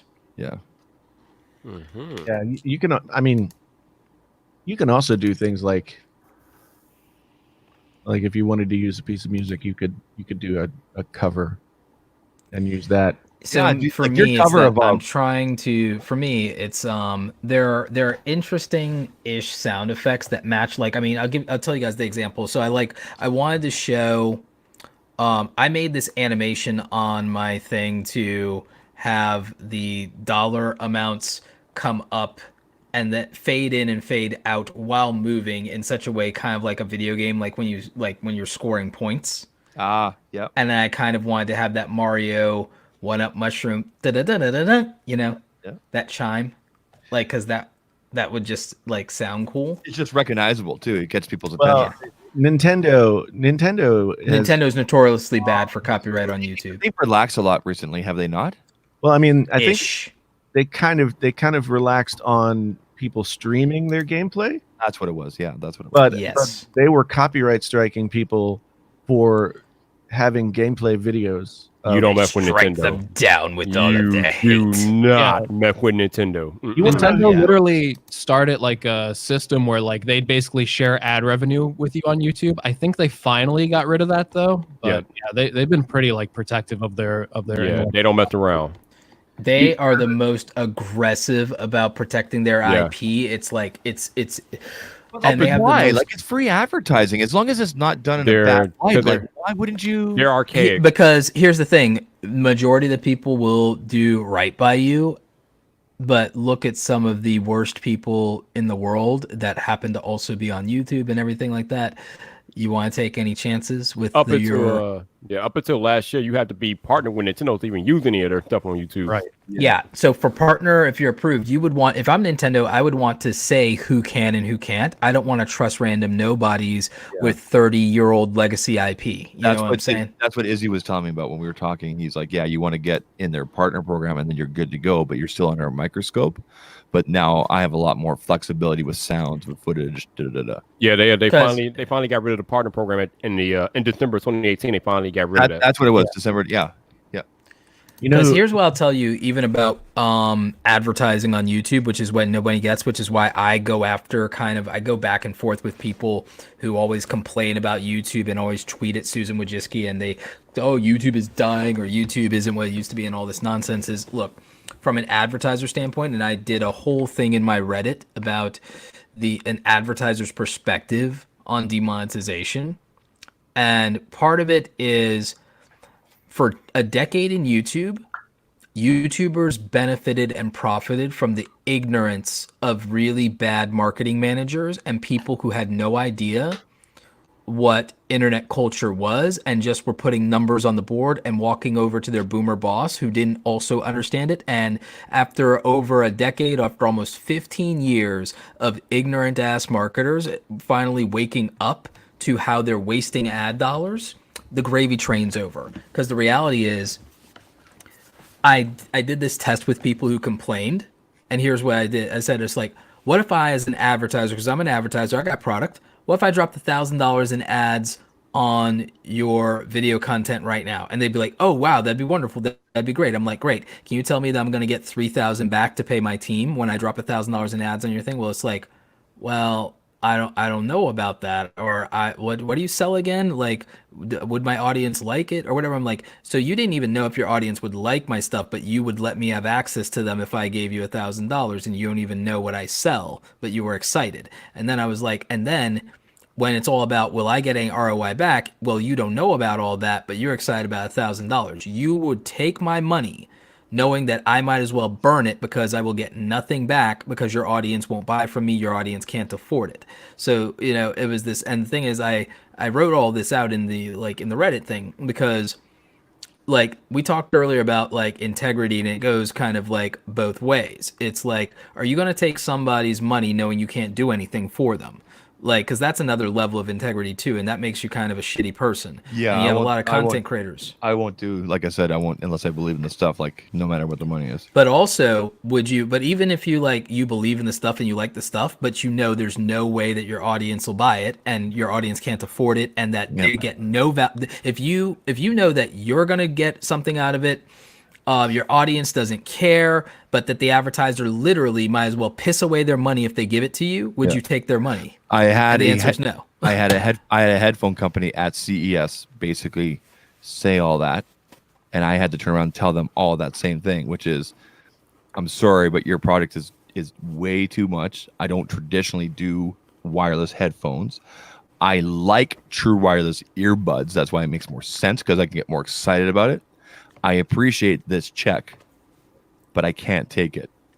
And they said, you know what? We respect that, Zach. We'll talk soon when we get our See, true Zach, wireless. you're one of the good ones. You're one of the good ones. But you have to understand, majority That was of the tough, because I told my wife after, and she's like, I wanted to go shopping. And I'm like, listen, we'll go shopping still. Yeah, see, you see what I'm saying? But a lot of people, they're like, as long as their audience isn't going to call them out, they'll take that check. Yeah. And they're not going to do anything.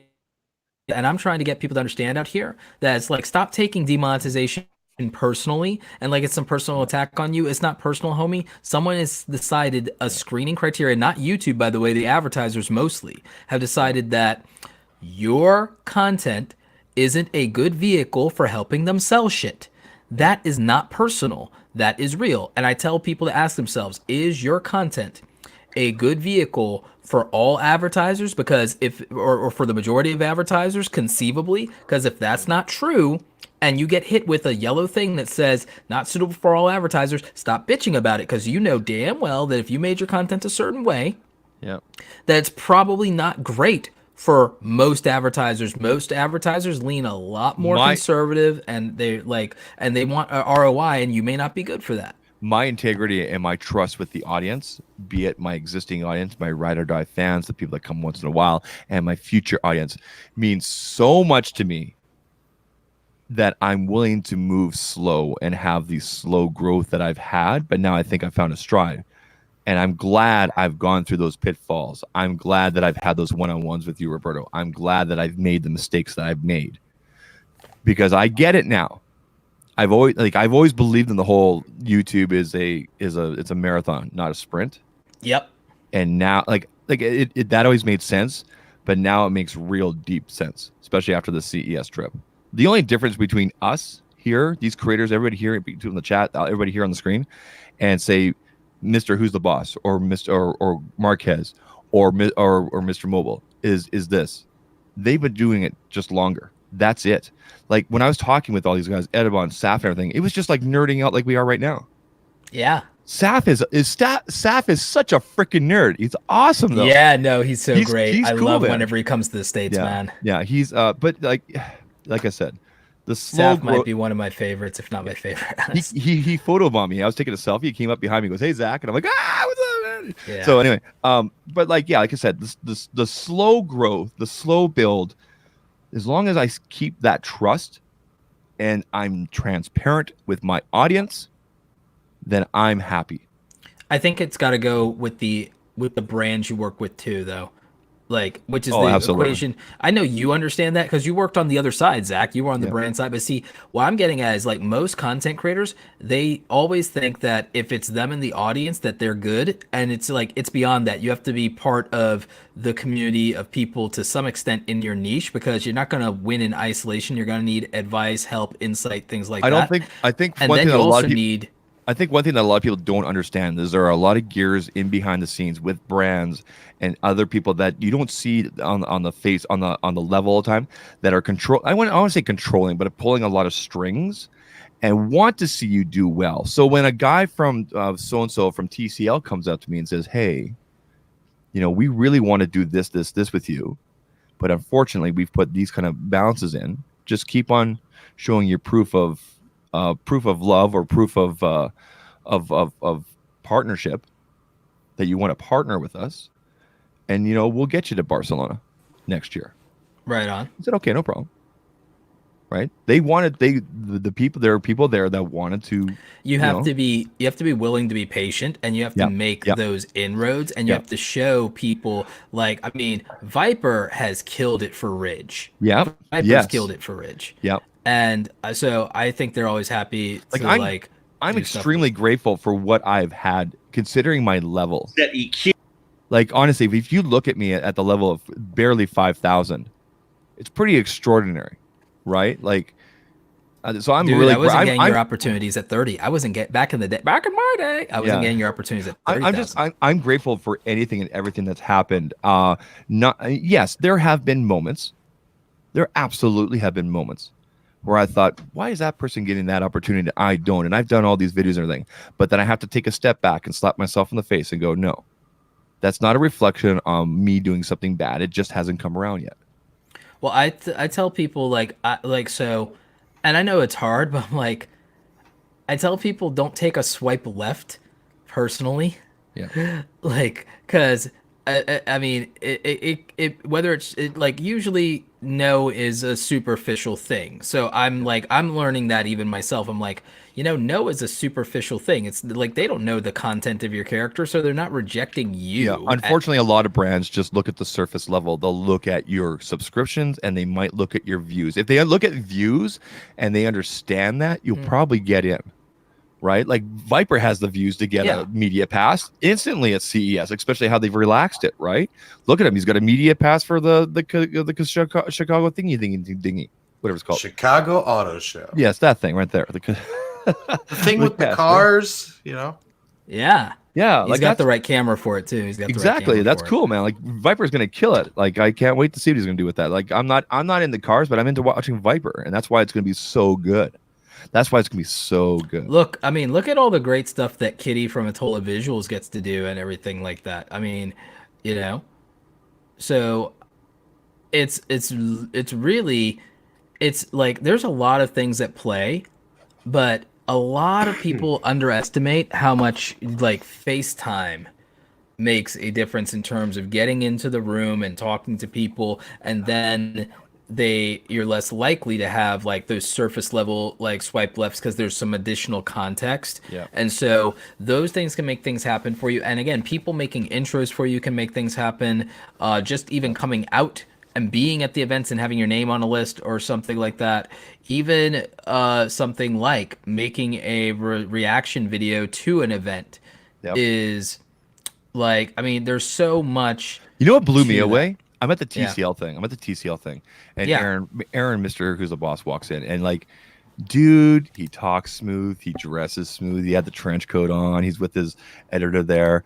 And I walked up to him, I'm like, hey, Aaron, like I'm a big fan. He's like, oh, what's your name? I'm like, Zach. And we literally sat down and we had a drink together. Okay. He was drinking water. I had a beer. But anyway, we're talking this and that. And then he brought up the topic about the Pataka later case thing. We were talking about content creators and he brought it up and everything. He's like, yeah, we really kind of questioned that when we saw Lou's video. We were just like, what? And then everything happened with Front Page Tech. And he actually mentioned Front Page Tech. He said, Travis, this and that.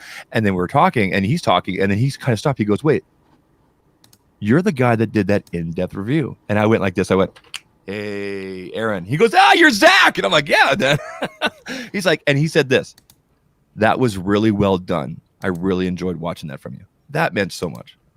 But like further down the conversation, I realized that Aaron's just like us, man. He's just been doing it longer with a British voice, right? So, right, and so that was really kind of eye opening and everything like that. After a few minutes there, you're watching Sublime, which by the way, Sublime was awesome, and yes, it was Sublime, okay, and there was all that funny stuff in the air, and you realize, like I'm rocking out and having fun here with Tech Me Out over here, and I got Brian Tong over here, and I got Aaron back here, and I got CKID over here, and I've got Saf over here. And by the way, Saf is a small dude. Like he's not as big as you think he is, right? So, but like you just start jiving and everything, and you're just like, the only difference between us and them is they've been doing it longer. That's it. We all have the same love and the same nerdiness for tech. So, Indeed. Weird silence. Okay. Dudes, I gotta blow. I need to go to sleep. Blow? Yeah, blow out of the joint, like the wind. Oh, okay. I was like, okay. Well, we cannot hold the wizard from sleeping. So thank you for hopping in, man. Appreciate Thanks it. for being here, Jason. I'm glad we could figure shit out. Yeah, absolutely. Talk to you guys soon. Water under the bridge, my friend. Good night. Thanks, Zach. I appreciate it, man. Love your face. Yeah. And then number 5. All right. All right. Gone.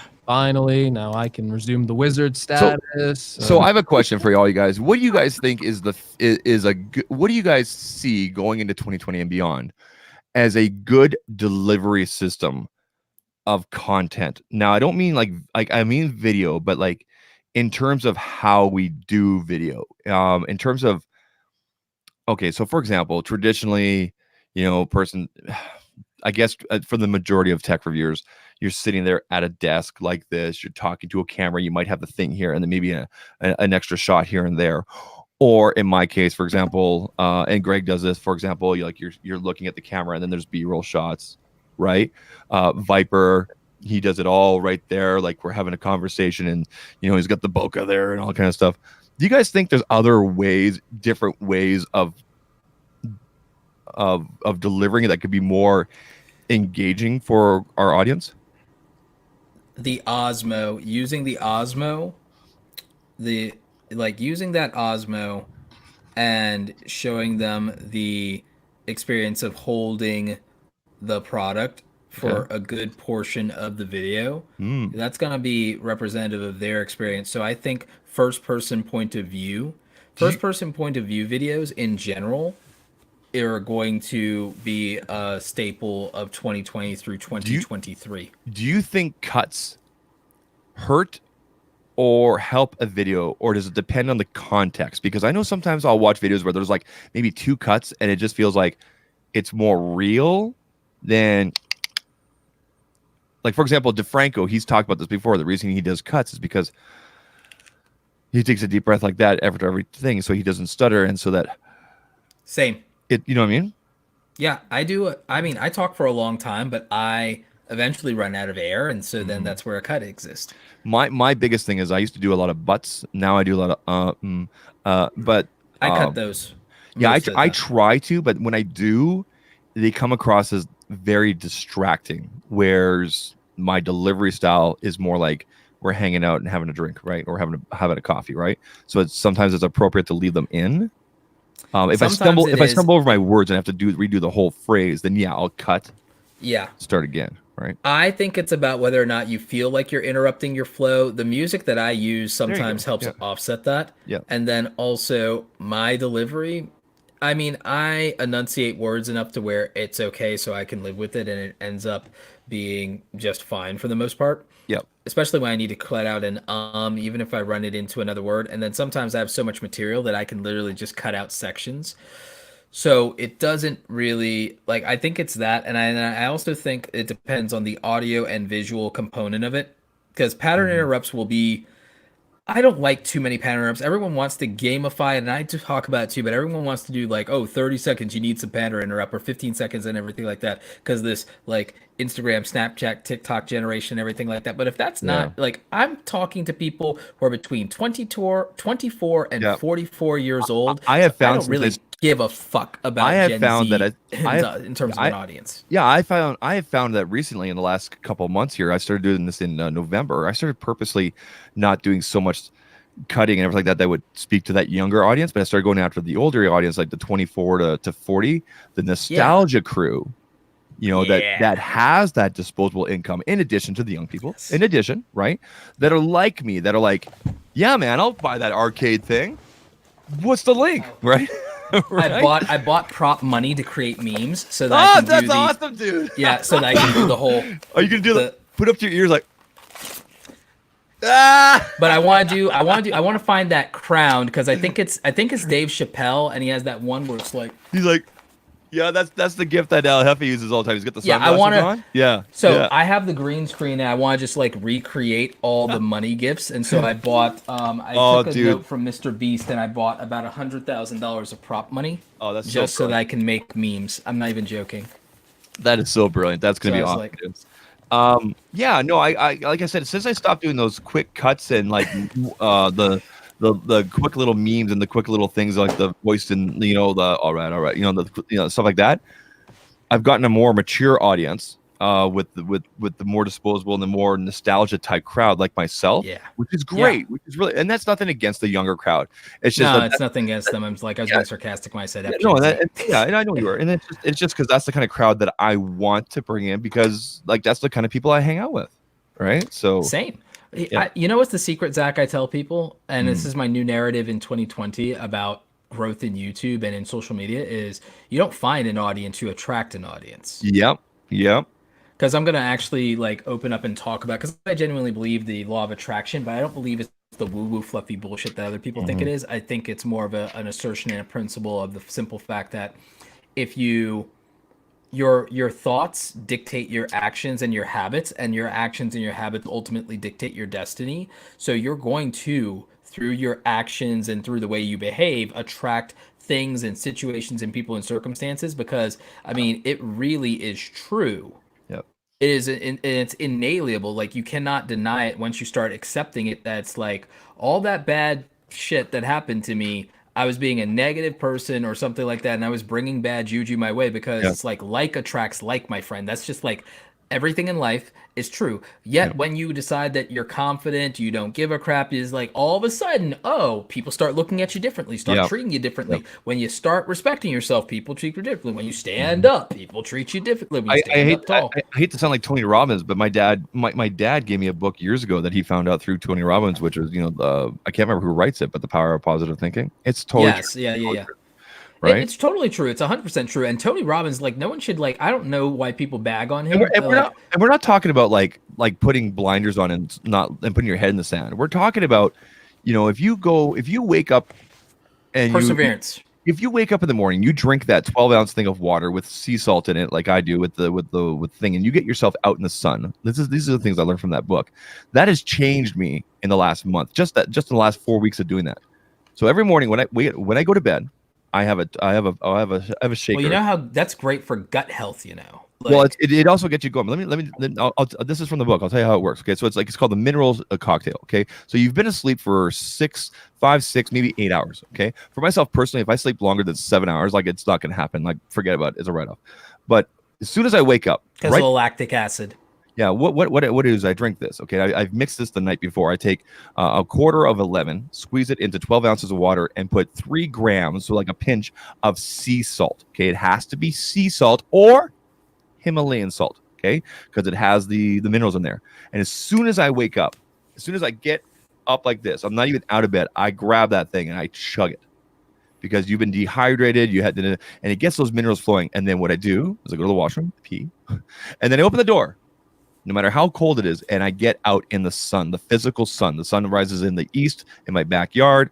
I stand out there. I might take my Juul with me, and I get sunlight for at least 5 or 10 minutes, no matter how cold I am. I throw a hoodie on, and that just gets your internal clock, your rhythm going. And ever since I started doing that 4 weeks ago, what a difference my days have been. I still take my daily naps too. I'm all about that. The key is 22 minutes, not 20, not 25, 22. Because you get just enough, but you don't go into REM. But I'm telling you right now, if you guys start doing that in the morning, drink 12 ounces of water, a little pinch of sea salt, 12 grams if you really want to measure out.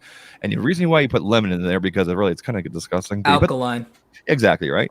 That will change your mornings. Do that before you drink your coffee. Because drinking coffee first thing in the morning is like throwing jet oil or jet fuel into a cold car and starting it. Yeah, it's actually really bad for you. You need to actually have a gradual start. So have that mineral thing, shower, then have your coffee. Don't get rid of your coffee. Just do the water thing before. 12 ounces Cold of water. showers elevate your heart rate and your circulation. So it's like 12 ounces of water. I recommend them. Pinch of sea salt or Himalayan salt, and a squeeze of lemon. Try this, people. Try this for the next few mornings. Okay, do that as soon as you wake up, before you even get out of bed. Just mix it up the night before. Put it next to your bed, and it needs to be room temperature. That's why you do it the night before. Okay, so drinking cold water is actually not good for you.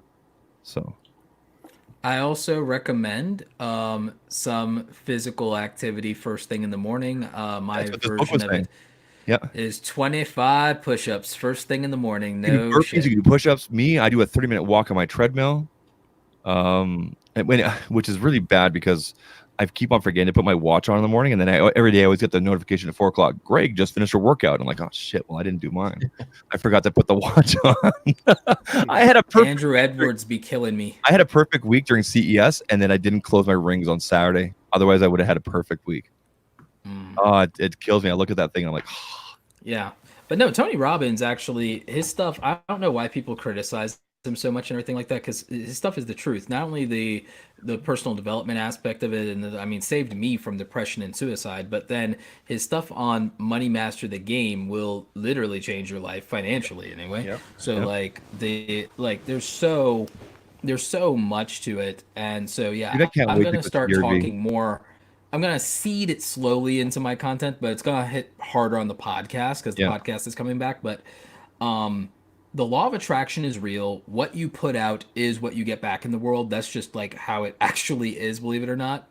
And so a lot of people should realize that when it comes to building and growing an audience on YouTube, that this is why I say that consistency and output is real, and why you see that almost, with very few exceptions, almost every creator with 1 million subscribers did about roughly 500 to 1,000 plus videos. Every single one of them, with very few exceptions. Very few exceptions, but most of them did between 500 and 1,000 videos and have been in the game for a long time, just like you're saying. Doesn't matter what genre they were in, because that's part of it. Some of it's finding your own voice, and then some of it is actually becoming yourself, because people do bits and gimmicks and they try to hide themselves behind a character, and then there's a certain point where they turn it off and they're like, this is who I am, and then they really get the audience that they wanted all along. Because before, like, you have a lot of, I'll just say it, you have a lot of people who are jackasses on YouTube, and they don't have an audience that's really there for them at all as an individual. They're there for the clown shit that they did because they were the class clown, and that's it. And the minute they turn that off, those people will go away. There are people, there are viral content creators. I was talking to a huge content creator in DMs the other day, like somebody who's pretty OG on YouTube and everything like that, has multiple millions of subscribers. And we were talking about strategy, and he was like, yeah, but those viral people, they're not loyal, and they're not going to stick around for this or that and everything like that. They are only there for the pranks, bro.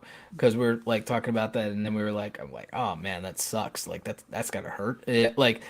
So you got to attract to you what you actually want, and you do that through the work that you do, the content you make, and what you put out, and your opinions. And by the way, to take this all the way back to what Viper kind of started us off with these product reviews and these paid reviews and stuff like that, and the negativity and authenticity thing. Look, the reason that I've talked to people about this, people of all sizes, there's a reason that some people never do a negative review, and what they do is if they don't like something, they just don't put it on the channel at all, is they refuse to attract the audience of people that are there for negativity and for hate at all, because they just don't want to bring those people in. They know if they go in negative on review, it's going to just bring out a lot of bottom feeders and a lot of trolls and a lot of toxicity. And we've seen it ourselves in like many aspects of the community and with some of our friends, that if they do something and it goes negative, all they've done is brought people on that when it's time to finish criticizing this product, they're going to turn that criticism on you, the creator. yeah,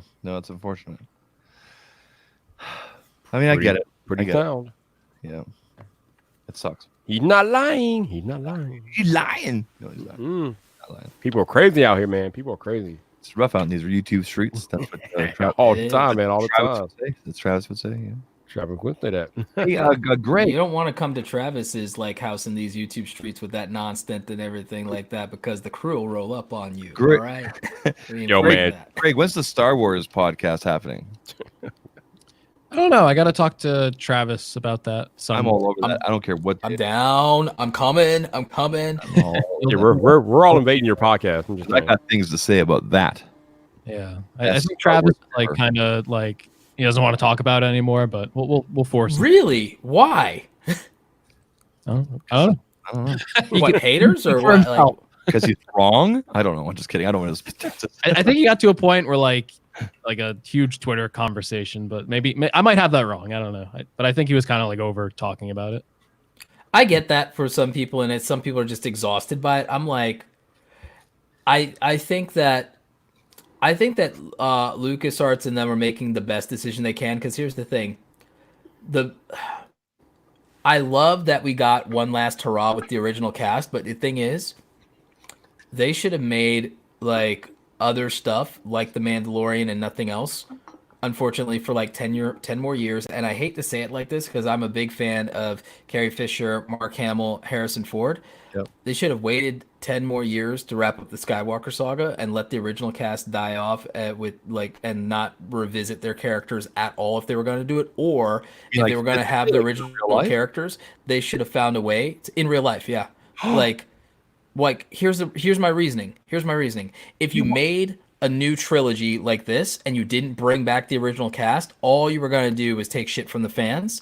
But if they're gone, if they've passed away, well, oh, there's nothing you can do, whatever. So then you can have a reason to ignore their characters completely, because the problem with the new Star Wars films is not the new Star Wars films, it's the original trilogy. Well, yeah, That- because that's what everybody banks on. Like, so for example, and if you believe some of the rumors and things people talk about on the different Star Wars channels, by the way, Star Wars Theory is one of the best ones out I there. love Star Wars He's Theory. I local watch it Canadian every day. Local Canadian boy out of Vancouver. Anyway, I watch every day. he's a great I have guy. watched every day for the last 2 Here's the thing. years. People are going to the what is it called there in Disneyland? Is it called- Galaxy's Edge. Okay, so they're going to Galaxy's Edge and they're looking for Luke Skywalker. They're looking for Darth Vader. They're looking for Chewbacca. What they're finding is Rey, Kylo Ren, their version of Chewbacca, and there's licensing reasons behind that, why Chewbacca at Disneyland looks different than what you see in the movies. They're finding all these new things because of different rights and how. And by the way, the how new they young find fans and the kids don't care. Well, here's the thing. My son absolutely loves The Last Jedi, to which I told him, "You're no longer my son." And That's cold, Zach. no, I'm just kidding. I told it to him in his sleep. I'm not sure if you heard me, but anyway, Damn, that's worse. I'm fucking around. No, he loves The Last Jedi, but he's not a big fan of The Force Awakens, and he liked Rise of Skywalker. But you know what movie he absolutely loves? He absolutely loves. We watch it, I think, once a week. I'm not even exaggerating. Empire Strikes Back. He loves, and that's great because that's my favorite. That's my second favorite. Well, Star it makes sense that he likes The Last Jedi because of how much it had in common with Empire. And that's what I told him. And I think he just really digs the whole heavy assault walkers at the end there, and he really likes it's The not, throne room. yeah, like the fight there with Rey, and like when they're going after the guards and everything, like that's a pretty badass scene. Despite if you slow it down, there's actually a lot of mistakes. But anyway, yeah. So it's weird because this new generation of Star Wars is supposed to be targeted at him and the toys and everything like that. And yes, he's bought the toys, but when it comes to the movies, Dad, can we watch the last Jedi? Can we watch the Last Jedi? Can we watch the Last Jedi? It's not. Can we watch the Force Awakens? Force Awakens? Force Awakens? And he only wanted to go see the Rise of Skywalker once. I've gone 3 times. He's like, nah, Dad, I'll wait till it comes out on video. It's because when the thing is, the worst part of the new trilogy is the pandering to old fans who grew up with the But you original have trilogy. to. Nostalgia pays the money, dude. The Mandalorian would beg to differ. Okay, the Mandalorian is a special use case because they built up this character of Boba Fett and the whole thing behind him. And unless you watch the cartoons and everything like that, which most Star Wars people that watch the movies have not, they have not read the books, they have not watched the cartoons, et cetera, they know I've Boba Fett. watched everything. Now we have an extended story and easy access to it from home, from comfort. Okay, it takes a lot to get Zach out to the theater. But the Mandalorian is not Boba. I know, but it's the Mandalorian, right? So people want I people. get you. I mean, but here's my thing with that, though. I get what you're saying, but then look at the devout following of Star Wars: The Old Republic, Yep. No, I agree. Yeah. and look at even The Force Unleashed. Like Vader and Palpatine are bit characters in that. It's all about that Star Killer boy, Yep. and so Galen Merrick, right? Which proves my point to the fact that it's like the handcuffs, the golden handcuffs of you have to treat my beloved characters, my avatar of who I grew up with respect. And if you diminish that character in any way, you're making an indictment on me and everything I believe in. See, that's the problem with making anything about Luke Skywalker, Han Solo, Princess Leia, and those old characters, because there's headcanon. There's 30 years of headcanon of the expectations of what you would have made as a kid if you were a Star Wars movie. Then there's even the headcanon of the actors of, all right, I have this plan for Han Solo, but like, no, I want my character to die. Okay, whatever. It's like, oh, I think my character is this, but now I unfortunately am having health problems, so you can't make it. Han Solo was supposed to die in a glorious battle in Return of the Jedi, but because of marketing reasons, they paid Harrison Ford a hefty sum, and they said, "Listen, we'll finish your story later on if we decide to pick up 7, 8, and 9." And that's when he came back. He said, "Listen, the only way I'm going to do 7 is if you take me out, because the character has to end." The character did end in Return of the Jedi. I mean, he got the girl. He blew up the base. He's got a fuzzy friend now to cuddle with. I mean, what more do you want, people? Right on. Yeah, no, I mean, I agree with you 1,000%. But like, my issue is that you remember when the prequel trilogy came out and everything. Like, for me, I had seen like the extended editions in the theaters because the re-release and stuff like that. I grew up on the originals, but I got to see those in the theater. But then to see it new in the theaters, like opening week, the prequels was then what I grew up with, like in that way, and I like, and so there's a there's a certain thing with that. But the thing is, because we know how that has to end because we have the originals, so the expectations are a little bit less there and so on and so forth. But the prequels got hate on so much in their era, and they're not even that bad. There's a lot of problems with the originals too, but the nostalgia goggles make that go away. Yeah, the new thing in 5-10 years will be as beloved as the prequels are now. If you look at the generation who grew up with it won't have nothing negative to say. If you look at the acting in episode 4, especially episode 4, holy shit, is it bad? It's bad. Yeah. But I want to go to Toshi and get some power converters. Oh my god, I want to punch Luke in his freaking mouth. Here's some green milk. I want to punch Luke in his mouth in episode 4. I hate, like, I kind of, to be very real with you, I know that every other kid grew up idolizing Luke Skywalker. I have been a Darth Vader fan from the beginning, and I was always, like, convinced he was the hero of the story from the beginning. Yeah. Like, there's a whole side. If anybody's ever, if you own any of the Star Wars, like on digital or anything like that, or even the DVDs, hopefully you've seen some of the cutscenes and stuff like that from episode 4. There's a whole extended thing, and if you thought where Luke is gonna join the Empire, if you think Anakin was whiny in 2 and 3, no, man, his son's a bitch. All right, like, but everyone also complaining about Luke's character in The Last Jedi, and Luke Skywalker would never do this. I mean, like, did you watch the cutscenes where he was like not even loyal to like the idea of the rebellion? He was going to join the Empire, like for one thing, and then he was ambivalent, and he was like so many and he didn't even. And the thing is, also, Luke literally like kills 4 stormtroopers without a second thought and no reaction for I just took a life. Yep. And then, like, I mean, you see what I'm saying? And then bullseyeing Womp Rats, isn't that kind of like, wait, you are literally just killing animals for fun in the middle of Tatooine? Like, you're a serial killer. Like, you're like a serial killer in the making. Yeah. Like, there's, so I'm saying, like, and then in the original script of Return of the Jedi, Luke was supposed to turn to the dark side, put on Vader's helmet, and decide to crush the rebellion. They filmed it. Now I am Vader. You can actually see it's filmed. You can see a picture out there of Luke sitting on the Emperor's chair. And Mark Hamill has said on record at the time, said, yes, that's how it's supposed to end. That was Luke's arc. He was always on the path to the dark side. So then we get this turnaround all of a sudden with like Rian Johnson thing of, oh, Luke's optimistic. He would never become this bitter, broken old man and everything like that. In real life, our heroes usually on a long enough timeline end up bitter and broken and with regrets, and they're not as pure as we thought them out to be. And I loved Rogue One, showing that the rebellion guy's hands dirty. Hey. I was never upset with how Luke was treated in The Last Jedi. I was just upset. But you know, a lot of people I was upset with like how it was done. So, for example, like I'm okay with him being a hermit, and I've turned my back on the dark side, and this is why. But the whole drinking the green milk from the guy's tit, like what? Like, come on. Hey, that one was a little much. The joke, but like Star Wars has always been campy. I know. You're either to die a hero or live long enough to see yourself become the villain.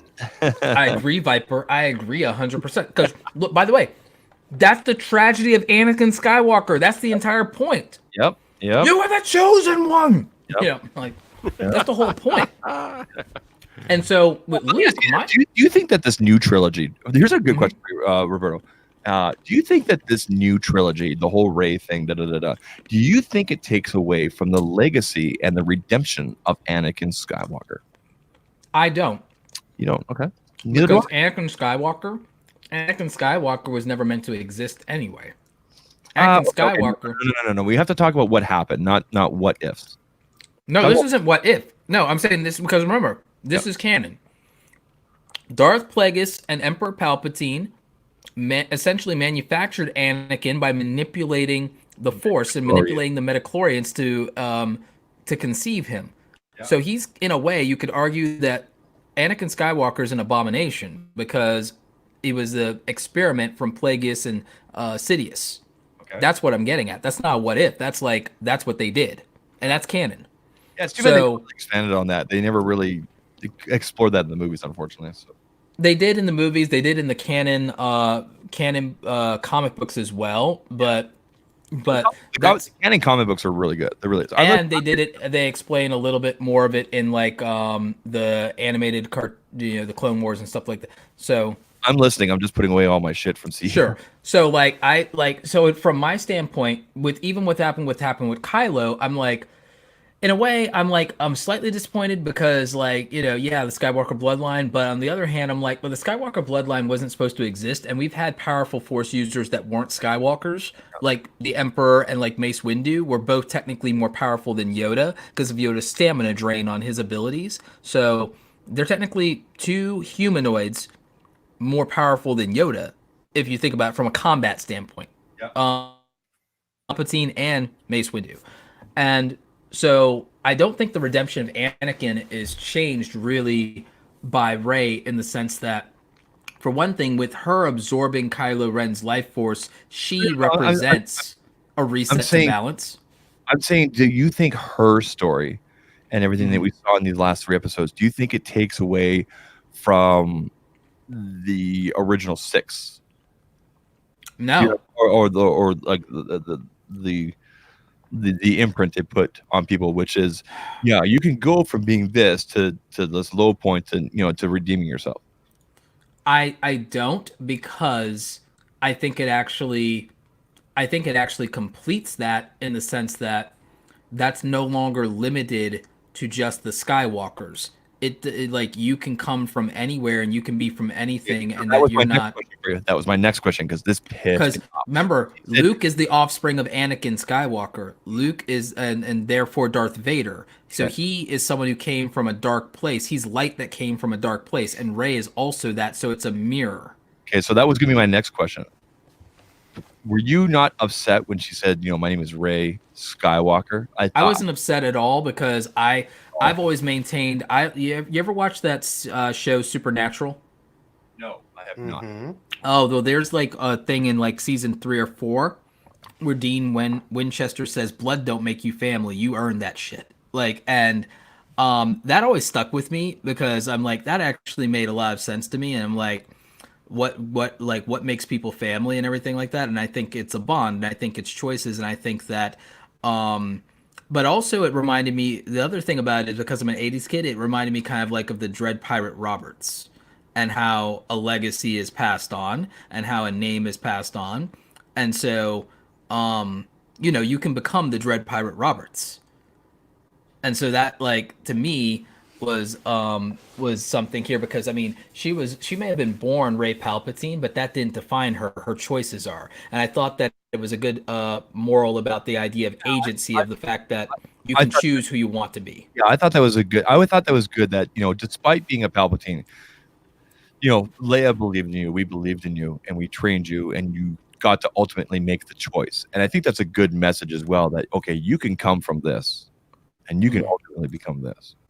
I also think there's an understanding, like for me, I also took it this as, if you're somebody who was of the older generation, and let's say you didn't happen to have children to pass on your legacy, or let's say they rejected your legacy, the idea that, your legacy can be carried on, it doesn't have to be just your bloodline, I think is also a message to anybody who's older, who's feeling that way, of like, maybe I can pass on my family's teachings and I guess I'm old school like that. Like, I can't wake up tomorrow and go, you know what? I am Obama. Like, I can't, you know what I mean? Like, well, I mean, I think that, but here's the thing, you in a way, you could adopt the principles and teachings of somebody that you respect and admire anytime you want. Like, absolutely. I mean, do it every day. and I think a lot of people Gary Vee is I a mean- direct influence on what you do and your work and what you bring to the community, Roberto. But you don't go around going saying, "Hey, I'm Roberto V."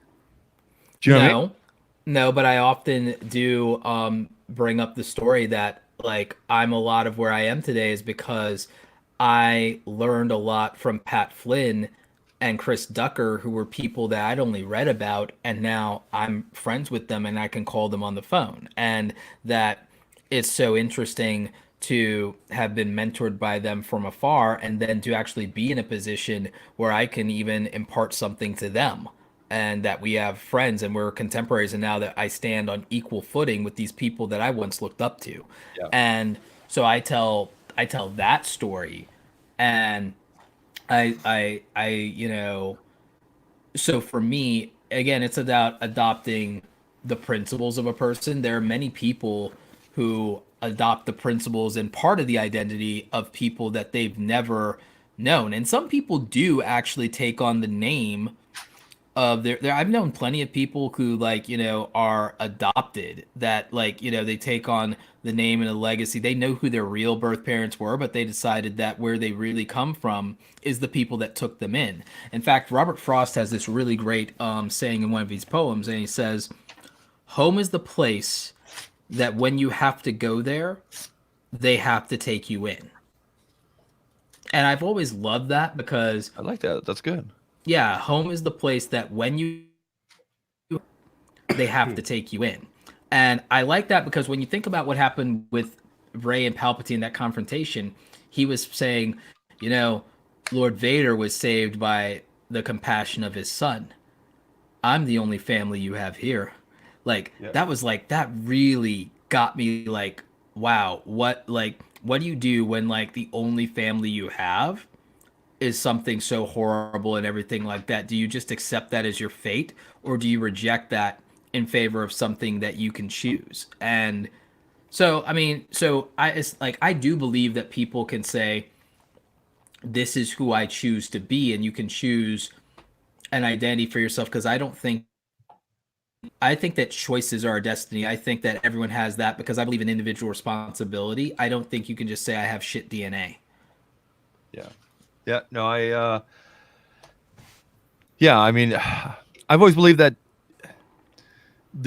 I don't believe in fate. And I can't remember where I heard this from, but I've adopted this. I don't like the idea that my path has been made out for me. If I believed in fate, I would not be 78 pounds lighter than I was a year ago. I wouldn't have been in Vegas. Do you know what I mean? Like, right? You made choices. Yeah, you made choices. Yeah, and all I really did, Roberto, I did what Daryl Eve says. I just made small tweaks. Ate less this, ate more that. Don't drink pop anymore, except for this Red Bull. It's fucking delicious. But I mean, that's my weakness, man, Red Bull. But I mean, yeah, I've always believed that you get what you make out of life. And you should take the opportunities as you get them. You know, see the cat going by. And if you get people that introduce you to people or brands, or you have the opportunity to do this and that, ultimately at the end of the day, ask yourself this: is this going to further my career or make me happier or pay the bills or anything? If the answer is yes, then do it. Don't care or don't rely on what other people think, because the only people at the end of the day that you should worry about impressing, unless you have a terrible relationship with them, are the people under your roof and your family. So for me, no offense against any of you guys here, you know I love you guys, especially Greg and his cat. I don't care what any of you guys say or can think about me. I care what my daughter and my son and my wife think, and my cat to a point. But he's been a real dick lately, so. Yeah, but that's ultimately it. And maybe that's the father of me coming out. Maybe that's the newly 40-year-old. But I adopted that attitude, that way of thinking in the last 5 years. But I've really gone with it in the last 2 years. Yeah. And it's not to say that I don't care what people think, but ultimately at the end of the day, as long as my family, my wife, my son, my daughter, and my cat are happy, that's all that matters. Because all of this doesn't matter. All of this can burn down tomorrow. But if I don't have their love and respect and support, it doesn't mean shit. And all of this could go away tomorrow. As long as I have them, that's all I need. It's Yeah. really because I've been there. I've been in the gutters, and I've been up here. It doesn't. None of this matters. This is all. These are just things. These are just things.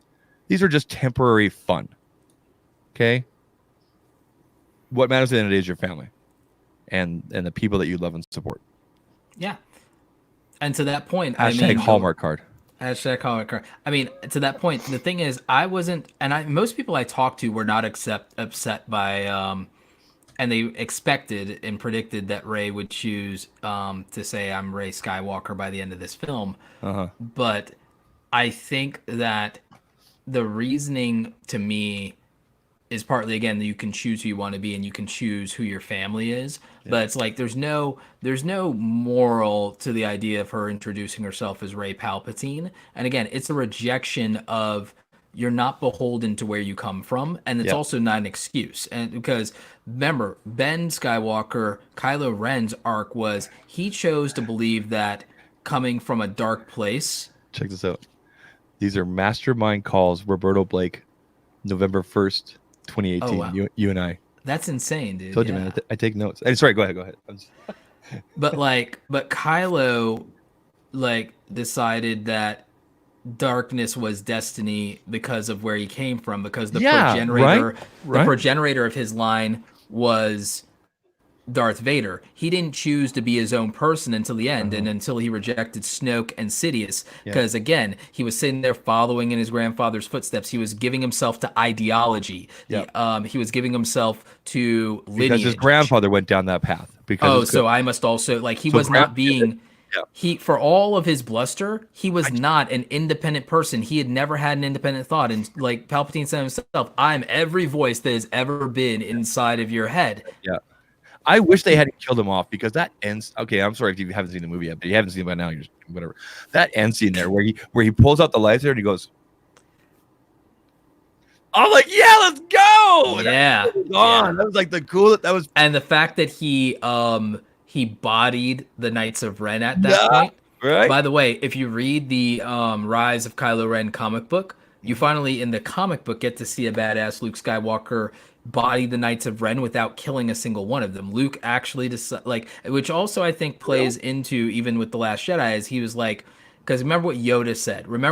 Even though the Jedi were hypocrites about this during the Clone War, he said, a Jedi does not use the Force for attack, only for defense. Only for defense, yeah. And the Jedi reneged on that during the Clone War, and that's why the best part for me, even though people hate The Last Jedi, the best part for me was the dialogue we got, which is what I missed so much in The Rise of Skywalker. The thing that pissed me off was we got nothing but one-liners. We got aside from Palpatine, we got no meaningful dialogue in The Rise of Skywalker, and I miss the thoughtful dialogue in The Last Jedi, because the entire Force calls before the psychic Force calls between Rey and Kylo gave us some of the best dialogue in the entire Skywalker saga. I'll admit at first glance when I first saw those scenes, I'm like, what? How is this happening? But now when I think about it, like what they talked about, it's pretty deep. It's actually pretty deep. And it felt to me like the